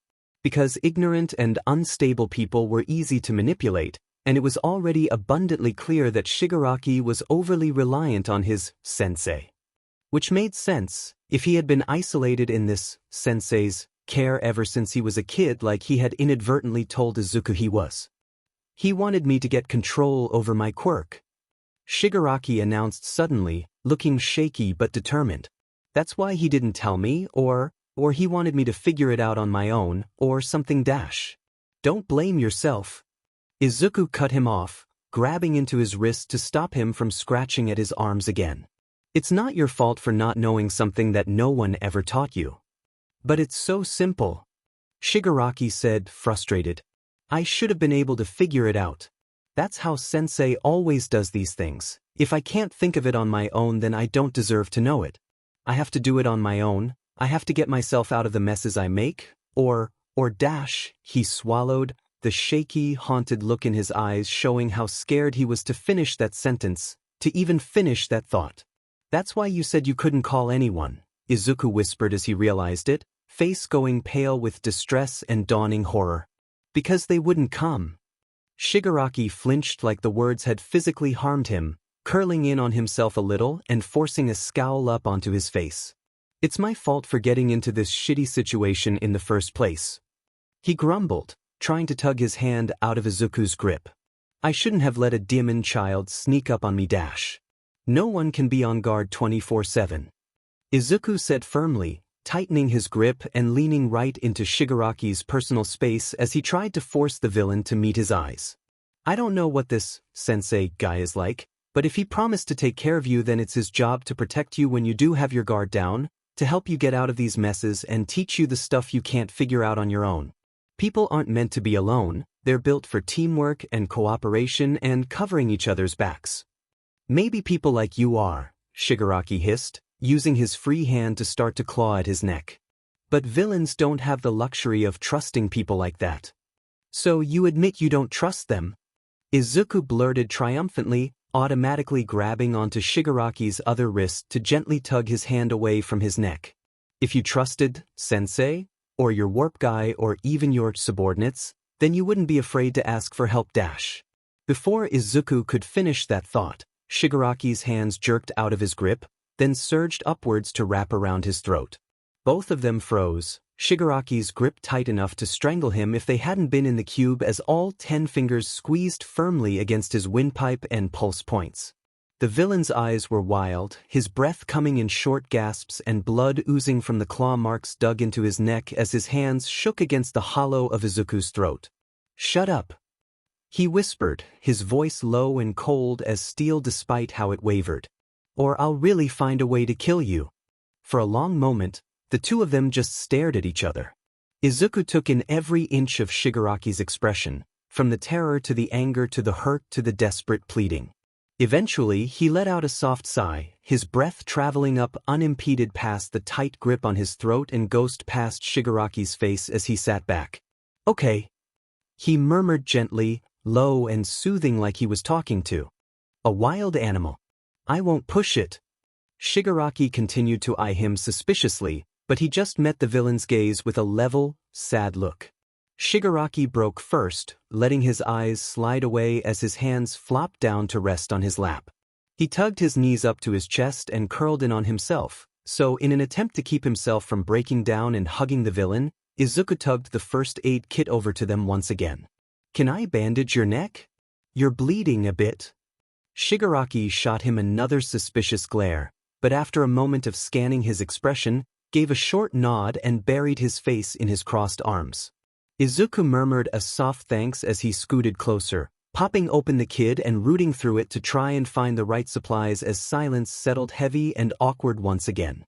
He made sure to keep his touch gentle as he brushed Shigaraki's hair aside and began to disinfect the scratches on his neck, wiping away the blood carefully. He took a roll of gauze and wrapped it around the entirety of the other boy's neck, covering all the scratches, both old and new, and the tender scars that had formed there. Once he was done, he snipped off the excess and carefully tied it off, checking to make sure it wasn't tight enough to be uncomfortable or cut off circulation or anything. Shigaraki sat completely still and silent the entire time, shoulders slumped and face hidden against his arms, only shifting once Izuku stepped back and began to put away the supplies. In an almost absent-minded way, he reached up to scratch at his neck, only to pause and scowl as his fingers met the gauze instead of skin. You shouldn't do that, you know, he said softly, making Shigaraki glance up at him with a half-hearted glare. Scratch yourself, you're just going to hurt yourself. Maybe that's the fucking point. Shigaraki muttered, letting his gaze slide away again. It's not going to help. Izuku insisted, sitting down next to Shigaraki just out of arm's reach. It's just going to damage yourself, and it's not going to help the dehydration. What? Shigaraki said, brows furrowing as his eyes became a little more focused, a little less distant and haunted. The F are you talking about? Your quirk. Izuku said, gesturing to his hands. It's why you get that itch, you know? Because your quirk works by dehydrating things so quickly that they crumble apart through some sort of hyper-rapid osmosis, though I can't figure out exactly how without running some tests. But as a basic guess, let's say that your body produces excessive amounts of salt, then concentrates it in your fingertips to essentially soak up all the water in the object.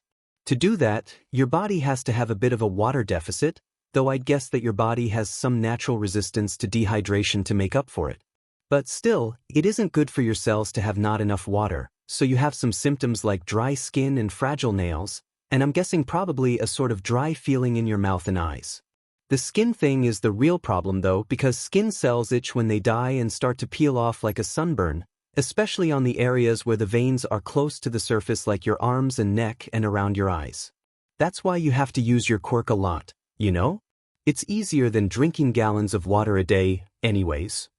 Is that why Shigaraki started, then hesitated for a moment before clearing his throat awkwardly and continuing. Is that why I feel relieved when I use my quirk? That would make sense. Izuku agreed, feeling a little relieved now that the tense atmosphere was gone. Especially if the more liquid something has, like organic matter, the more relieved you feel. Though rather than just relief, it would probably be more accurate to call it the absence of pain and the relief that comes with that. Organic matter. Shigaraki mumbled under his breath, staring down at his hand and flexing his fingers. Like people? Izuku opened his mouth to reply before he fully processed what Shigaraki had said, so when realized, he found himself just sitting there for a moment with his mouth open, waiting for his brain to stop stalling out and tell him what he was supposed to say to that. Once he had rebooted, he closed his mouth and swallowed, choosing his next words carefully. Well, people do have a lot of water in them. He managed, shifting uncomfortably. It might be more helpful to just put your hands in a bowl of water or take a bath or something though. Shigaraki nodded absent-mindedly, still staring down at his hand with a sort of conflicted look. So I'm not.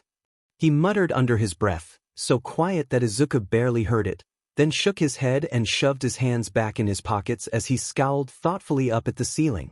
It took Izuku a second to connect the dots, but once he had, he almost wished he hadn't. Because if Shigaraki had a quirk that made him feel relieved whenever he hurt or killed people, and he was raised by a villain, then it would be all too easy for that sensei to tell him that he was some natural-born villain who just liked to hurt people.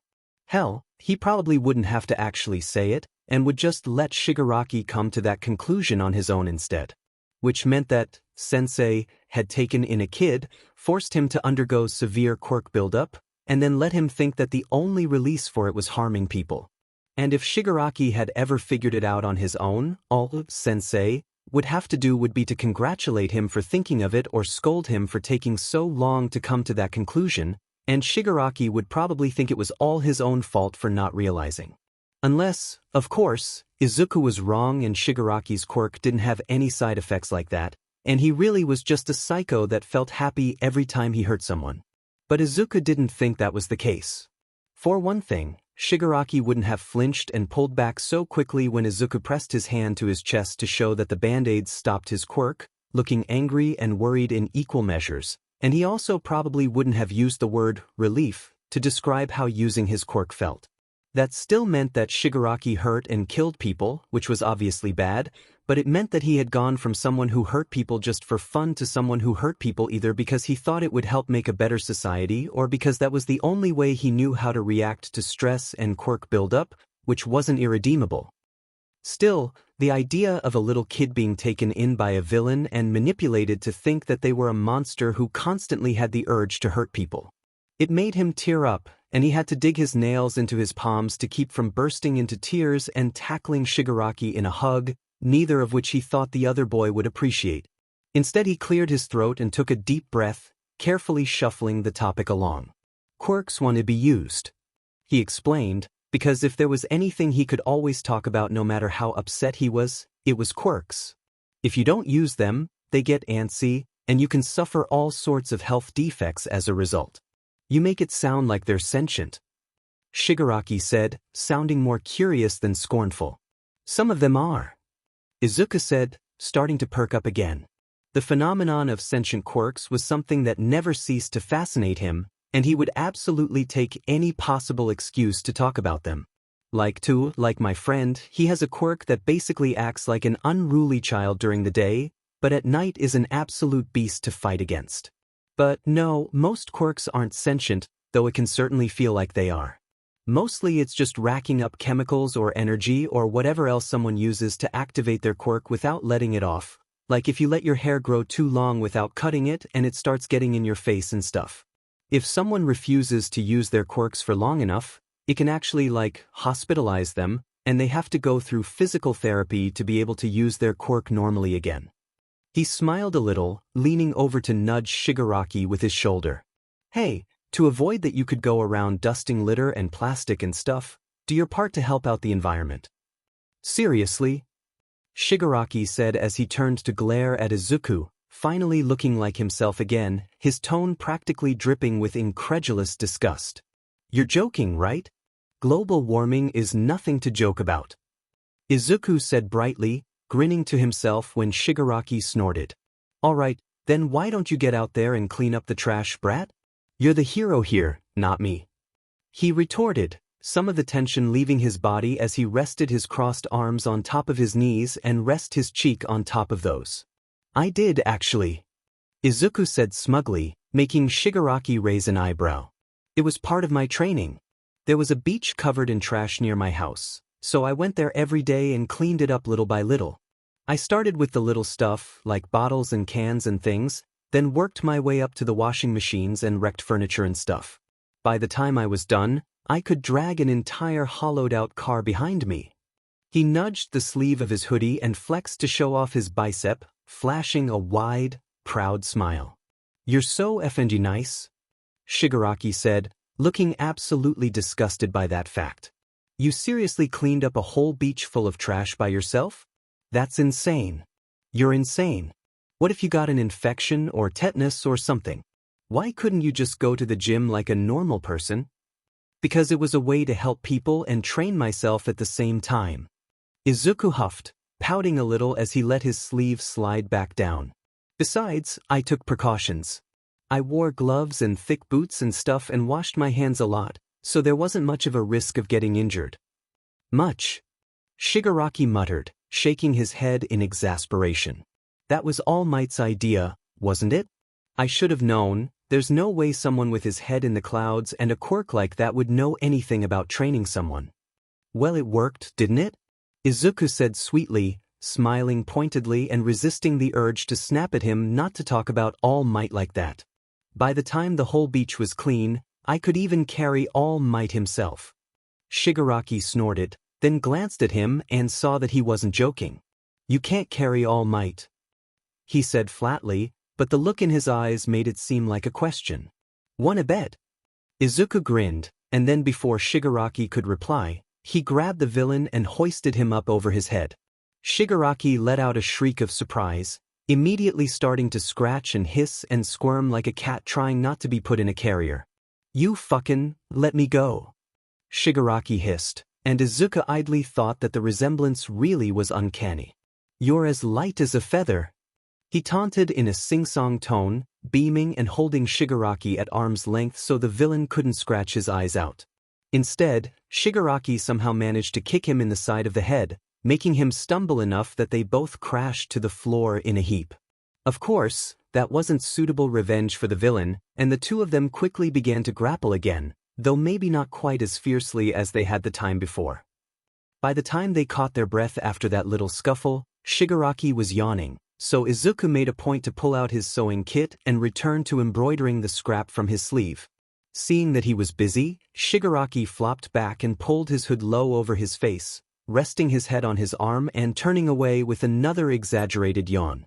Izuku figured that was the villain's equivalent of, "I'm gonna take a nap now, don't bother me for a bit," or whatever, so he hummed in response, absent-mindedly hemming the edges of the fabric so it didn't fray.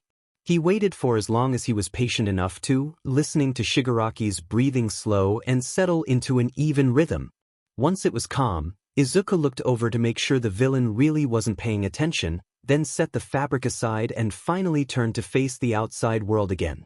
Honestly, it was a little surprising how easy it had grown to ignore the dozens of cops and heroes constantly surrounding them. He got the urge to stick his tongue out at them, mostly because his skin was starting to crawl now that he remembered he was being watched, but he refrained and turned his attention to Aizawa once again. The hero's expression was oddly tense, and it only grew even more so as Izuku shuffled over to that wall and raised his hands. He clenched one hand in a fist and stuck out his thumb and pinky, wiggling it back and forth to imitate a cell phone, then slowly spell-signed A. Aizawa's brows rose sharply, and Izuku took a deep breath, taking the next several minutes to carefully sign out the rest of his message. Ask him what he knows. About All for One. Aizawa didn't seem to recognize the name All for One, simply nodding and looking a little concerned when Izuku signed for him not to mention the name to anyone else. But he agreed, which Izuku silently thanked him for, and with one last worried look he stepped out to make the call. Izuku sighed and did some stretching while he waited, his whole body aching from lounging across the hard floor, and tried to avoid the gazes of the people around him. Without Shigaraki to distract him, it was much more awkward, so once he had carefully stretched out his hands and shoulders he began to do his usual morning exercises. By the time Aizawa returned, he was almost done, and when he caught sight of the man's tense frown he quickly stopped and scrambled to his feet. After a bit of typing, Aizawa held up a note telling him that All Might had claimed not to recognize that name, then asked Aizawa not to bring it up again or let anyone hear him saying it. Even when he was told Izuku was the one to request that information, All Might adamantly refused to say anything, only reluctantly agreeing to share once Izuku was out of the cube after lots of badgering. Izuku scowled, because by then it would probably be too late, and managed to jerkily sign back his thanks before he sat down heavily and crossed his arms in a huff. When Aizawa asked him who All for One was, Izuku sighed, then mimed settling a crown on his brow before jerking his thumb over his shoulder at Shigaraki. The hero's eyes widened, and he quickly did the hero sign asking for an estimation of the threat level. Izuku bit his lip, then shot back the sign that meant unknown, before repeating the sign for 3 times. Unlike hero rankings, which were based on popularity votes and settled in a neat little line from number 1 down to the bottom, villain rankings followed a classification system based on how much damage they could do if they just went ballistic. From the most dangerous S-classes that were on All Might's level, down through A, B, C, D, and finally F-class, which were basically just opportunistic robbers and people who had hurt others but not killed anyone. There had never been an SS class, never mind an SSS class, but Izuku was pretty sure that Aizawa could tell by his grim expression and the way he slowly signed nuclear that he was dead serious. He added that All for One had created the Nomu, which was really just a guess of his but one that he thought was fairly accurate, and that AFO, as he shortened it in spell sign, was planning something big. Aizawa's expression went dark, and the man gave a short nod, not doubting him or asking if he was joking or anything. It was more than Izuku would have expected from a teacher, and he found himself feeling oddly touched as he scanned Aizawa's written response, reassuring him that he would make sure All Might fessed up soon. Izuku gave a soft smile of thanks, watching Aizawa make another call and immediately begin yelling into the phone, then let himself lay down, resting his arm over his eyes. He dozed for a while, not really sleeping but not quite awake, unable to fully fall asleep when it was just barely late afternoon. After what he would guess was maybe half an hour, he heard some rustling followed by annoyed grumbling. When he glanced over, Shigaraki was shifting uncomfortably, trying to find a way to get comfortable on the glass floor. After a couple minutes, he gave up, nudging his hood back and letting out a heavy sigh. When he looked over and saw that Izuku was awake as well, he pushed himself upright, shuffling a bit closer to kick his leg. "Oi, brat, get up." he said, in that tone that Izuku was starting to learn meant, I'm bored and I'm going to make it your problem. What do you want? Izuku grumbled, kicking the villain's foot away. That sewing thing, Shigaraki said, pointing to the scrap of fabric Izuku had been working on embroidering. How do you do that? Izuku blinked slowly, processed that Shigaraki was trying to ask him to teach him to sew without actually asking, then pushed himself up with a little yawn. Here, I'll show you, he said, resisting the urge to roll his eyes when Shigaraki relaxed and even had the nerve to look a bit smug. He figured he'd already taught Shigaraki to apologize, so they could work on learning how to ask for help next. For the moment though, he just tugged off his hoodie and pulled over his sewing kit, using the seam ripper to tear off the hood before shrugging his hoodie, jacket now back on. Threading a needle is kind of hard no matter how many times you do it, so I'll just do it for you this time. What color do you want? Red. Shigaraki decided after a moment, and Izuku nodded, shaking his head to knock the last of the sleepiness loose as he picked up the red thread. Got it? I'll show you how to do flowers first, 'cause that's the easiest, but you should start thinking about what design you want to do. He explained, threading the needle and handing it off to Shigaraki before threading a second one for himself. He spent the next while showing and explaining how to do the 3 different stitches he knew, how to keep the fabric straight to make sure it didn't get stitched to itself, how to tie off the thread, and so on and so on. Shigaraki stabbed himself a few times, something he quickly started to grow frustrated with, but he calmed down a bit when Izuku wiggled his fingers to show off the little bits of scars he had from doing the exact same thing too much. He showed Shigaraki how to be a little more careful with where his fingers were, did a few examples of different types of flowers and leaves and vines he could do, and then the two of them settled into a peaceful silence as they both focused on their work. Oddly enough, Izuku was reminded of days after school when he would sit on the couch watching Hero News and dutifully taking notes, his mom curled up against him and humming under her breath as she repaired whatever rips and burns his school uniform had sustained that day. Of course, Shigaraki was sitting with 2 careful feet of space between them, but the similarity was enough that Izuku began to hum his mom's favorite song anyways, trying not to think about how much he missed her. You mentioned something interesting earlier, Shigaraki said absent-mindedly, his brows furrowing in frustrated concentration as he tried to untangle his thread. Izuku hummed curiously, leaning back against the wall as he resisted the urge to take the scrap of fabric from Shigaraki's hands and fix it himself. You mentioned what you would want to do if quirks didn't exist. Izuku paused, lifting his gaze to examine the villain closely. He didn't appear particularly invested in the conversation at hand, which actually made Izuku relax more than any reassurances would've. Yeah, it's something I think about sometimes, he mumbled, letting his gaze slide back down to his own sewing. I mean, if I couldn't become a hero, I was thinking about being a quirk scientist, you know? Quirk analysis is my main hobby, so it made sense. But when you think about quirks that much, it's only a matter of time before you start to think about the absence of them. So I started to wonder, what would the world look like if everyone was quirkless?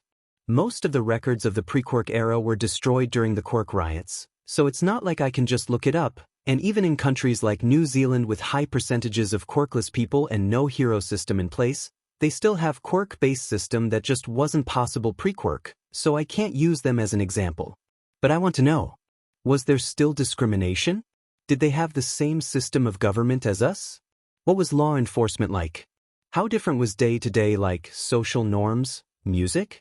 If one day quirks just vanished, how would things change? He sighed, shaking his head and picking up the needle again. I have so many questions, and it's frustrating that I'll probably never get answers. I think it would be nice, Shigaraki mumbled, making him glance up in surprise. The villain appeared to have given up on untangling his thread, and was instead just sort of staring down at the fabric thoughtfully. A world without quirks, or heroes or villains. A world where parents didn't have to be afraid that their kid might manifest a dangerous quirk.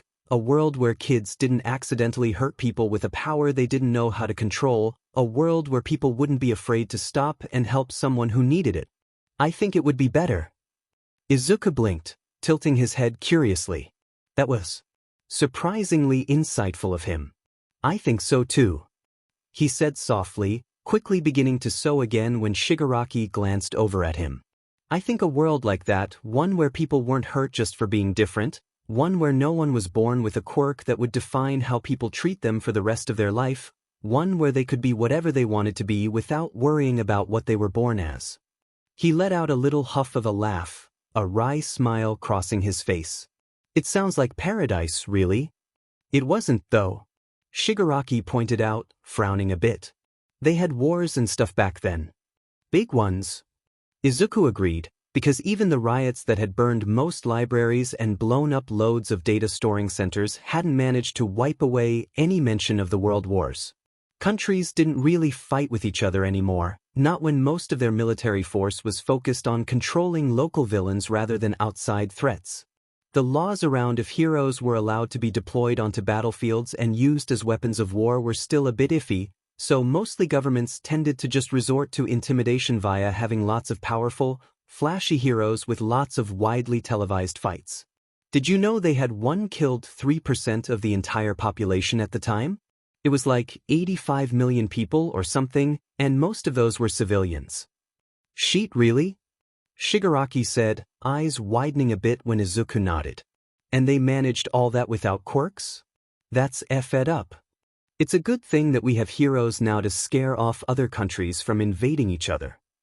Izuku said brightly, making Shigaraki scoff. Well, it's a good thing we have villains now to keep those heroes busy so they don't go running off to storm other countries. The villain shot back, making Izuku roll his eyes and return to his sewing, mostly because both of them kind of had a point and he didn't really want to fight about who was more right. Anyways, yeah, people invented lots of weird things without quirks. He continued, ignoring that little detour. They didn't have quirks to defend themselves with, so they had to make weapons instead. And they got really, really good at making them, to the point that like 9 different countries had weapons big enough to wipe out all life on the planet, and the only reason nobody used them was because of mutually assured destruction. At Shigaraki's curious look, he explained. Basically, if one country fired their nukes, it would take long enough to land that every other country could fire theirs too. And if that happened, most of the planet would turn into a nuclear wasteland with no trace of human life, and no one wanted that. So they kept their nukes hidden away, but made sure that everyone knew they had them. Huh? Shigaraki said, frowning a bit. Izuku waited for him to continue or ask a question, but the villain stayed silent, so he moved on. Of course, we make support equipment now. He said lightly, hoping to make the topic a bit brighter. Why was it that whenever he talked to Shigaraki, they always circled around to death and despair and anarchy or whatever? And most of the people who invent that kind of stuff don't have intelligence-boosting quirks or anything else that would help with that, so I guess we're still inventing weird stuff without using quirks for it today. He smiled a bit, remembering a time when he must have been 6 or 7 years old and drawing all sorts of insane, unrealistic inventions that he had hoped he could use as support equipment once he became a hero. He had been creative as a kid, but not particularly skilled, so he had given up on that particular idea fairly quickly. I wonder what it would be like. Shigaraki mumbled finally, startling Izuku out of his thoughts as he looked up. To live like that, I mean, not being afraid of leaving your home, not being afraid of meeting someone with a dangerous quirk in a dark alleyway, but knowing that the whole world could be wiped out at any second just because some politician got said and pushed a button. It's a different kind of fear, isn't it? That I guess it would be. Izuku said softly, tilting his head and considering that. Because if you're afraid of a person, you can train your quirk or get locks on your doors or barricade yourself in your home. But if what you're afraid of is a bomb getting dropped on your head, well, there's not really much you can do about that, is there? Those nukes, they were a secret back then, right? Shigaraki asked, looking genuinely perplexed. If you're constantly worried about the world ending, there's no way someone could live like that, right? I don't know. Izuku admitted, shrugging. There's no record of what daily life was like back then. But if I had to guess, it's not like they had a choice, you know? It wasn't like they could just move to a different country to escape it. It was the whole world. If they knew about the danger, they probably just ignored it and moved on with their lives. Because if your options are to break down with fear or live, I think that most people will just live. People are resilient like that. He finished off his speech with an awkward little nod, glancing over at Shigaraki nervously, but the villain was just staring down at his embroidery thoughtfully. What do you think death is like? He asked suddenly, which probably would have been a lot more startling if Todoroki hadn't said the exact same thing in an attempt to make small talk during lunch. It still made Izuku jump, then let out a wry little huff as he shook his head, wondering if Shigaraki was just running down a list of dark topics in an attempt to weird him out. Blue. Izuku decided, nodding to himself. I think it's blue. You think death is blue? Shigaraki echoed, turning to stare at him like he was crazy. Yeah, Izuku said, pointing to the scribbles about colors on the wall that still hadn't been erased. Blue. Shigaraki followed his gesture, blinking and tilting his head in consideration as he eyed the attributes listed under blue. Peace, sadness, reliability, lack of emotion, and trust, to name a few. Blue.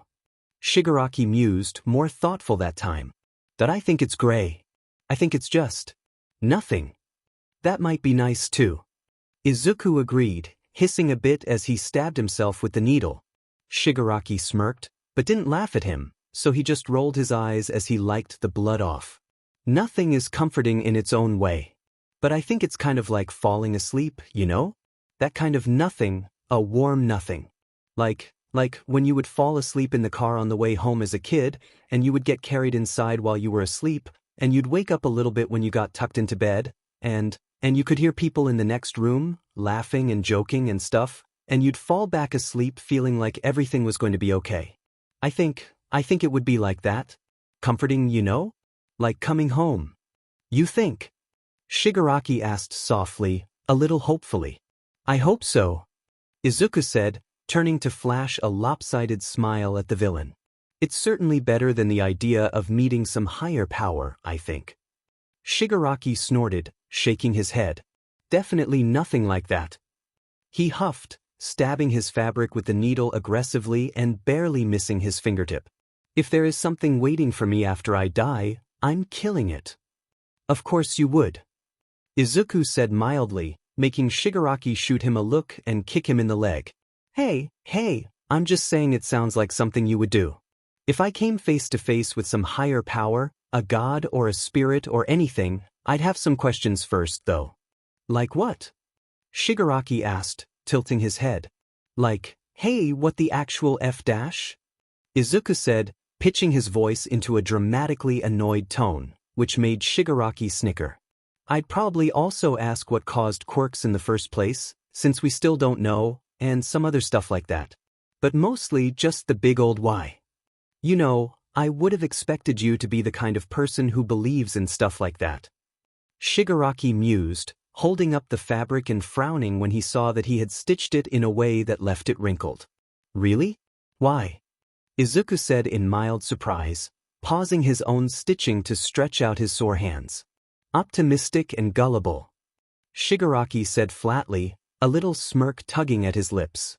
Oh, of course I should have known. Izuku grumbled sarcastically, rolling his eyes. Besides, there's no scientific evidence of something like that, and I don't think I'm the gullible one out of the two of us. What's that supposed to mean? Shigaraki said, straightening up and frowning. Izuku hesitated, then shook his head, deciding not to press that issue yet. As much as he wanted to grab Shigaraki and shake him until he realized that Sensei was manipulating him, he didn't think there was anything he could say that would convince the other boy yet. Don't worry about it. I just mean, I've been able to find a perfectly reasonable scientific explanation for most of the quirks I've come across, so attributing everything to magic or some higher power when I can't find the answer would just feel like giving up. Izuku explained, shaking his head.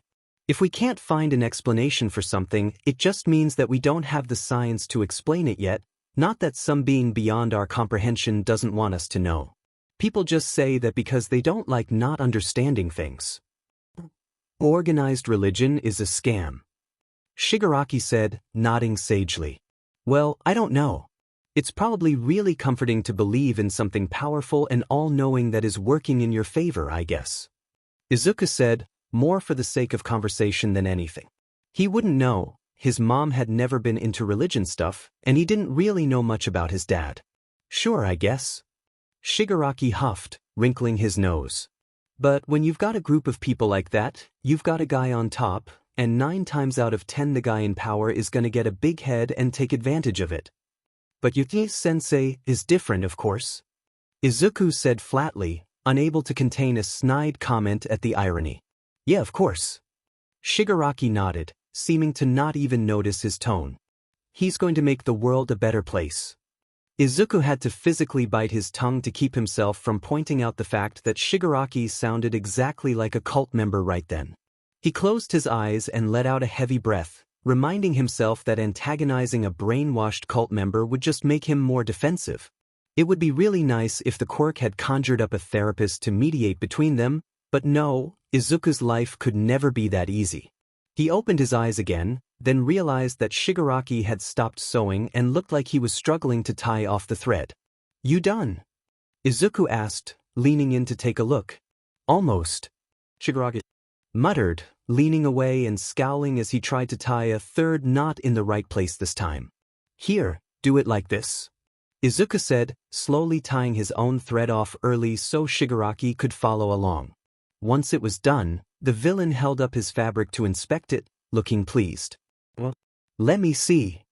He made a grabby gesture, but Shigaraki jerked away and curled around it with a glare. Come on, I'm sure it's not that bad. Izuku reassured, shifting forwards in a half-hearted attempt to swipe it. Surprisingly, Shigaraki let him, though he huffed and muttered and crossed his arms grumpily about it. Izuku held up the hood, tilting his head as he tried to make sense of the messy, uneven stitches. There was a horizontal zigzag line across the hem, and 2 vaguely slanted blobs above it. Izuku grinned, finally seeing the face that Shigaraki had stitched out, with bright red teeth towards the face of the hood and narrowed, angry eyes up towards the top. Oh, that's so cute. He cooed. It is not. Shigaraki snapped, snatching it back. It's red, it's supposed to be threatening. Well, I think it's adorable. Izuku huffed, grabbing the fabric again and carefully taking the needle that time. Here, let me show you how to fill it in. He gave Shigaraki a needle threaded with a white thread, then showed him how to stitch the whites of the eyes and the teeth. Once that was done, he took it back to cut out the excess fabric around the teeth, then stitched it back to his hoodie. When he pulled the hood low over his face, he grinned widely, pleased with how it looked. He gave Shigaraki a smug, see, look, but the villain just blushed and scowled, flopping down and tugging his own hood over his head with a lot of unintelligible, indignant muttering. Izuku rolled his eyes, then spent a couple minutes stretching his sore hands, back, and neck before getting up to pace back and forth. He organized the piles of stuff, reorganized them in a different way, paced again, then lay down on his stomach and started watching the heroes, trying to see if he could teach himself to read their lips. That, of course, was when All Might showed up. He was in his skinny form, thankfully, but Izuku still couldn't stop himself from inhaling sharply at the sight of the man, which made Shigaraki glance up. He quickly schooled his expression again and tried to look casual, but the villain still squinted at him, glancing back and forth between him and All Might as Aizawa moved to intercept his mentor with a glare. So he probably hadn't gotten permission before showing up, then. Who's that? Shigaraki asked, tilting his head. HM? Oh, one of my teachers. Izuku said, trying to keep his voice light even as his gaze stayed sharply focused on All Might. Shigaraki hummed, but watched the 2 heroes curiously as Aizawa seethed and All Might protested. After a good amount of arguing, Aizawa stepped aside, gritting his teeth and looking like he'd rather throw All Might out the window than let him approach the cube. As they got closer, Izuku caught All Might's eye and set his expression into a displeased look as he carefully spell-signed, "They." All Might blinked and cast a sheepish look at Aizawa, who sighed and translated, then perked up and pulled out a little notebook. Instantly, Aizawa snatched it and snapped something at him, pinching the bridge of his nose like Yagi-san was the dumbest person he's ever met. All Might puffed up, and the 2 of them bickered for a second until Aizawa said something that made him shut up slightly as the 2 of them both glanced at Shigaraki. If he had to guess, It was probably something about how All Might could either share whatever information he had with Aizawa to get it translated into sign language for Izuku, or write it down on a paper and share it with both Izuku and Shigaraki. Shigaraki, who wasn't stupid and could tell when he was being treated like a threat, sat up a little and glared at them, which made both heroes glare back. Izuku sighed, then held up a finger in a 1-second gesture, not waiting for a response before turning back to Shigaraki. "Listen, can you give us a second?" he asked quietly, his expression sincere and a little sheepish, like he knew what he was asking was unreasonable and was embarrassed about it. He's a family friend, and if he's here then something bad must have happened. He let his eyes widen a bit, going all pleading and nervous and apologetic, and Shigaraki relaxed with a puff of a sigh. "All right, fine," he muttered, and Izuku lit up with a grateful smile. "But you owe me a favor now, all right?" Sure.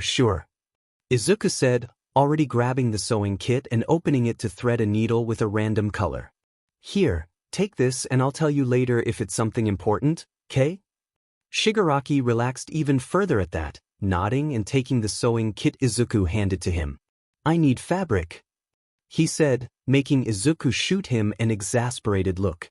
"What do you think you're wearing?" Izuku said, gesturing to his hoodie.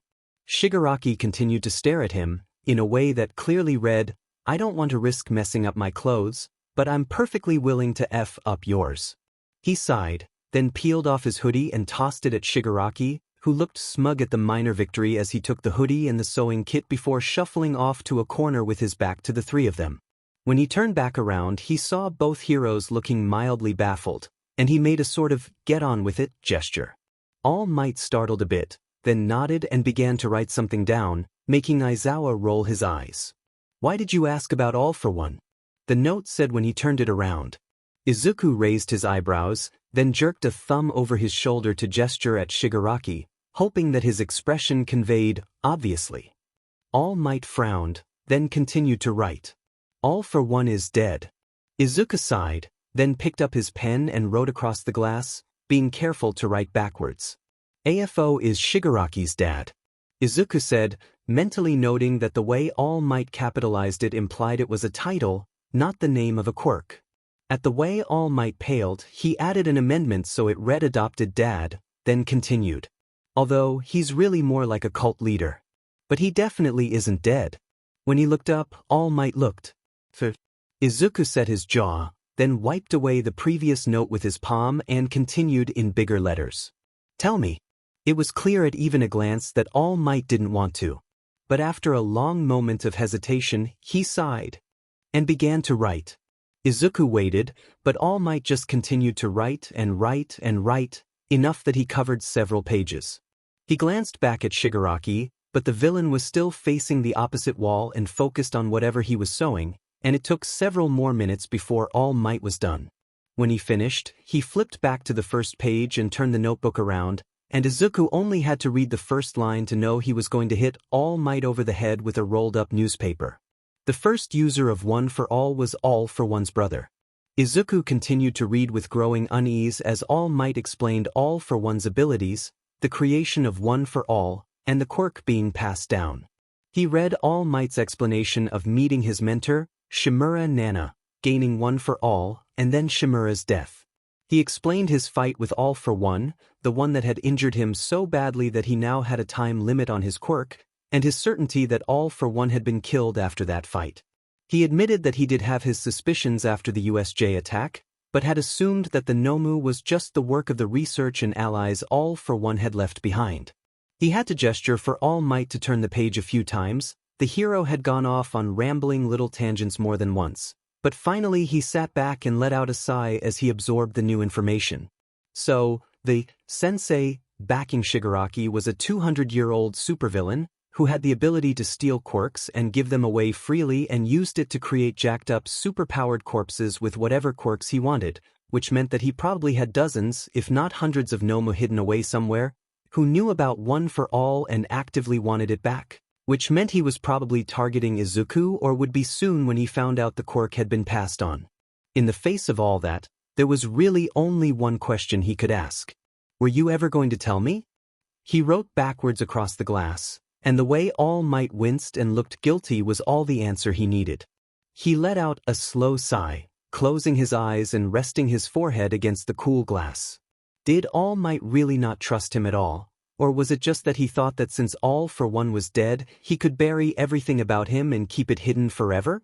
And had he really just stopped as soon as he assumed All for One was dead, instead of trying to track down his followers and allies and whatever bases he would have had to use to store his stuff?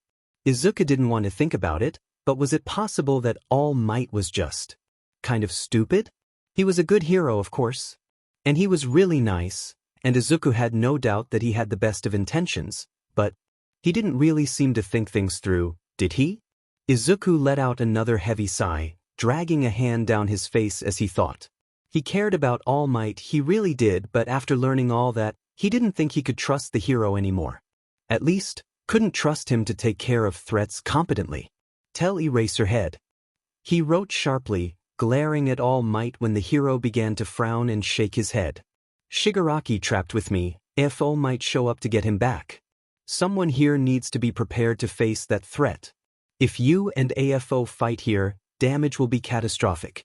Eraser's quirk is perfect for this, but he needs to know so he can help. All Might hesitated, clutching his notebook and looking overall uneasy and guilty, like his urge to keep all the civilians safe was at odds with his self-sacrificing urge to make sure he was the one fighting. That, or maybe he just didn't want to give up a secret that he had been keeping hidden for, 30 years at that point? Izuku sighed, then knocked on the glass to get his attention and direct his focus to a new line. The fact that you kept this hidden, didn't share info about AFO plus have other people keeping an eye out for him and his allies, is why we're here in the first place. We can't help if we don't know what we're facing. He met All Might's eyes with a cold, hard look, tapping the last line to really emphasize it. Tell him everything.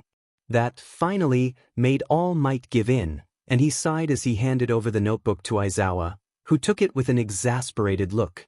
Izuku quickly scrubbed away his last message, then glanced behind him at Shigaraki, who was struggling to undo a knot in the thread with his teeth.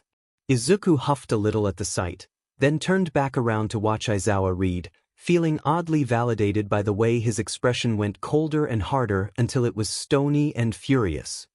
He pulled out a pen and flipped to a blank page on the notebook, writing a question and holding it up without even glancing at All Might. "When did you get Ofa?" he asked. Izuku blinked, confused at the question and a little unnerved by having that furious expression turned towards him, and he glanced at All Might. All Might read the question, blinked, then answered it, which just made Aizawa's jaw clench as he slowly turned to face the hero, clutching the notebook like he was thinking about smacking All Might with it. He hissed something that was probably scathing based on the way it made Yagi flinch, eyes going wide with guilt and hurt. He didn't reply though, so Aizawa just sighed and turned back around to face Izuku again, jotting down another note before hesitating, shaking his head and continuing. "I owe you an apology, Midoriya. If I had known you got your quirk that late, I would have ensured that you got extra training to help you catch up to your classmates. I should have done it anyways, but if I had been informed, well, I'm sorry." Izuku felt his face heat up with embarrassment, and he quickly shook his head, grabbing his pen to protest. Aizawa had nothing to apologize for, Izuku didn't need any extra training. Besides, it made sense that Aizawa slipped a little on minor stuff like that. He'd had villain attacks and his students' lives to worry about, and it had only taken Izuku 2 weeks to mostly get it under control. He had figured it out in the end, it was fine, an apology wasn't necessary. But when he looked up, Aizawa was giving him a flat look, and he sort of got the feeling that no matter what he said, Aizawa wasn't going to be swayed. Izuku wanted to insist it wasn't his fault, but he also knew the feeling of making a mistake and wanting to own up to it. So after a moment of hesitation he nodded slowly and capped his pen again. "Your quirk came in late?" Shigaraki asked, making him jump and whirl around to face the villain with a glower. Shigaraki blinked at his expression, then huffed and held up the thread to show that he had tangled it hopelessly. Izuku sighed, then scooted over to take it and help him untangle it. "Yeah, it did. That's why Eraserhead is mad, because he Izuku nodded at All Might, who looked remarkably like a kicked puppy right then as Aizawa scolded him. "Didn't tell him." "Why didn't you tell him?" Shigaraki asked, tilting his head. Izuku paused, then shrugged a little awkwardly, looking away. I thought it was best to keep it a secret. He mumbled, now kind of wishing he had just gone against All Might's wishes and told Aizawa in the first place. At the time, he had trusted All Might far more than some random teacher, but now. No, he still trusted All Might, of course. He didn't think the man was evil or anything, but now it was just kind of hard to see him as anything other than, well, a man. Yagi-san had a lot of power and a lot of determination and a lot of goodness, but he ultimately wasn't very bright, and in the end that just made him sort of pitiful. He shook his head and finished untying the thread before handing it back to Shigaraki, who looked a little awkward. My quirk manifested late too, he said finally, shrugging one shoulder. It's not a big deal, it happens. Izuku huffed out a laugh, amused by Shigaraki's attempt to cheer him up, even if it was unnecessary. He was right, though. Late quirk manifestations were rare but not unheard of, though they seem to have died out in the past 50 years or so. Sure. Give me a couple more minutes, okay? He said, and Shigaraki nodded as he turned back to whatever he was working on. Izuku scooted back over to the other side of the cube, where Aizawa appeared to be done scolding All Might and had turned back to him. Aizawa thanked him for sharing that information, made a snide comment about how at least someone knew it was important for heroes to rely on each other and share information, then finished up that rant with a pointed look and told him that they would be discussing all that once he got out. Izuku fidgeted with his hands as he nodded, feeling remarkably like a kicked puppy himself, and Aizawa gave him one last, approving, nod before grabbing All Might by the collar and storming off, probably to go grill him about what quirks and resources All for One had access to. That was what Izuku would have done, anyways. He let Shigaraki know as soon as they were gone, but the villain was still focused on whatever he was sewing, and just nodded without looking up at all. There wasn't much for Izuku to do after that, so he just did a few basic stretches before doing some crunches. Shigaraki glanced at him and muttered something about him being a gym rat, but he just rolled his eyes and continued. Based on the sunlight, he'd guess it was late afternoon by that point, maybe early evening. The sun was just setting by the time Present Mike showed up, greeting him with a cheerful wave.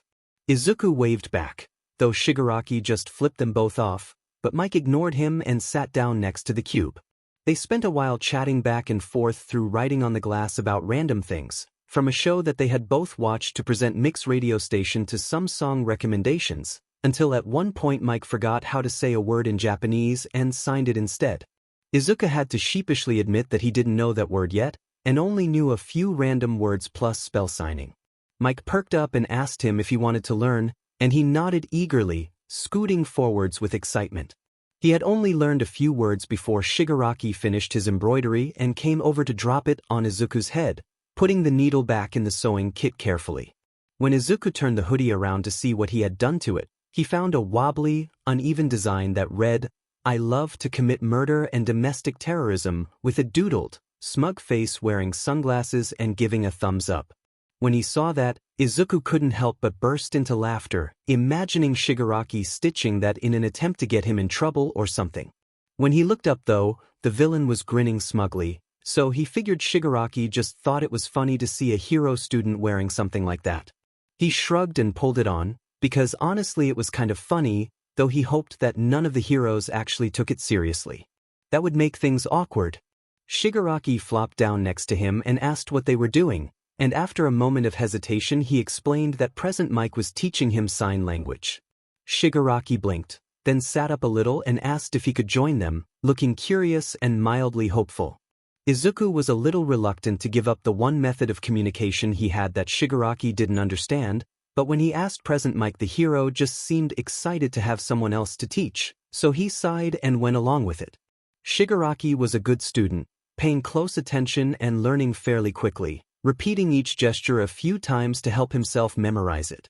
Izuku had to correct him once or twice when he signed a bit too aggressively and turned them into different words entirely, and admittedly Present Mike had fairly weird priorities for the words he was teaching, but it was kind of fun. At one point, Izuku thought he saw a flash of purple out of the corner of his eye, but when he looked up he just saw the ceiling and the security cameras. He squinted for a second, trying to remember if that camera had been there before. But then Present Mike caught his eye and repeated a sign more deliberately, and he shook it off as he went back to paying attention, snickering when Shigaraki performed a sign a bit too quickly and smacked himself in the face. Of course, Shigaraki then immediately smacked him upside the head for laughing, which made him hit the villain back. About 3 seconds before they completely devolved into another brawl, Present Mike knocked on the glass and gave them both a stern look, telling them not to fight during class. Izuku blushed and signed an apology, though Shigaraki just scowled and looked away, but they both stopped fighting and went back to paying attention. They kept going until long after it had grown dark and the cops and heroes had changed shifts, though they appeared to have completely given up on doing any kind of guarding and were just playing cards. Actually, from where Izuku was sitting, it kind of looked like they were gambling, and he figured his guess was correct when he saw the annoyance on Mick's face. Eventually, though, Shigaraki started to yawn, and Present Mike officially dismissed class and told them to get some sleep. Shigaraki protested immediately, insisting that he wasn't tired, but then Izuku let out an exaggerated yawn and announced that he was going to go to bed. Seeing that, Shigaraki huffed and grumbled, but relented and went to lay down as well. Izuku rolled his eyes, which made Mike smile a bit and sign, "Good night." He signed it back, then tucked his arm under his head and tried to go to sleep, even though he wasn't actually tired yet. He tossed and turned for a while, but his mind was racing too much for him to sleep, so he ended up just laying on his back and staring up at the ceiling as he thought. So, all for one and one for all were connected after all. He thought about it for a while, considering the fact that he was one for all's successor and Shigaraki was all for one's, sort of. It was kind of like two sides of the same coin, wasn't it? A villain and a line of heroes, chasing each other around and around in circles in a cycle that wouldn't stop until one of them died. Could Izuku end a cycle that had lasted 200 years? If All for One had been injured badly enough in his fight with All Might for everyone to assume that he was dead, then maybe it was possible that he was still suffering from those injuries like All Might was, right? If he was injured, then maybe Izuku could take him down, if he could set it up right and make sure Eraserhead was there to erase all of All for One's quirks. Except, would that work? Maybe Erasure would only be able to erase one quirk at a time? Izuku sighed, throwing an arm over his eyes. All for One seemed to be afraid of One for All, the one quirk he couldn't steal, so there had to be at least a chance. Unless all of it was just because All for One wanted his brother's quirk back? Izuku didn't want to think that a villain that cruel could have a sentimental reason like that, but he had to admit it was a possibility. He didn't think it was a very likely one though. Someone who would be sentimental about family for 200 years probably wouldn't be the type of person to kidnap a kid to use as the figurehead for his cult. Unless he had different plans for Shigaraki? It was possible that he had been injured badly enough that he felt like he wasn't threatening anymore, or maybe wasn't able to move around much, and just needed Shigaraki for that, but it was possible that his plans went deeper. Could All for One be passed down, like One for All could? Well, someone who had been able to create Nomu could probably figure out something like that too. But Shigaraki seemed oddly ignorant, and All for One would probably want to train his successor better than that. It would be easy too, given how smart Shigaraki had proved to be. There wasn't much he could think about there. He didn't have enough information to even guess, so he switched to another train of thought. If All for One was the creator of One for All, even unintentionally, then he must have held the quirk, or at least part of it, at some point, right? So was All for One of the vestiges inside the quirk? Izuku shuddered at the idea, really hoping that he didn't have some sort of psychic link to a 200-year-old supervillain inside his head. It was unlikely. All Might couldn't communicate with him mentally after all, and the vestiges he had met were really all fuzzy blobs with no discernible face or personality or anything. They all spoke in disjointed voices, unable to agree on what to say, and they only showed up in his dreams in a place where he couldn't speak or move. Besides that one time at the sports festival, which had made him wonder if the extra people in his head gave him some sort of natural immunity to mental quirks. The idea of vestiges in the first place was kind of intriguing too. Were they just imprints on the quirk, like dents in a wood table, or were they real thinking, planning people with emotions and memories and stuff? The fact that they all just yelled and couldn't seem to talk to each other or work anything out made him think it was the first one, but still, it was fascinating. If it was the second option, Was that what would happen to him if he died before All Might? If he died after All Might, but without passing the quirk on to anyone, which he was starting to think that maybe he wouldn't, would he become a vestige of himself floating around inside whatever remnants of the quirk lay within All for One? If he managed to die after All Might and All for One, where would One for All go? Would it die with him, or would the vestiges be able to choose someone else to transfer to? That seemed unlikely, but with quirks, and especially sentient quirks, anything was possible. Maybe that was why All for One was trying so hard to get a hold of One for All. Maybe he was just curious about the vestiges. Or maybe he thought he could talk to his brother again if he could get access to the memory of him within the quirk. That was kind of a sad thought, but Izuku reassured himself that All for One probably didn't even know about the vestiges. And if he did, he was the kind of evil BSTRD that would be more interested in seeing if he could use that concept to rule the world or live forever or something. Like, if he could possess someone else's body by passing his quirk and thus his consciousness within it onto a different person. Yeah, that seemed way more likely than him using it to talk to his dead brother, the one that he had killed. Izuku froze, his whole body going completely rigid as his mind skipped like a broken record. Wait, no, that wasn't possible, right? He sat up, covering his mouth with his hand as he stared wide-eyed down at the glass floor. No, it could be, because if it was then the vestiges in his head would have possessed him already, right? But they probably hadn't been quirk scientists who dabbled in human experimentation like All for One, and they had also been heroes, so maybe they just decided not to even if they could out of respect for his boundaries or something. They also didn't have access to the outside world and things like sedatives or surgical tools or whatever else would be needed for a procedure like that. Like a willing test subject. Izuku swallowed bile as he turned to look at Shigaraki, who was sleeping peacefully without a care in the world. That would explain why All for One had kept him so isolated and ignorant, wouldn't it? Not only that, but actively trying to keep him impulsive by forcing him into a constant state of quirk buildup and not teaching him anything like emotional regulation. It was well known that having unstable emotions or a lack of mental DSPLN made one more susceptible to mental quirks, especially ones that put them in direct conflict with the attacker's mental strength, like possession-type quirks. And if All for One really had been damaged in that battle with All Might, or even was just reaching the limit of whatever longevity quirk he'd stolen, it would make sense that he was looking for a new body to hop into. And he had sent Shigaraki out on his own, loudly proclaiming that he was the League of Villains, to establish himself for when he took over Shigaraki's body. In response to all that, the only thought that Izuku could call up was holy shit. As though he could sense Izuku's thoughts, Shigaraki twitched in his sleep and let out a soft, unhappy noise.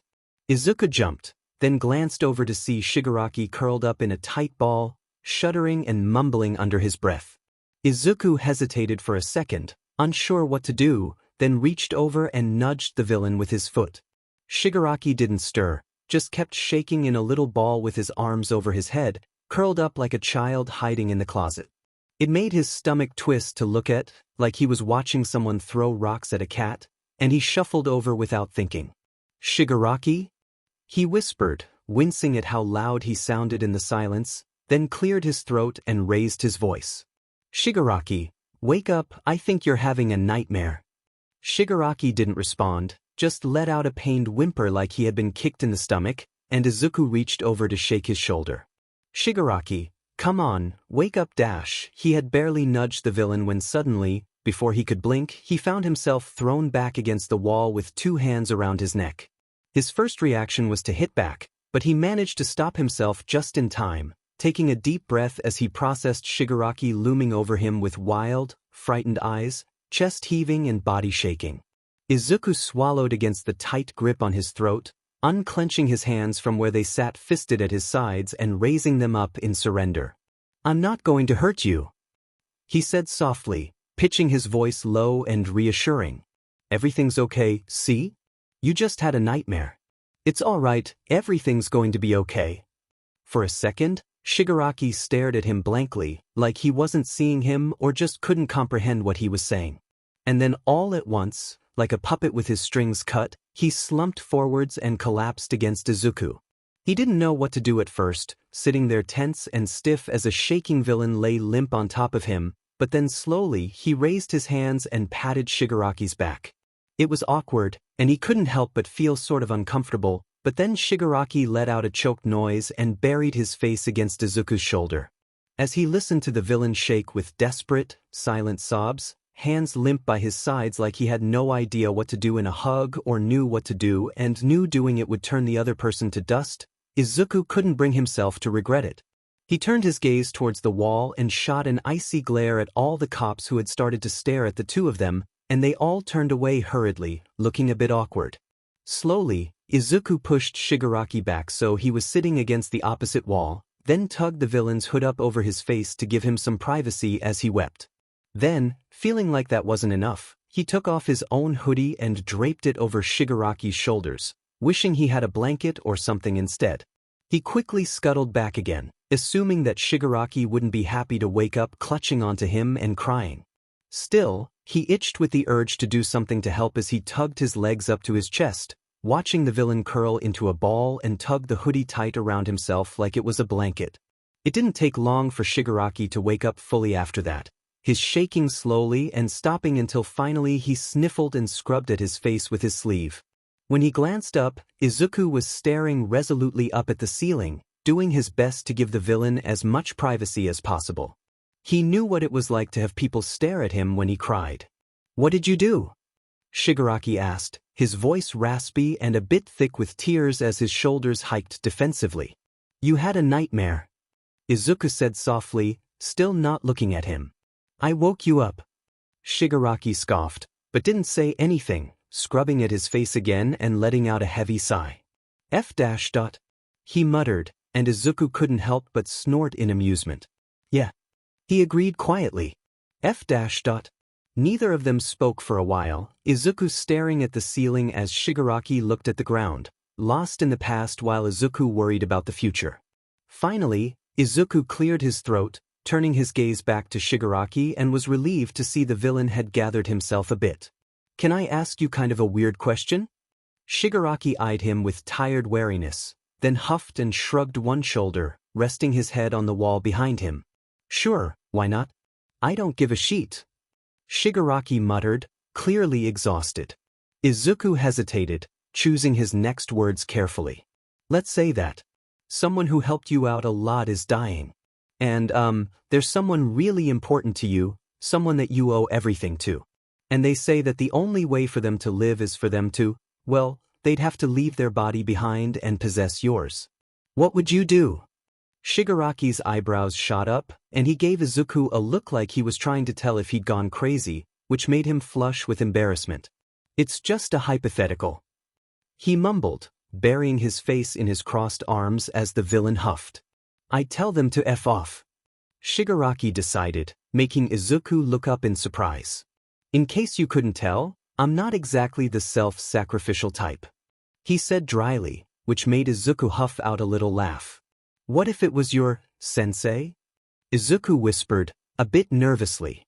Shigaraki blinked, and then frowned. "Sensei wouldn't do that," he said with a loyal confidence that made Izuku want to cry. "It's just hypothetical," he said instead. Shigaraki frowned uneasily for a few seconds, then huffed and shook his head. "No. I'd still tell him to F off. I'm not giving up my body, he can go find a different one," the villain said firmly, setting his jaw like a stubborn kid with a toy he didn't want to share. Izuku couldn't help it, he burst into incredulous, almost hysterical laughter, making Shigaraki startle. Because if his guess was right, and if Shigaraki wasn't lying about his answer, then Izuku knew more than either side right then. He knew All for One's plan, which was more than the heroes knew, and he knew that it wouldn't work, which was more than the villains knew. Well, no, it was also possible that All for One knew just from Shigaraki's personality that he wouldn't take this whole possession plan lying down, and wasn't planning to ask nicely. But unless he had a way to take Shigaraki's self out of his body before he hopped in, which Izuku thought was unlikely without doing irreparable damage to Shigaraki's brain, then there would have to be a struggle of some sort between the two to decide which one of them would take control of the body. Two people couldn't be in control of one body at the same time, There was no physical way for the body to follow two conflicting commands simultaneously. Either one or both of them would have to either go dormant or be completely destroyed. But even if All for One knew that Shigaraki wouldn't just agree, Izuku really doubted that the supervillain knew exactly how deep Shigaraki's resolve was. He probably just saw Shigaraki as an unruly child, one that followed his every command and would eventually grow into an expendable tool. He thought Shigaraki was foolish and easy to manipulate because he had deliberately never allowed him a chance to learn or a chance to hear a contrary opinion. He didn't know how smart Shigaraki really was, how determined he was to live, and how vicious he could really be. If All for One had really known all of that, he never would have left Shigaraki locked in a cube with a hero, after all. Because Shigaraki was selfish and childish and a little crazy, but he was sharp as a whip, and he would use anything to his advantage. Even information provided by the enemy. The reason All for One wasn't doing everything in his power to get Shigaraki back as soon as possible, in Izuku's unprofessional opinion, was because he saw Shigaraki as so stubborn and childish and loyal that he would never listen to someone from the hero's side, even if they were making sense. He saw being locked in a cube with the enemy as a punishment for acting recklessly, not a potential information leak. It was all so ridiculous, and yet made so much sense, that Izuku couldn't help but laugh. "Yeah," he said, still giggling breathlessly. "Me too. I would tell them to F off too." Shigaraki blinked at him, looking confused, and then suddenly his eyes widened as he straightened up a bit. "Is that what All Might said?" The villain asked, his voice low and urgent. "That he needs to hijack your body, like a freaky ghost?"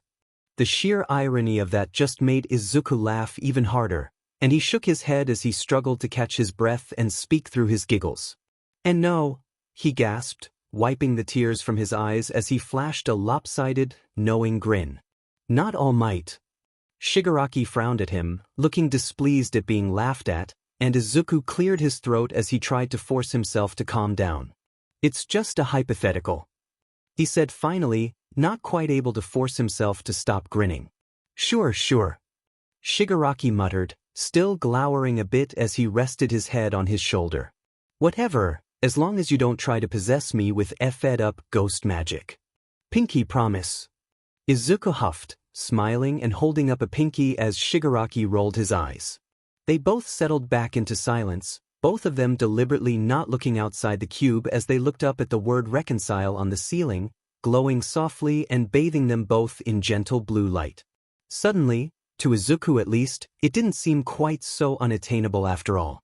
If he could just find some proof to convince Shigaraki that All for One really was planning to do some body hoping, if he even was, then maybe.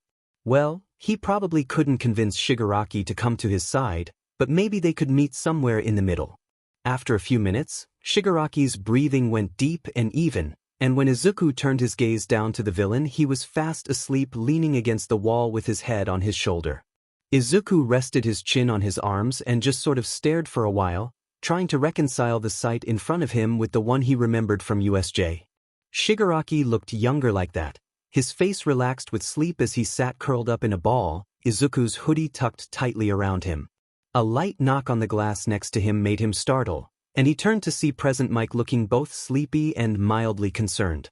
The hero asked him in sign if he was okay, and he nodded in response, fumbling to grab his pen in the dim lighting. "He's really small, isn't he?" Izuku wrote, too tired to write it backwards as he let his gaze slide back to Shigaraki. It took present Mike a while to decipher it, but once he did he frowned a little and moved to grab his own pen. "He's not much older than you," the hero pointed out, gaze soft and somber. Izuku hummed, considering that for a moment before nodding slowly. "We're pretty small, aren't we?" He corrected himself, which just made Mike look even sadder for some reason. He felt kind of small right then. How could he not, when he was up against what was likely the biggest threat in the world, a modern-day nuclear warhead in human form? Was it possible for anyone to not feel intimidated when he was facing someone who could literally have any and every quirk? Suddenly, he found himself unable to stay mad at All Might for keeping all that secret anymore. If it was someone like that, he would do anything to keep the past buried, too. Izuku had a weird dream that night. Well, he had weird dreams on lots of nights. But it was a weird one for all dreams specifically, which was a little less common. The sort of mental room, dreamscape kind of thing that the Vestiges sometimes pulled him to while he was asleep was a blurry, vague space with inconsistent proportions and lighting. The only things constant were the Vestiges themselves, two that never spoke but still seemed aware, one that didn't move or react at all, and five that all kept trying to talk to him and tell him stuff that he could never really hear. But that time, it was different. It was still the same. Space, if it could even be called that, but the Vestiges were acting weird. One of them was standing right in front of him, and for some reason, Izuku got the feeling that that one was holding the rest back. She seemed to solidify, until suddenly Izuku found himself face to face with a woman about the age of his mom, somewhere between 30 and 40 but probably not older. She had black hair and wide, hopelessly sad eyes, and that was just about all the detail he could make out as she cradled his face in her hands with a touch that felt like electric static and mint. "Save him," she said, though Izuku couldn't tell if her mouth moved. Her eyes were shiny, like she was holding back tears, but her gaze was cold and hard and determined. "You have to save him." Her words were pleading, but her tone was a firm command, slamming into his skull like an order from a superior officer. He wanted to ask who he was supposed to save, wanted to ask how, but just like always he couldn't move or speak. The other Vestiges started to shift and sway, a low din of whispers quickly becoming louder and more incomprehensible, and the woman faded into a blurry silhouette once again. And then, shadowy hands were reaching for him, trying to pull him in or push him away or just grab him and force him to listen. He tried to look at their faces and memorize their words, but it was like something was blocking him. Like he wasn't ready yet. He tried to tell them that too, but he didn't think they could hear him, and then suddenly he was surrounded by shadow and lightning and ozone and desperate voices too loud to be heard, screaming at him to wake up, wake up, wake up, wake up. "Midoriya, wake up." A voice yelled as something hard and hollow bounded off his head, and he jolted upright with a gasp, pressing a hand to his chest to calm his racing heartbeat. "You don't have to yell," he muttered, scrubbing a hand-down face to try and rub the hazy sleepiness from his eyes.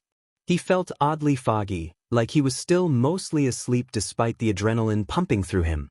He frowned at the empty water bottle next to him, then lifted his head and blinked slowly at Shigaraki, who was pressed flat against the opposite wall and staring at him with wide eyes like he was a hungry tiger or something. "Did you throw that at me?" he asked, more baffled than upset. "You were possessed, what the hell was I supposed to do?" Shigaraki yelled, eyeing him dubiously. "Are you a ghost now? Tell me something only the real Midoriya would know." "You're an a-hole," Izuku muttered, yawning and lying back down. Maybe if he slept for a little while longer, that hazy feeling would go away. The real Midoriya is never that rude," Shigaraki announced triumphantly, pointing at him accusingly. "He is when you wake him up by throwing a water bottle at his head." Midoriya huffed with annoyance, then paused and blinked. I mean. When Shigaraki eyed him suspiciously, he rolled his eyes in exasperation. "Oh, for F's sake, I'm not possessed, okay? Besides, we agreed that there's no afterlife, so no such thing as ghosts." "You were glowing," Shigaraki insisted, though he did reluctantly sit down next to Izuku with a bit more suspicious side-eyeing. "And not the usual way, with the lightning, but from your insides and face and stuff. I could see your ribs through your skin. And then you opened your eyes, your fucking glowing eyes, and started saying all sorts of nonsense. If that isn't possession, I don't know what is." Izuku blinked in surprise, processing that, then huffed and shook his head. "Sometimes my quirk activates in my sleep." He grumbled, which wasn't untrue. It just only did that during his weird ghost dreams. "I wasn't possessed, just sleep-talking." Shigaraki paused, then relaxed, sitting back with a little sigh. "Oh good," he muttered, looking slightly relieved. "Being stuck in a box with a hero brat is already effed up. I don't want to have to deal with a possessed hero brat." Izuku huffed out a soft laugh, his eyes drifting shut again. "Yeah, well, I'm sure you'd figure something out. If that's all you need, can I go back to sleep now?" He grouched, still a bit annoyed at being woken up. Sure, I don't care. Just knock it off with the ghost sheet, all right?" Shigaraki scolded, and Izuku hummed non-committally as he dozed off fairly quickly. He didn't have any more dreams, and he only slept for another hour before he woke up feeling much better that time. When he did, Shigaraki looked much more calm, though he was still side-eyeing Izuku suspiciously like he expected a ghost to pop out at any second. Izuku stuck his tongue out at the villain before he was even fully awake, which seemed to make Shigaraki relax for some reason. He yawned, thought about how much he was craving a nice bowl of katsu curry, then winced as a hunger pang tore through him, then finally pushed himself upright and scrubbed at his face. Mentally, he felt alright, but physically he felt sort of sluggish and weighed down. He could probably get up and run if something went wrong, but he didn't think he could make it very far. He couldn't quite tell if that was because he hadn't eaten anything in, how long had it been, in days, or if it was because he was just emotionally drained from the situation at large. "How long have we been in here?" Izuku asked, directing his question at the ceiling. Shigaraki blinked, then frowned, ticking the days off on his fingers. For days, I guess? Today would be the 5th. He said, frowning. Is it weird that that kind of feels like longer than it's been, but also not long enough? Nah, I get it. Izuku sighed, rubbing his eyes. With nothing to do, it feels like every day takes forever, but with nothing happening it feels like the days just blend together. That was basically what my whole middle school career was like. Quit being so smart, it pisses me off. Shigaraki scoffed, wrinkling his nose. Is that what middle school is like? Izuku blinked, and then it suddenly occurred to him that Shigaraki was a homeschooled kid.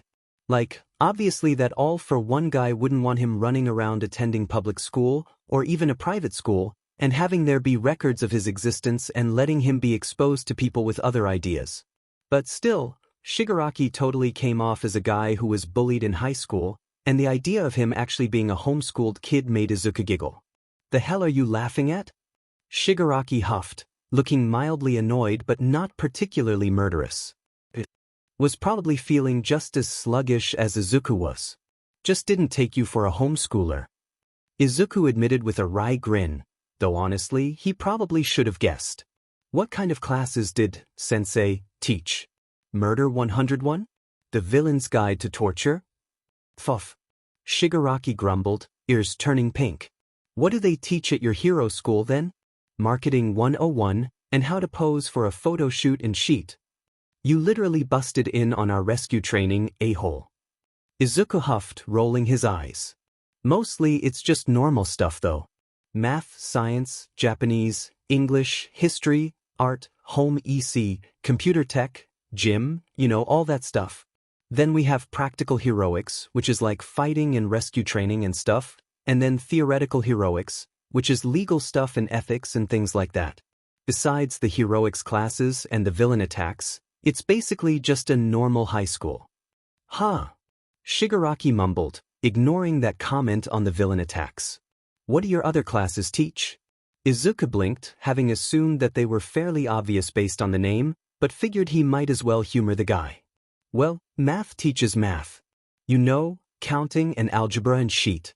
Science, we do a basic touch on a few different branches of science, like biology and geology and stuff. That's, the study of life, plants and animals and stuff, and the study of rocks. Izuku explained, not really sure which parts to elaborate on given Shigaraki's spotty education. People study rocks? Shigaraki said, wrinkling his nose. People study everything. Izuku said, shrugging one shoulder. Plants, animals, rocks, fungi, marine plants and animals, bugs, stars. Basically everything you can think of. It would be nice if we could touch on all of them in our class, but there's just so many different fields of science that it's basically impossible. Shigaraki nodded, so he continued. Anyways, Japanese is like grammar and literary stuff. English is just trying to learn the language, reading and speaking and all that, and history is both Japanese history and world history. Those both take place in the same class, since, not much history to learn anymore. Art is both learning about all the different types of art, like realism and abstract, and art history, so how those types of art developed. Home EC is home stuff, like cooking and sewing and basic repairs, along with money management and budgeting and stuff. Computer tech is just how to use a computer, so how to use common programs and how to stay safe online. Gym is physical activity, so we're not just sitting at a desk all day, so it's stuff like sports and games and stuff. And then, the hero classes. Oh, we also have lunch in the middle of the day because eating is kind of important. Sounds fun. Shigaraki mumbled, and Izuku wasn't quite sure if he was imagining the note of wistfulness in the villain's voice. When he glanced up, Shigaraki wasn't looking at him, so he smirked a little and let his head loll to the side. Shigaraki, don't tell me you want to go to a hero school? Izuku teased, making Shigaraki's head snap around to glare at him. As if. Shigaraki snarled, bristling like a cornered cat. Who the hell would want to go to a school like that? The fact that they even have hero schools in the first place is effed up as hell, and the fact that everyone just thinks it's normal really just shows how messed up hero society is. Izuku groaned, sagging back against a wall and propping his chin up on his hand as he got ready to listen to another Heroes SCK rant. Shigaraki glowered at him, reaching over to flick him on the forehead. I'm serious, brat. You can say the flashy costumes are to provide hope and shit as much as you want, but all the commercials and photo shoots and brand deals and shit don't do that. Heroes dress like that because they're marketing themselves and their flashy lives to children, so that no matter how much of them die, they'll always have an army of child soldiers lined up to take their place. Oh, for F's sake. Izuku muttered, rolling his eyes. Of course you would think of it like that. No matter what heroes do, you're gonna think it's some scheme to gobble up the children. Hero. High schools. Shigaraki stressed, seething. If a villain recruited a bunch of 15-year-olds and trained them to run suicide missions, everyone would call them an absolute monster, but when heroes do it, it's supposed to be fine. It's effed up. Child soldiers are effed up, and don't you dare try to argue with me about that. None of them face any actual villains until they graduate, and by then they're 18. Izuku protested, crossing his arms and glowering. It's not like kids are being forced out onto the front lines and made into targets or anything. Then why are we here? Shigaraki said coldly, glaring right back. If kids aren't being made into targets for villains by attending those hero schools, then why are you, a 15-year-old kid, trapped in a box with a villain that wants to kill you? I'm not a kid. Izuku retorted automatically, but his stomach was twisting, his jaw tight and his face a little pale. And those are abnormal circumstances. We only got attacked because you guys were targeting All Might, right? There's plenty of hero schools all around the world that have operated for years and never suffered any sort of villain attacks. That's just because no one's worked up the ball to try yet. Shigaraki huffed, shaking his head. But Sensei thinks differently. You didn't either. Izuku interrupted coldly. You act like you did something brave and revolutionary, but you just waited until a few heroes and one class were separated from the rest of the school and ambushed them.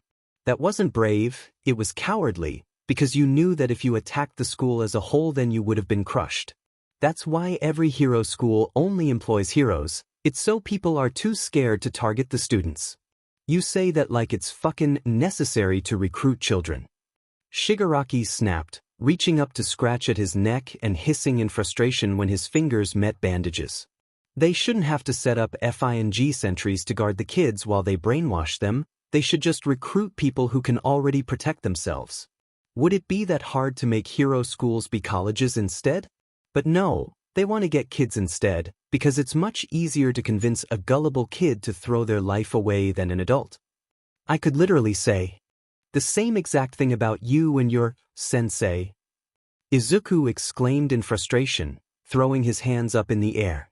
He picked you up as a kid, made you feel like you owed him everything, set up that Kurogiri guy as a guard to monitor you and completely isolated you from the outside world. You said that All Might is the same. Shigaraki snapped, face turning pink with anger as he moved to pick at the band-aids on his pinkies instead. He helped you out as a kid too, and you literally said that you owe him everything and wouldn't have been able to be a hero without him. That's entirely different. Izuku said incredulously, offended by the very idea that All Might was anything like All for One. I wanted to be a hero a long time before I ever met All Might, and he helped me reach that goal. Did you want to be a villain? Or did all for one make you think it was your only option? It is my only option. Shigaraki snapped, launching to his feet. You think I could get hired for a normal office job with a quirk like this? After everything I've done? And don't FING change the subject. I'm saying that it's effed up that heroics is marketed to kids so much. We should not have been 5 years old and daydreaming about going into a profession where 90% of people get brutally murdered. You seriously need to make up your effing mind. Izuku snarled back, shooting upright as the two of them got in each other's faces. You keep acting like you're doing this all for the kids. Oh, think of the children, but you're literally part of the group that's killing them.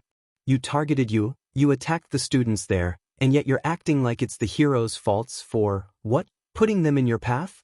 Trying to train them so that they actually survive when they do graduate? If they make it that long with you trying to kill them?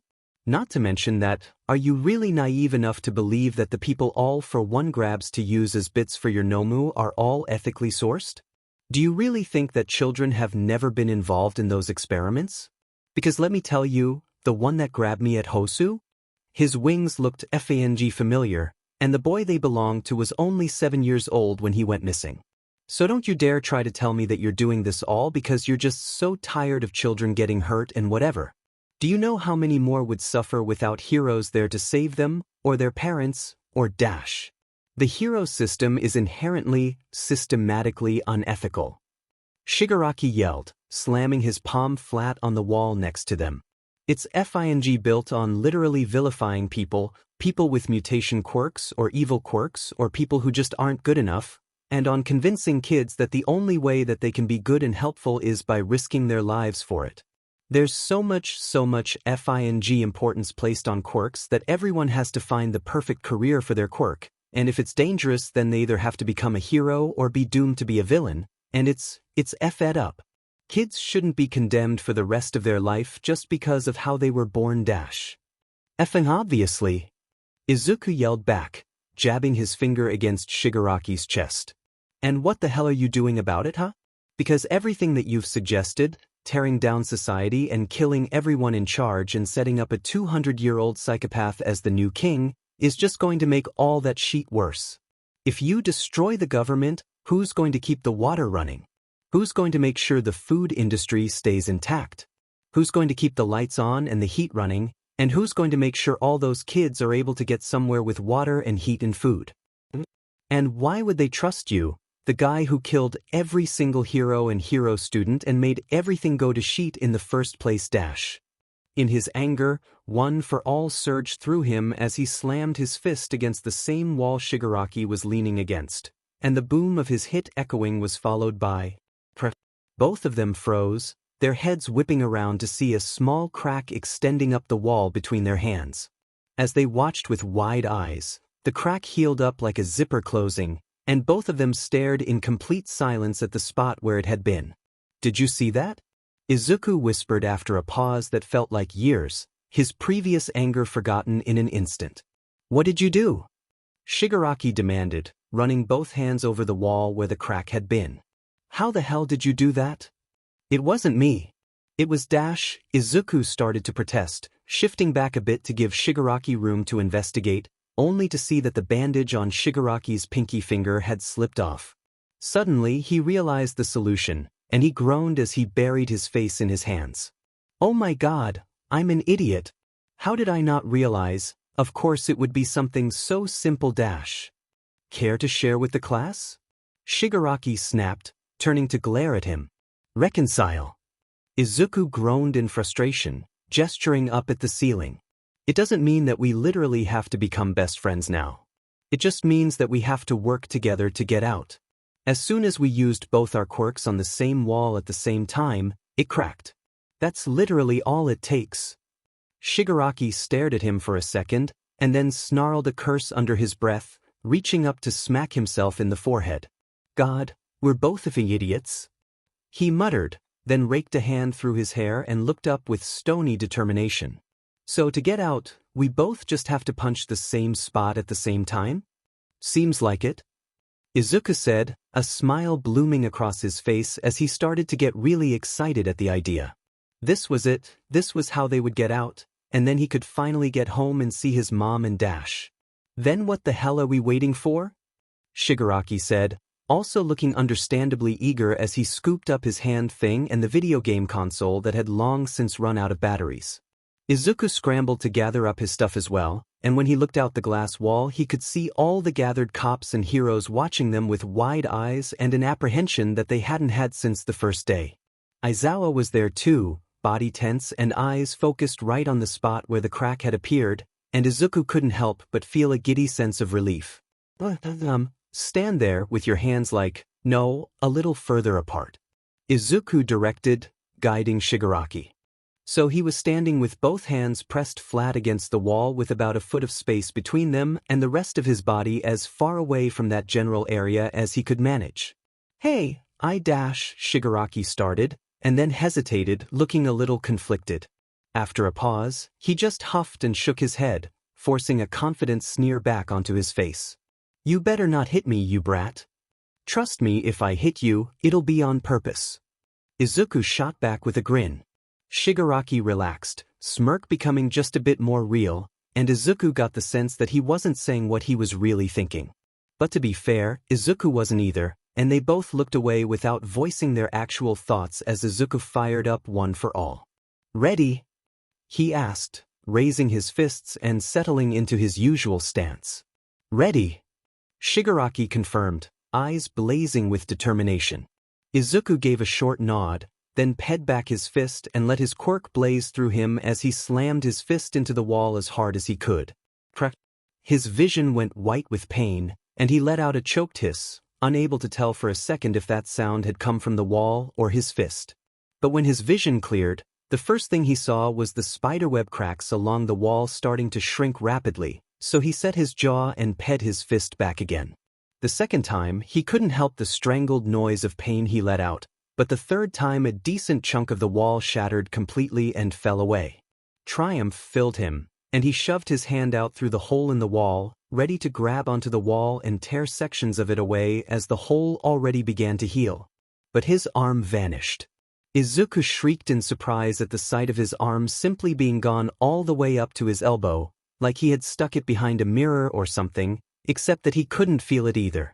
Shigaraki yelped, then grabbed him by the collar and hauled him back, and he hit the floor just as the wall healed back into a smooth glass pane once again. There were no cracks in the wall or shards on the floor, not even a weird twist of light where the hole had been, not a single hint remained that it had been broken at all.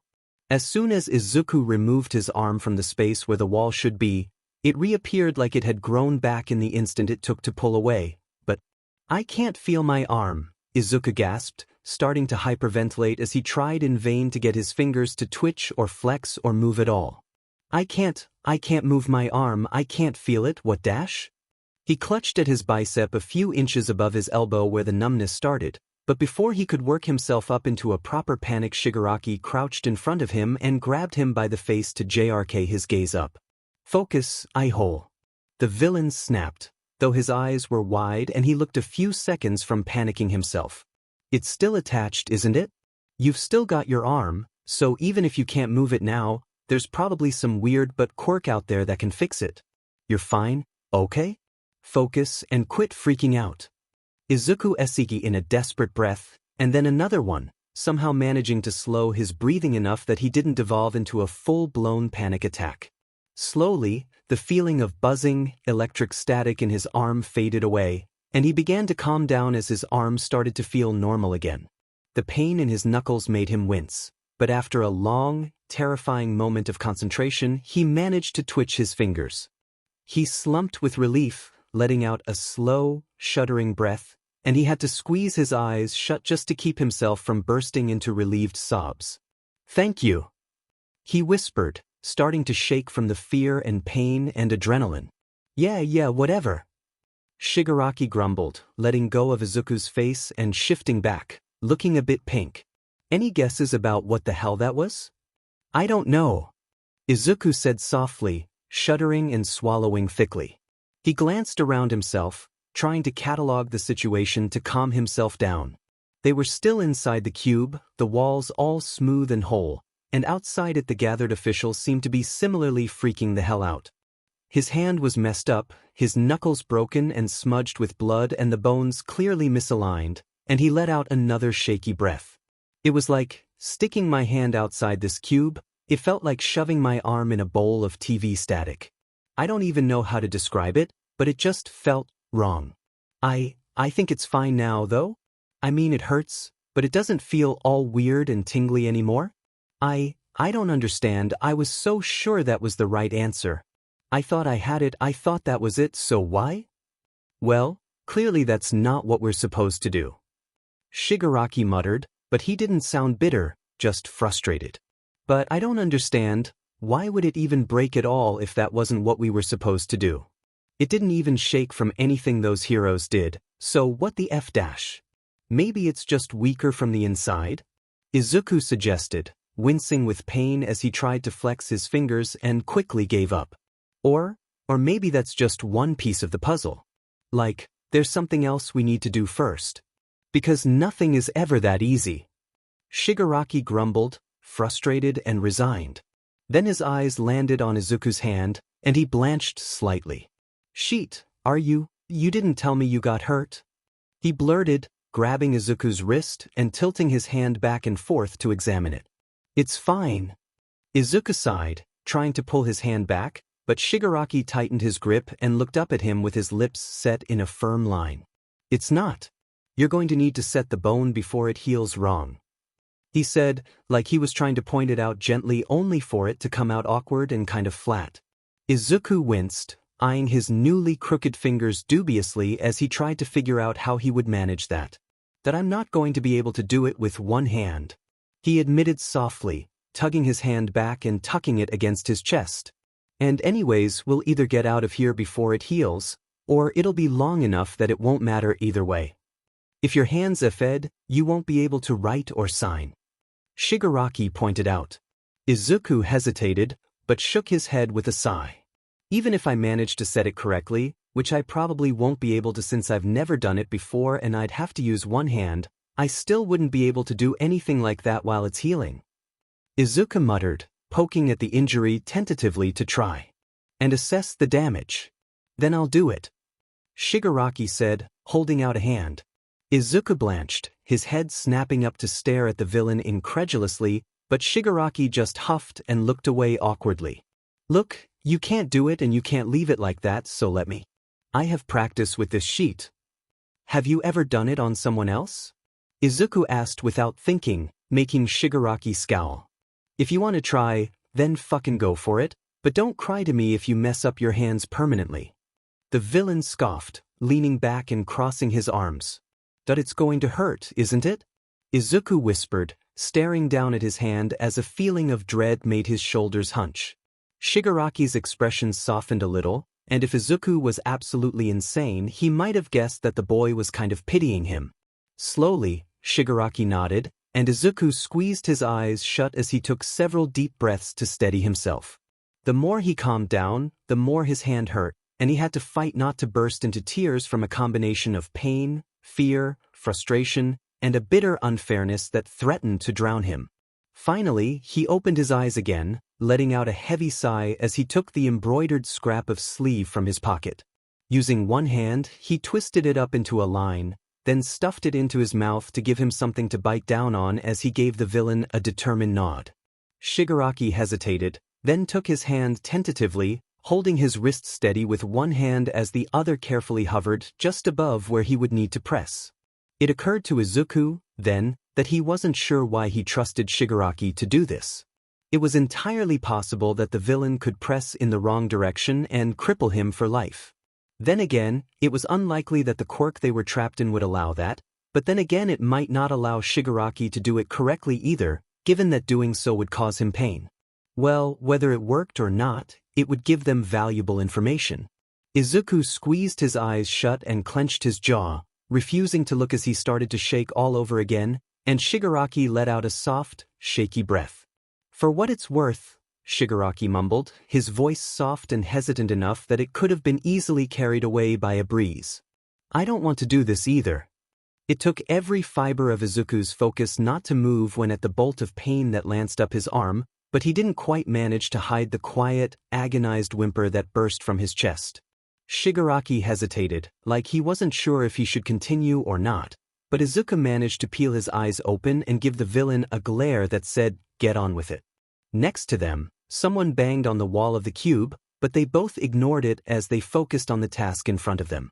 After Shigaraki moved on to the second finger, Izuku let out a choked sob and buried his face in his arm, and after the third he was weeping openly as he hid his face against the wall. He was shaking badly, his whole body practically vibrating with it, but his sobs were almost silent as they came out muffled through the GG, and he didn't pull away. "I think that's all of them," Shigaraki whispered, sounding kind of nauseous. When Izuku managed to blink the tears from his eyes and look up, he was met with Aizawa's pale, horrified face as the man's fists rested against the cube, and when he turned to face Shigaraki, the villain didn't look much better. Do you need me to do the bandages, too? To keep everything in place?" Shigaraki asked, voice thick and a little shaky like he was trying not to throw up. Izuku wanted to say no, but honestly his hands were trembling badly enough that he wasn't sure, so he swallowed and reluctantly nodded as he let the GG drop from his mouth. Shigaraki nodded, not letting go of his hand as he reached over to grab the first aid kit and flip it open, rummaging through to grab the bandages. It wasn't quite as painful to wrap his hand up tightly to keep all the bones in place, but it still hurt like hell, and all he could do was grit his teeth and shake. Shigaraki wrapped his hand almost the same way he would wrap them himself before he practiced boxing, though with less focus on supporting his wrist and more on his knuckles. By the time he was done, Izuku jerked his hand away and doubled over to curl around it protectively, desperate to ease the pain for just a few minutes. After a few deep breaths, he started to get used to the tight pressure on his injury, and the pain settled from an electric agony into a dull throb. As the pain eased, he began to slump with relief, tears slowing as his breathing evened out. And then, a hand settled on his back.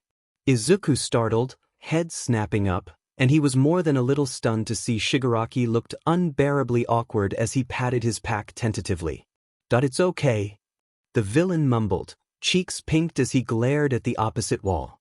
"Once the swelling goes down, it won't hurt so much." Despite himself, a wet, shaky laugh burst from Izuku's chest, and the last of the tension drained from his body as he collapsed to lay on his side. "You're really awful at comforting people, you know?" he managed, his voice sort of rasped from crying so hard. "Yeah, well, that's your fucking job for a reason." Shigaraki snapped, retracting his hand to cross his arms with a scowl. "Thank you, though," Izuku whispered, the wry, strained smile slipping away as he rested his blotchy, red face against the cool glass floor. "Thank you for trying.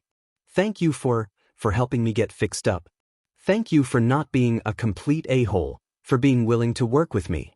All right, don't get sappy," Shigaraki protested, shoulders hiking up as his face went pink.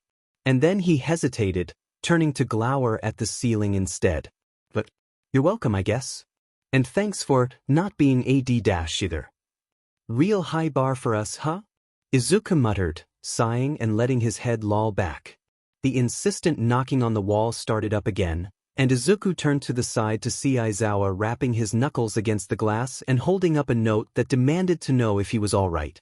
Izuku huffed, raising a hand to give a thumbs up, but Aizawa's brows just furrowed in concern as he quickly wrote another note.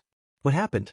That time, Izuku laughed openly, though it was dry and exhausted and almost hysterical. He gestured for Shigaraki to toss him the pen, then popped off the cap with his teeth and clumsily wrote his reply with his left hand, not even bothering to try and make it backwards. "I have no fing idea."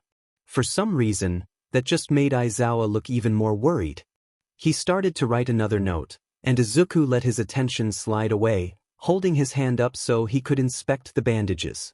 "So," he murmured, making Shigaraki glance at him. "You can hurt me if your intention isn't to cause harm." Shigaraki blinked, and then his eyes widened as he realized what Izuku was talking about. "So what, it's based off of like, anger or something?" Shigaraki said, eyeing Izuku's bandages with newfound wariness. "Or aggression, I guess?" "That could be it." Izuku agreed, letting his bandaged hand rest on the ground next to him again. Or maybe it's about whether or not I recognize it as harm. Because I knew you were trying to help, so maybe that's it? He sighed, then shrugged. Man, this would be a lot easier if we had literally any information to go off of.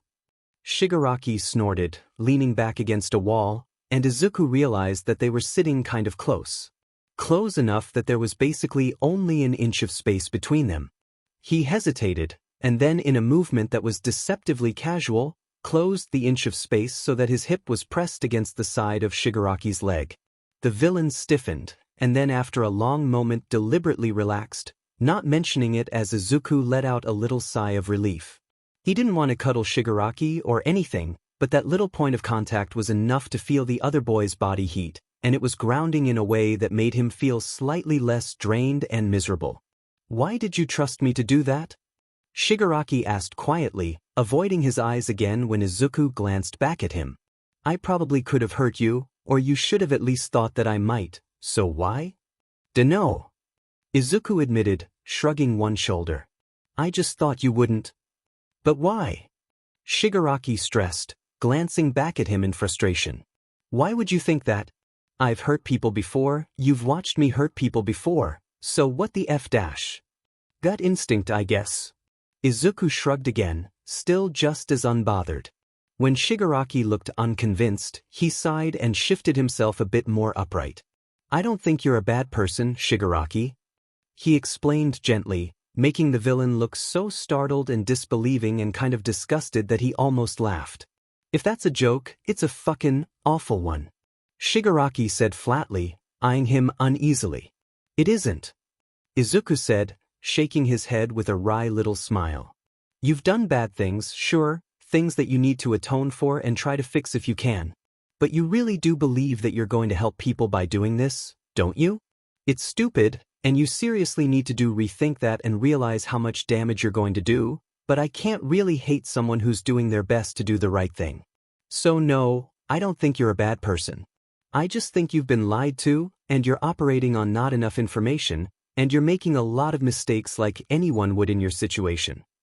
Shigaraki stared at him, and for a moment Izuku wondered if the villain was going to get set at his indirect bad-mouthing of All for One, but then he just huffed and looked away. You're an idiot. Shigaraki muttered, drawing his legs up to his chest as his voice sounded a little thick. Izuku hummed non-committally, glancing back when Aizawa caught his attention to see the new note. It wasn't any new information, really. Just Aizawa wondering why they had been able to break the cube at all if they weren't allowed out yet, telling them not to do that again, then asking what he had felt when his arm vanished. Izuku picked up the pen again and clumsily explained that it had just felt like static, and Aizawa frowned again, more thoughtfully this time. The hero's next message was just some idle thoughts about how there must be at least one other layer of protection around the cube besides the glass, like a force field or something, but before Izuku could reply Shigaraki piped up. It's not glass. He mumbled, having got his voice back under control. Izuku looked back at him in surprise, and his shoulders hiked up a little defensively. It isn't. I don't know what the hell it is, but glass doesn't heal like that without even leaving a shard on the floor, or do whatever the hell happened to your arm. It was almost like a warp gate, but invisible. That's true. Izuku mused, inclining his head. Rather than it being some sort of quirked glass, it's more likely that it's just some quirk byproduct that looks like glass. In fact, it's probably not even the main defense, but just something to keep us from wandering out into whatever that invisible warp thing is. He drummed his fingers on the ground thoughtfully, then picked up the pen and got Aizawa's attention again. Does your quirk work through glass? He wrote, frowning a bit at how wobbly the words came out. Aizawa blinked, then squinted at him suspiciously before nodding slowly. Izuku nodded, smiled, then wrote use it on me. Aizawa's expression went from suspicious to suspiciously worried, but after a moment where he visibly struggled to try and think of how Izuku could use that to do something stupid, he sighed and flared erasure as his eye burned red. In response, Izuku let one for all rise to the surface, and his quirk crackled green across his skin unimpeded. Aizawa blinked in surprise, eyes widening, and Izuku let his quirk fade away as he turned to Shigaraki with a smile. You were right. he said cheerfully, writing the second half of his statement across the wall as he spoke it. It's not glass. Shigaraki, of course, simply responded by bringing his fist down, gently, onto Izuku's skull, because he was an ungrateful JRK. Don't use your DM quirk while you're injured. The villain scolded, making Izuku roll his eyes and scrub away the stray mark he had made across the not glass. Aizawa was staring at the last note with a sort of complicated expression, then nodded slowly, apparently deciding that that didn't really help anything. Which was fair, just knowing for sure that it wasn't glass or that there was something within the glass that made Aizawa's quirk not work didn't tell them how to break it. He tapped his pen against the floor, then paused as he noticed something, frowning a bit and shifting to tap it with his knuckles instead. Then he tapped a little further away, and pushed himself upright with his good hand as his eyes widened slightly. Shigaraki listened to this. It urged, nudging the boy with his foot to get his attention. He tapped with his knuckles, then with his pen, then his knuckles again as Shigaraki stared at him blankly. Okay, Shigaraki said, eyeing him like he was worried he had gone crazy. It sounds the same. Izuku stressed, repeating it again so Shigaraki could hear. When has tapping something with your hand and with a pen ever made the same sound? Shigaraki froze, then sat up quickly, doing an odd series of taps and hits against the floor himself. Sure enough, they all made the same noise, and the two stared with wide eyes at his hand for a moment. That's so, what does that mean? Shigaraki asked finally, looking a bit creeped out as he crossed his arms again. Is it trying to intimidate us into making nice or something? Izuku snorted, shook his head. I doubt it. More likely, it means that something is messing with our perception in here, or there's some reason that common sense doesn't apply here. Izuku shrugged, a little amused by the way Shigaraki looked like that was the scariest thing he had ever heard in his life. Well, think of it this way, have you ever played D&D? Kurojairi got me some of the guidebooks a while ago, but I never played. Shigaraki admitted reluctantly, dragging his nails over his bandaged neck and pointedly pretending not to notice that the gauze stopped it from being effective. That's fine, I haven't either. Izuku said, waving him off. But you know about the concept of planes, right? There was some complicated will thing, but I didn't read that part because it was boring. Shigaraki replied, shrugging unrepentantly. Yeah, great will cosmology is really complicated, and I don't get most of it either. Izuku sympathized, picking up the pen again and shuffling back over to one of the walls. To really simplify it, you can think of it like this: there are different planes of reality, all stacked over each other like a sandwich. As he explained it, he drew 5 horizontal lines, then labeled the one in the middle as the prime material plane. This one is the one that we think of as the real world, but it's more accurate to say that it's the solid world. In this one, everyone and everything is made up of solid stuff, and you can break it down all the way to its tiniest bits. Like, people are made of organs, organs are made of tissue, tissue is made of cells, etc.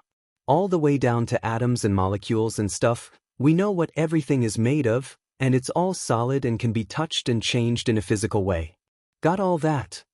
Yeah, I think so. Shigaraki said, tilting his head in consideration. So what about the other planes? See, that's where it gets tricky. Because besides quirks, which don't tend to follow the same rules as the rest of the prime material plane, there isn't really a way to interact with or even observe those planes.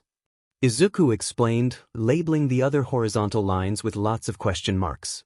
In D&D, it's all very specific and world-buildy, but if we're applying this idea to real life, then we really have no idea what the hell is out there, if anything. For the sake of this theory, we're gonna say that there are other planes, and we'll assign some vague attributes to them. So this one dash, he moved to the line above the material plane and labeled it as the astral plane, but left the question marks. Is a plane of psychic energy. In this theory, we'll say that this is where the power and basis of mental quirks come from. There's nothing physical there, but there could be life, beings made up of entirely energy with no physical form. Hypothetically, of course, though in D&D there's a really fascinating concept called a godal. Never mind, don't worry about it. Basically, reality itself is different in other planes, even right down to the basis of life, so things like common sense don't apply. So you're saying we might be in another plane of reality? Shigaraki said, brows furrowing in confusion. But we're still here. I mean, I can see Eraserhead right there, and hear it when he taps on the glass and whatever. We're obviously not in a whole other place, right? That's true. Izuku mused, tapping his lip with his pen. It might be something like this, then? Humming thoughtfully, he erased a little section of the astral plane and drew a U shape down to intersect with the material plane, like somebody had dug a ditch down through realities. Like a demiplane, I guess? Like, that quirk made it so that there's a little pocket of another plane in the material plane, then stuck us inside it.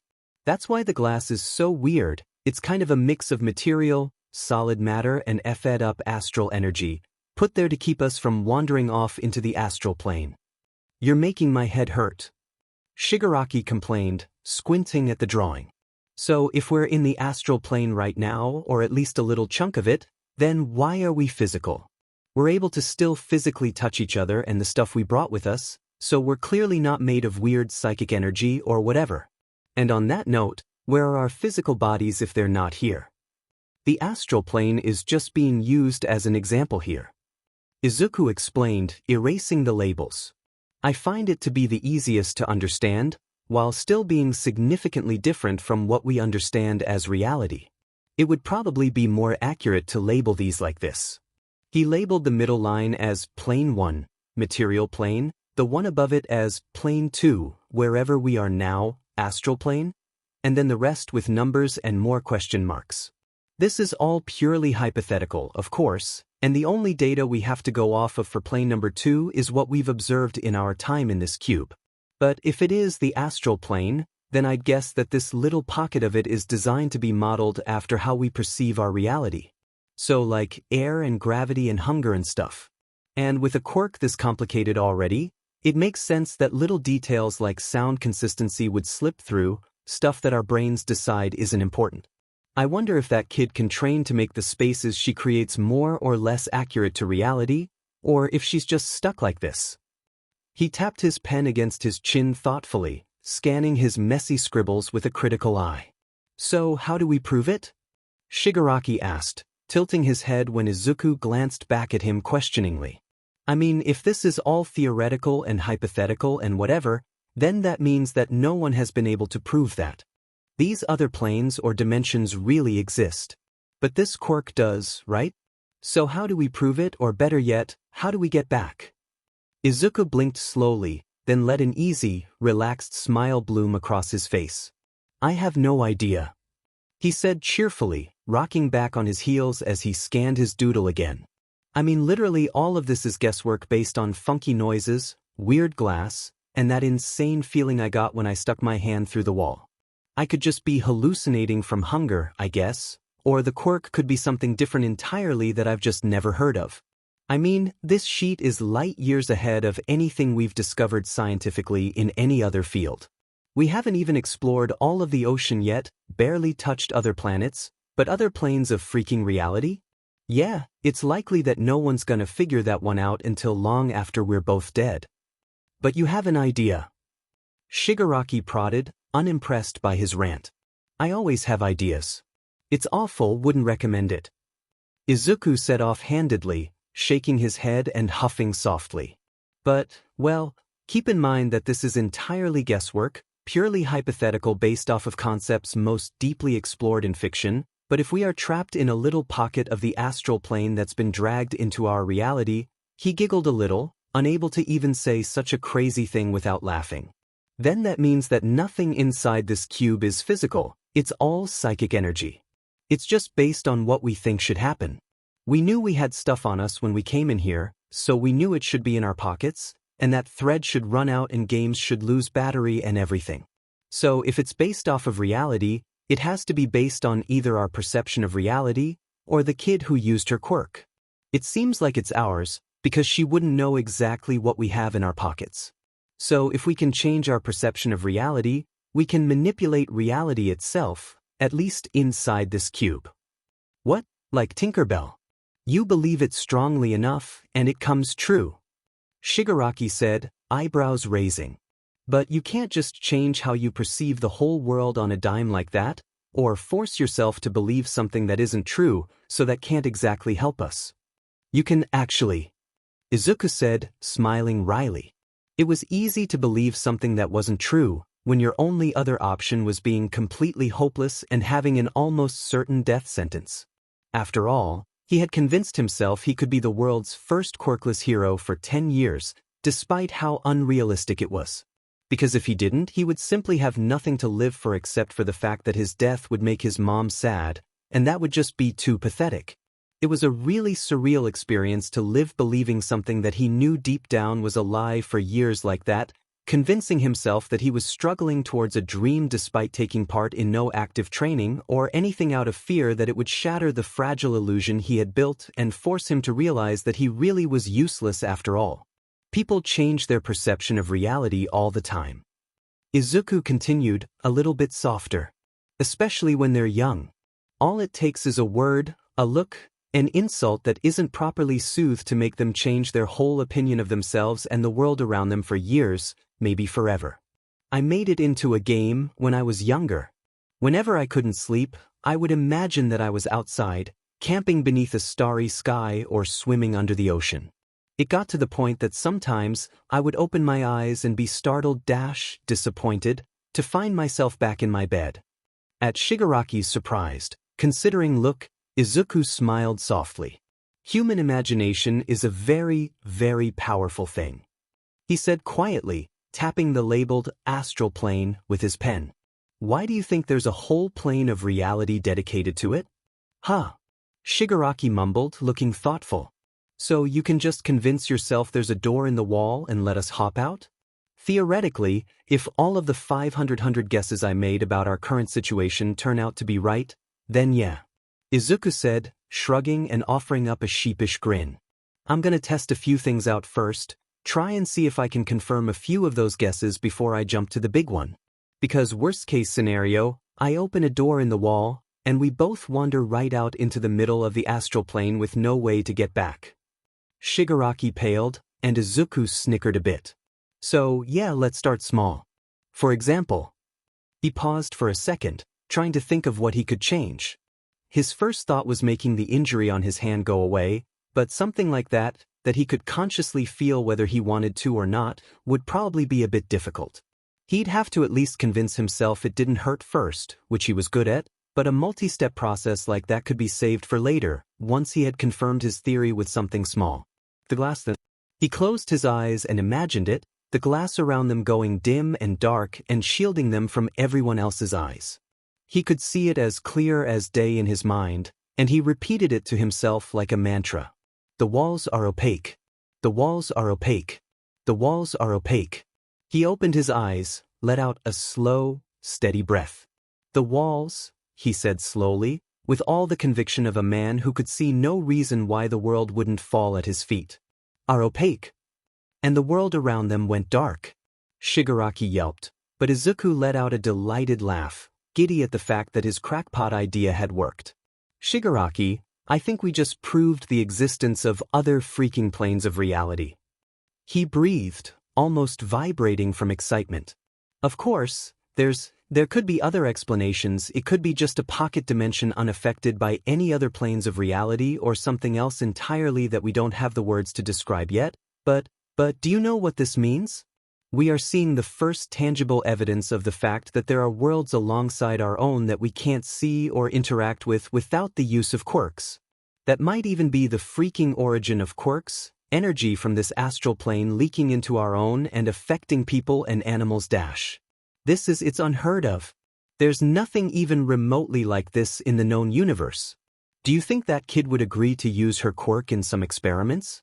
No, once she's older of course, and only if she agrees, but, Shigaraki, this is A loud slam against the cube made both of them shriek, cutting off Izuku's delighted babbling as they both stumbled back, bumping into each other by accident. Put it back! Put it back, you set it off! Shigaraki yelped, voice high with panic as the bang happened 2 more times, and Izuku scrambled to make the walls transparent again. It was easier that time, now that he had already done it once and was convinced that it would work. All at once, the walls went clear, letting light into the pitch-black room to reveal Aizawa standing there, bloody knuckles raised like he was about to hit the glass for a fourth time. He faltered at the sight of them, eyes snapped over both Izuku and Shigaraki to make sure they were whole and unharmed, but before he could even move, Shigaraki reached over and smacked Izuku upside the head. "You a-hole, you scared eraserhead," he scolded with a frown. "I didn't mean to," Izuku protested, leaning away guiltily. Aizawa didn't look frightened, but he certainly didn't look happy either, his entire body shaking and his hands still raised like he was fully ready to try and fight a multidimensional glass wall to get to them. "Tell him that we're okay, that we're just doing a few experiments. Don't tell me what to do," Shigaraki muttered, clumsily signing, "We are fine," before faltering. "How the hell do you sign, experimenting? Just spell sign it," Izuku said, raising his good hand to carefully spell out the word. Once he was done, Aizawa mouthed experiment to himself, and Izuku nodded quickly with a sheepish smile. "Ah, wait dash," he mumbled, then raised his injured hand and focused as much as he could on insisting to himself that it didn't hurt. He had a lot of practice with that, so it only took a minute for the pain to dim enough that he could tell himself that it didn't hurt because it wasn't injured, and the next time he tried to bend his fingers, he didn't feel even a flicker of pain. He grinned to himself, then tugged off the bandages and raised his hand to show that he could wiggle his fingers unimpeded.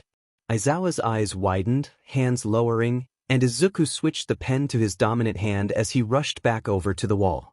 "This isn't real," he wrote backwards eagerly, his grin almost manic with excitement.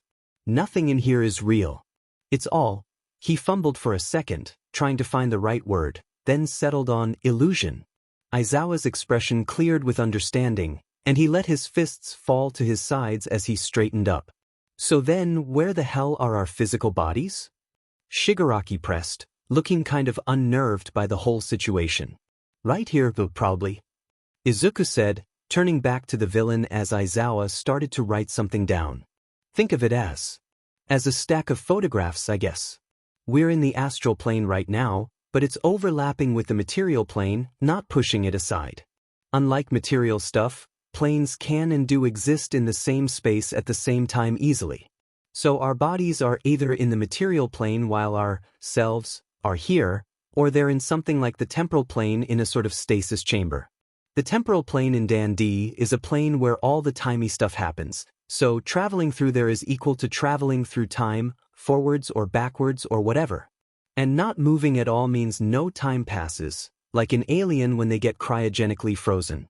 I can't confirm that one way or another until we get out of here, but basically if this cube comes down and we feel super hungry and thirsty, then our bodies were probably just laying on the ground the whole time. And if we don't, then it means that our bodies were on another plane of reality while our minds were here. Probably. Does that mean that our stuff is going to go back to normal when we get out? Shigaraki asked, frowning in consideration. Like, the sleeves on your hoodie will be fixed, the sewing sheet vanishes, the water bottle refills again? Maybe. Izuku hedged, tilting his head as he considered that. It could go either way, really.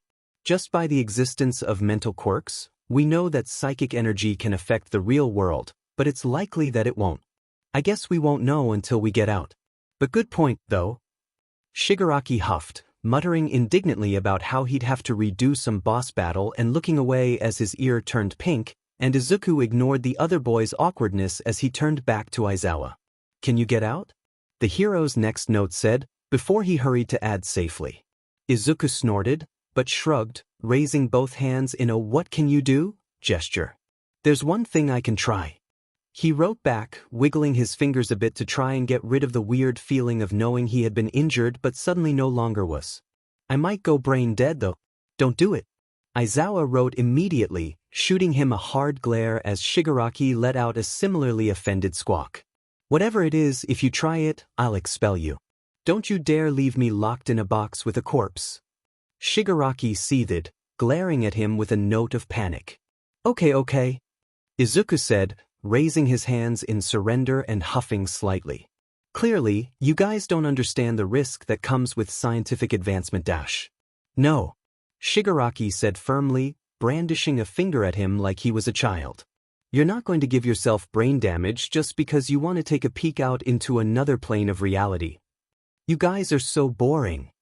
Izuku grumbled, crossing his arms and pouting. You know what? It's not like you can stop me anyways. With that, he reached out and grabbed a section of the wall, believing with all his heart that there was a door there. With only a second of resistance, that section of the wall swung away, leaving an area that appeared to be open but shimmered like a heat mirage. Shigaraki, Aizawa, and all the other hero officials that had started to edge closer froze, staring at the doorway as Izuku tilted his head and smiled. Do you want to try going through? He asked sweetly. No. Shigaraki hissed, jumping back like a threatening cat. Put that back, it's clearly a death trap. Maybe, maybe not. Izuku said, shrugging and leaning closer to inspect the shimmery gateway. The edges of the doorway were wobbling too, like the cube knew that there wasn't supposed to be a door there just as certainly as Izuku knew there was. My hand was fine after a minute or so, right? So if I just take a little look. When he glanced up, Aizawa was approaching the doorway with visibly wariness, reaching out to tentatively brush his fingers across it before wincing and jerking back, shaking his hand out like he had touched a hot stove. Hey, sensei. Can you hear me? Izuku called, cupping his hands around his mouth and raising his voice. Despite the fact that the two of them were only separated by about 6 inches of space on either side of the warp gate, Aizawa just blinked and squinted in confusion, trying to read his lips or something.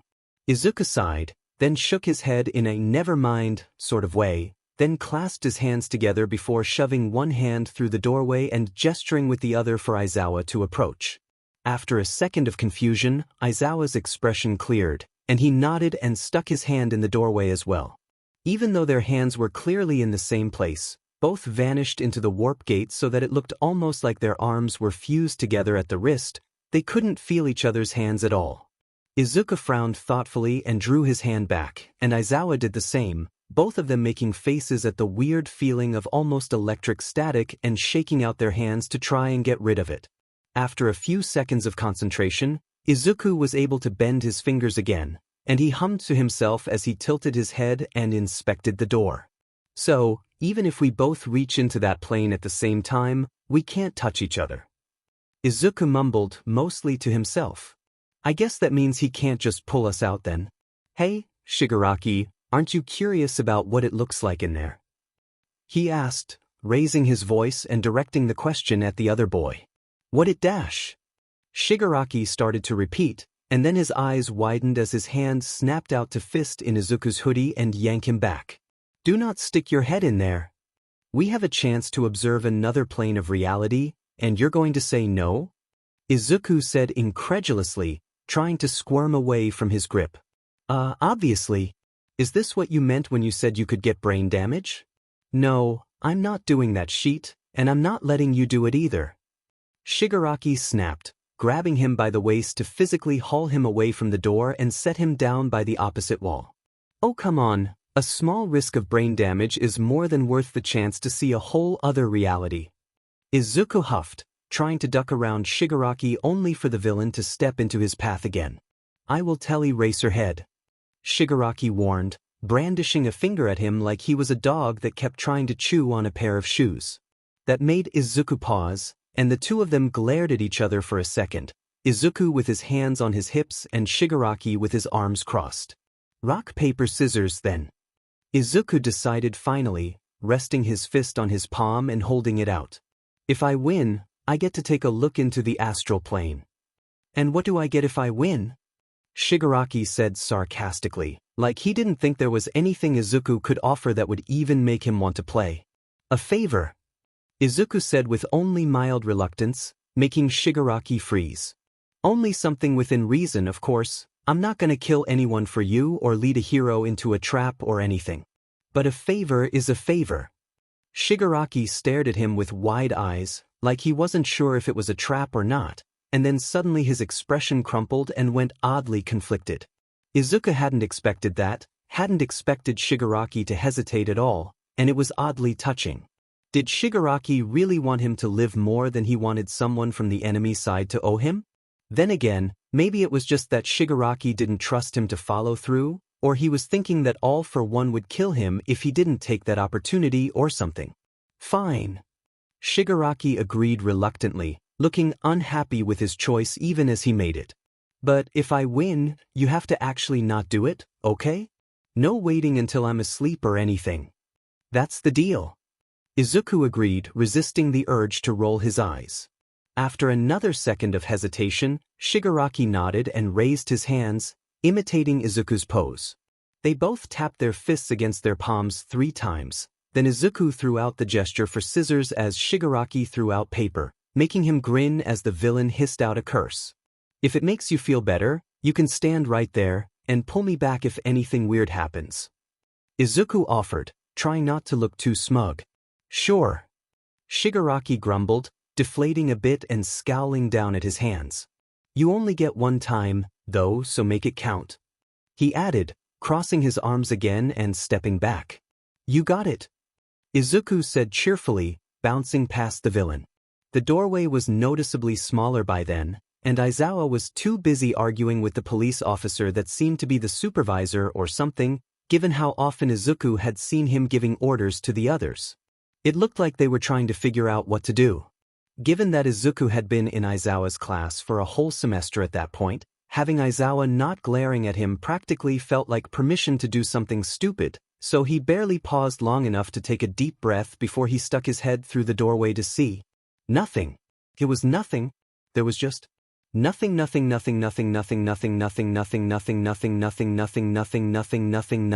nothing. Hing nothing.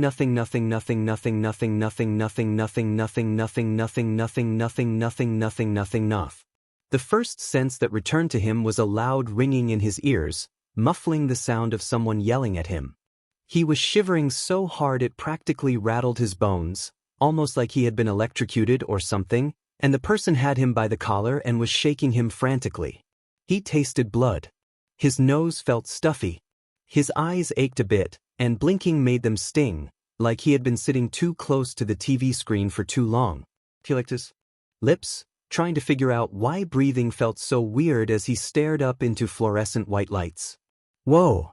He choked out, grinning wide and lopsided as he blinked over and over again, trying to clear the blurriness from his vision. That was awful. You okay? Can you hear me? I'll kill you if you don't answer me. Shigaraki's voice snarled as the ringing in his ears faded, voice high and frightened. Quit shaking me, my head hurts. Izuku complained, batting Shigaraki's hands aside and wincing as he reached up to press the heels of his hands to his temples. My vision and hearing are kind of messed up right now, but they're getting better, so just gimme a second before you try to talk to me. Give Eraserhead a thumbs up or something first, he looks like he's gonna have a panic attack. Shigaraki said, quieter but only slightly less scared.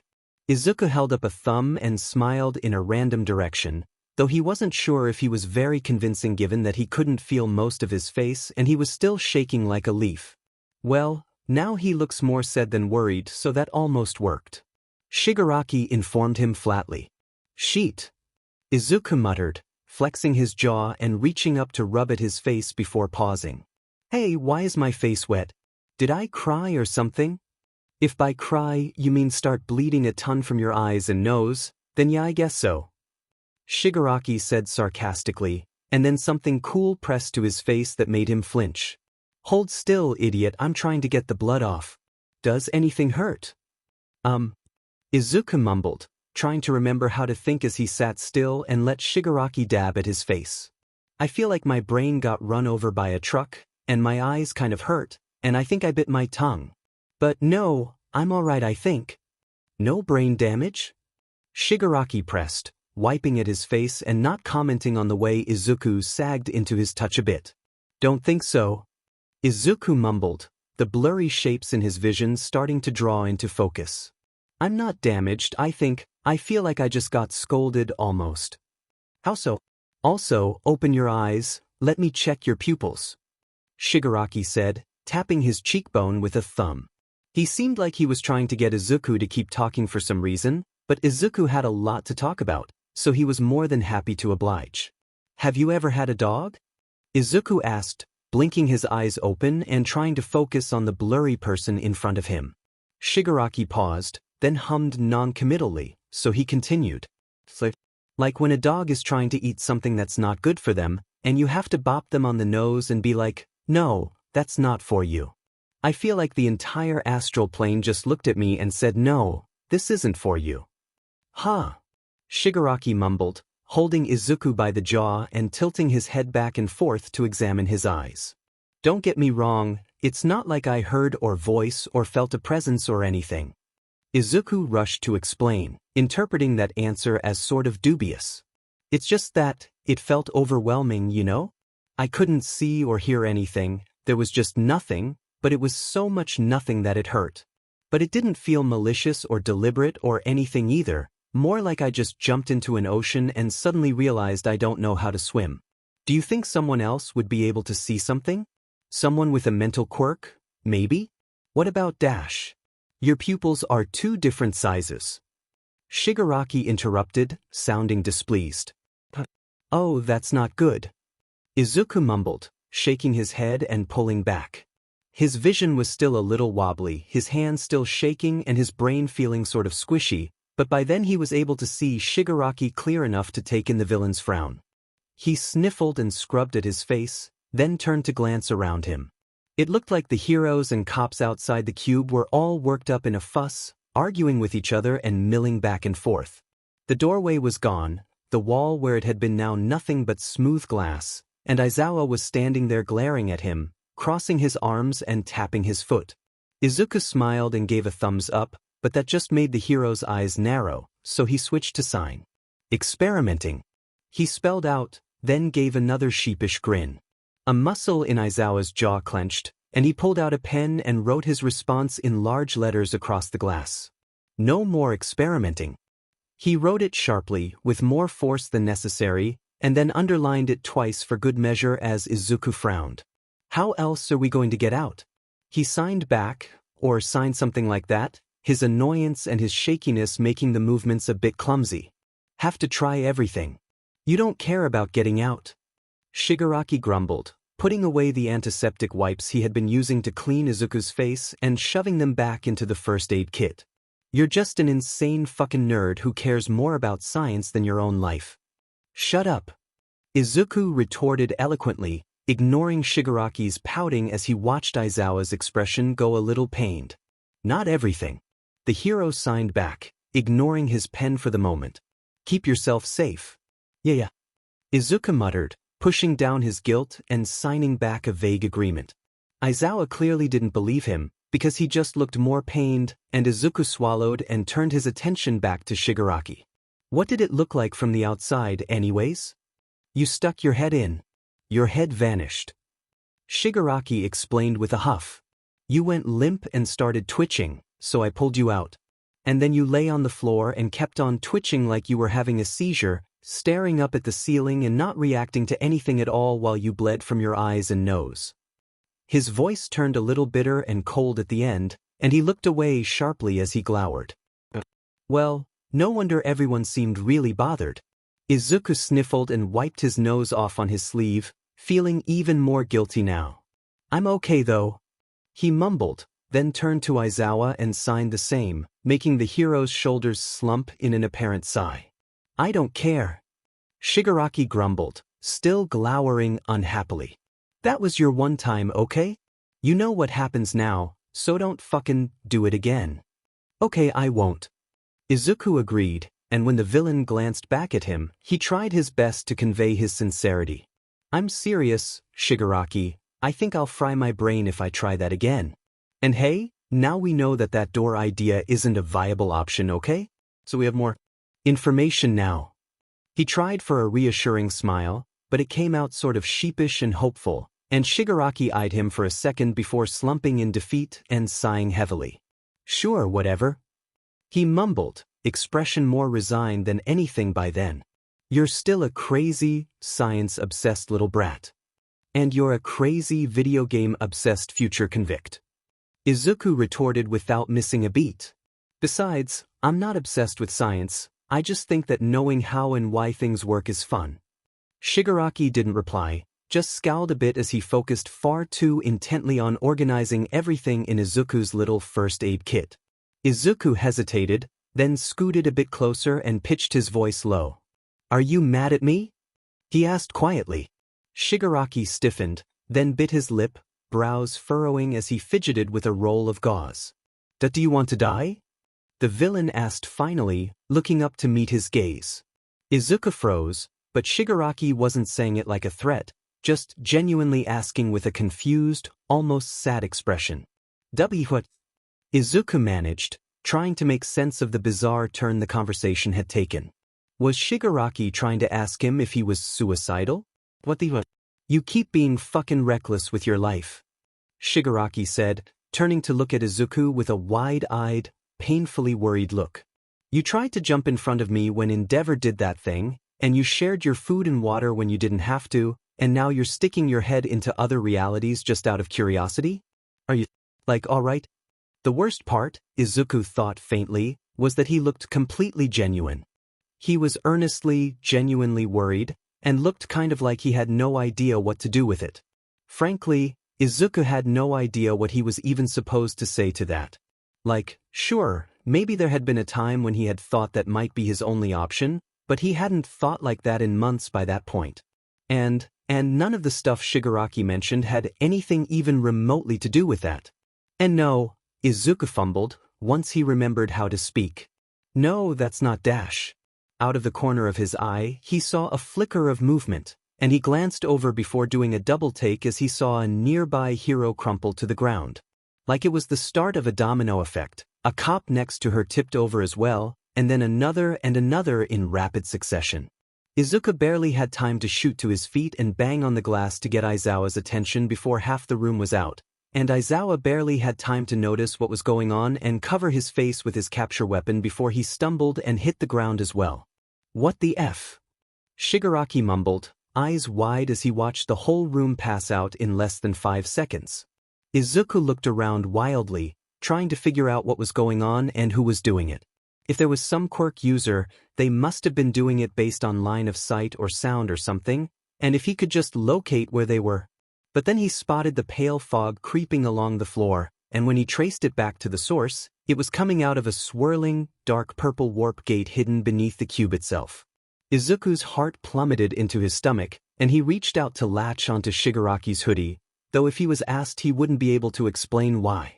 Shigaraki startled and followed his gaze, then inhaled sharply, watching with wide eyes as the gate closed and moved to open again in an empty spot a few feet away from the cube. It was bigger now, easily 7 feet tall, and Izuku watched in horror as a person stepped out of the fog. It was a man, maybe as tall as All Might and almost as broad. He was wearing an expensive, tailored suit and a pair of shoes that looked brand new, like they had never been worn outside before. His whole head was covered by a helmet, shiny black with an oddly mechanical design, and it tilted as though he was scanning the room as he adjusted his cufflinks. Slowly, his gaze turned to settle on the cube, and an ice-cold shiver went up his spine as something in his head told him to run. "Sensei," Shigaraki breathed, his voice awed and terrified, though Izuku couldn't look at the boy's face with all his focus locked on the threat in front of him. And despite the mask, somehow, Izuku was absolutely sure that all for one smiled.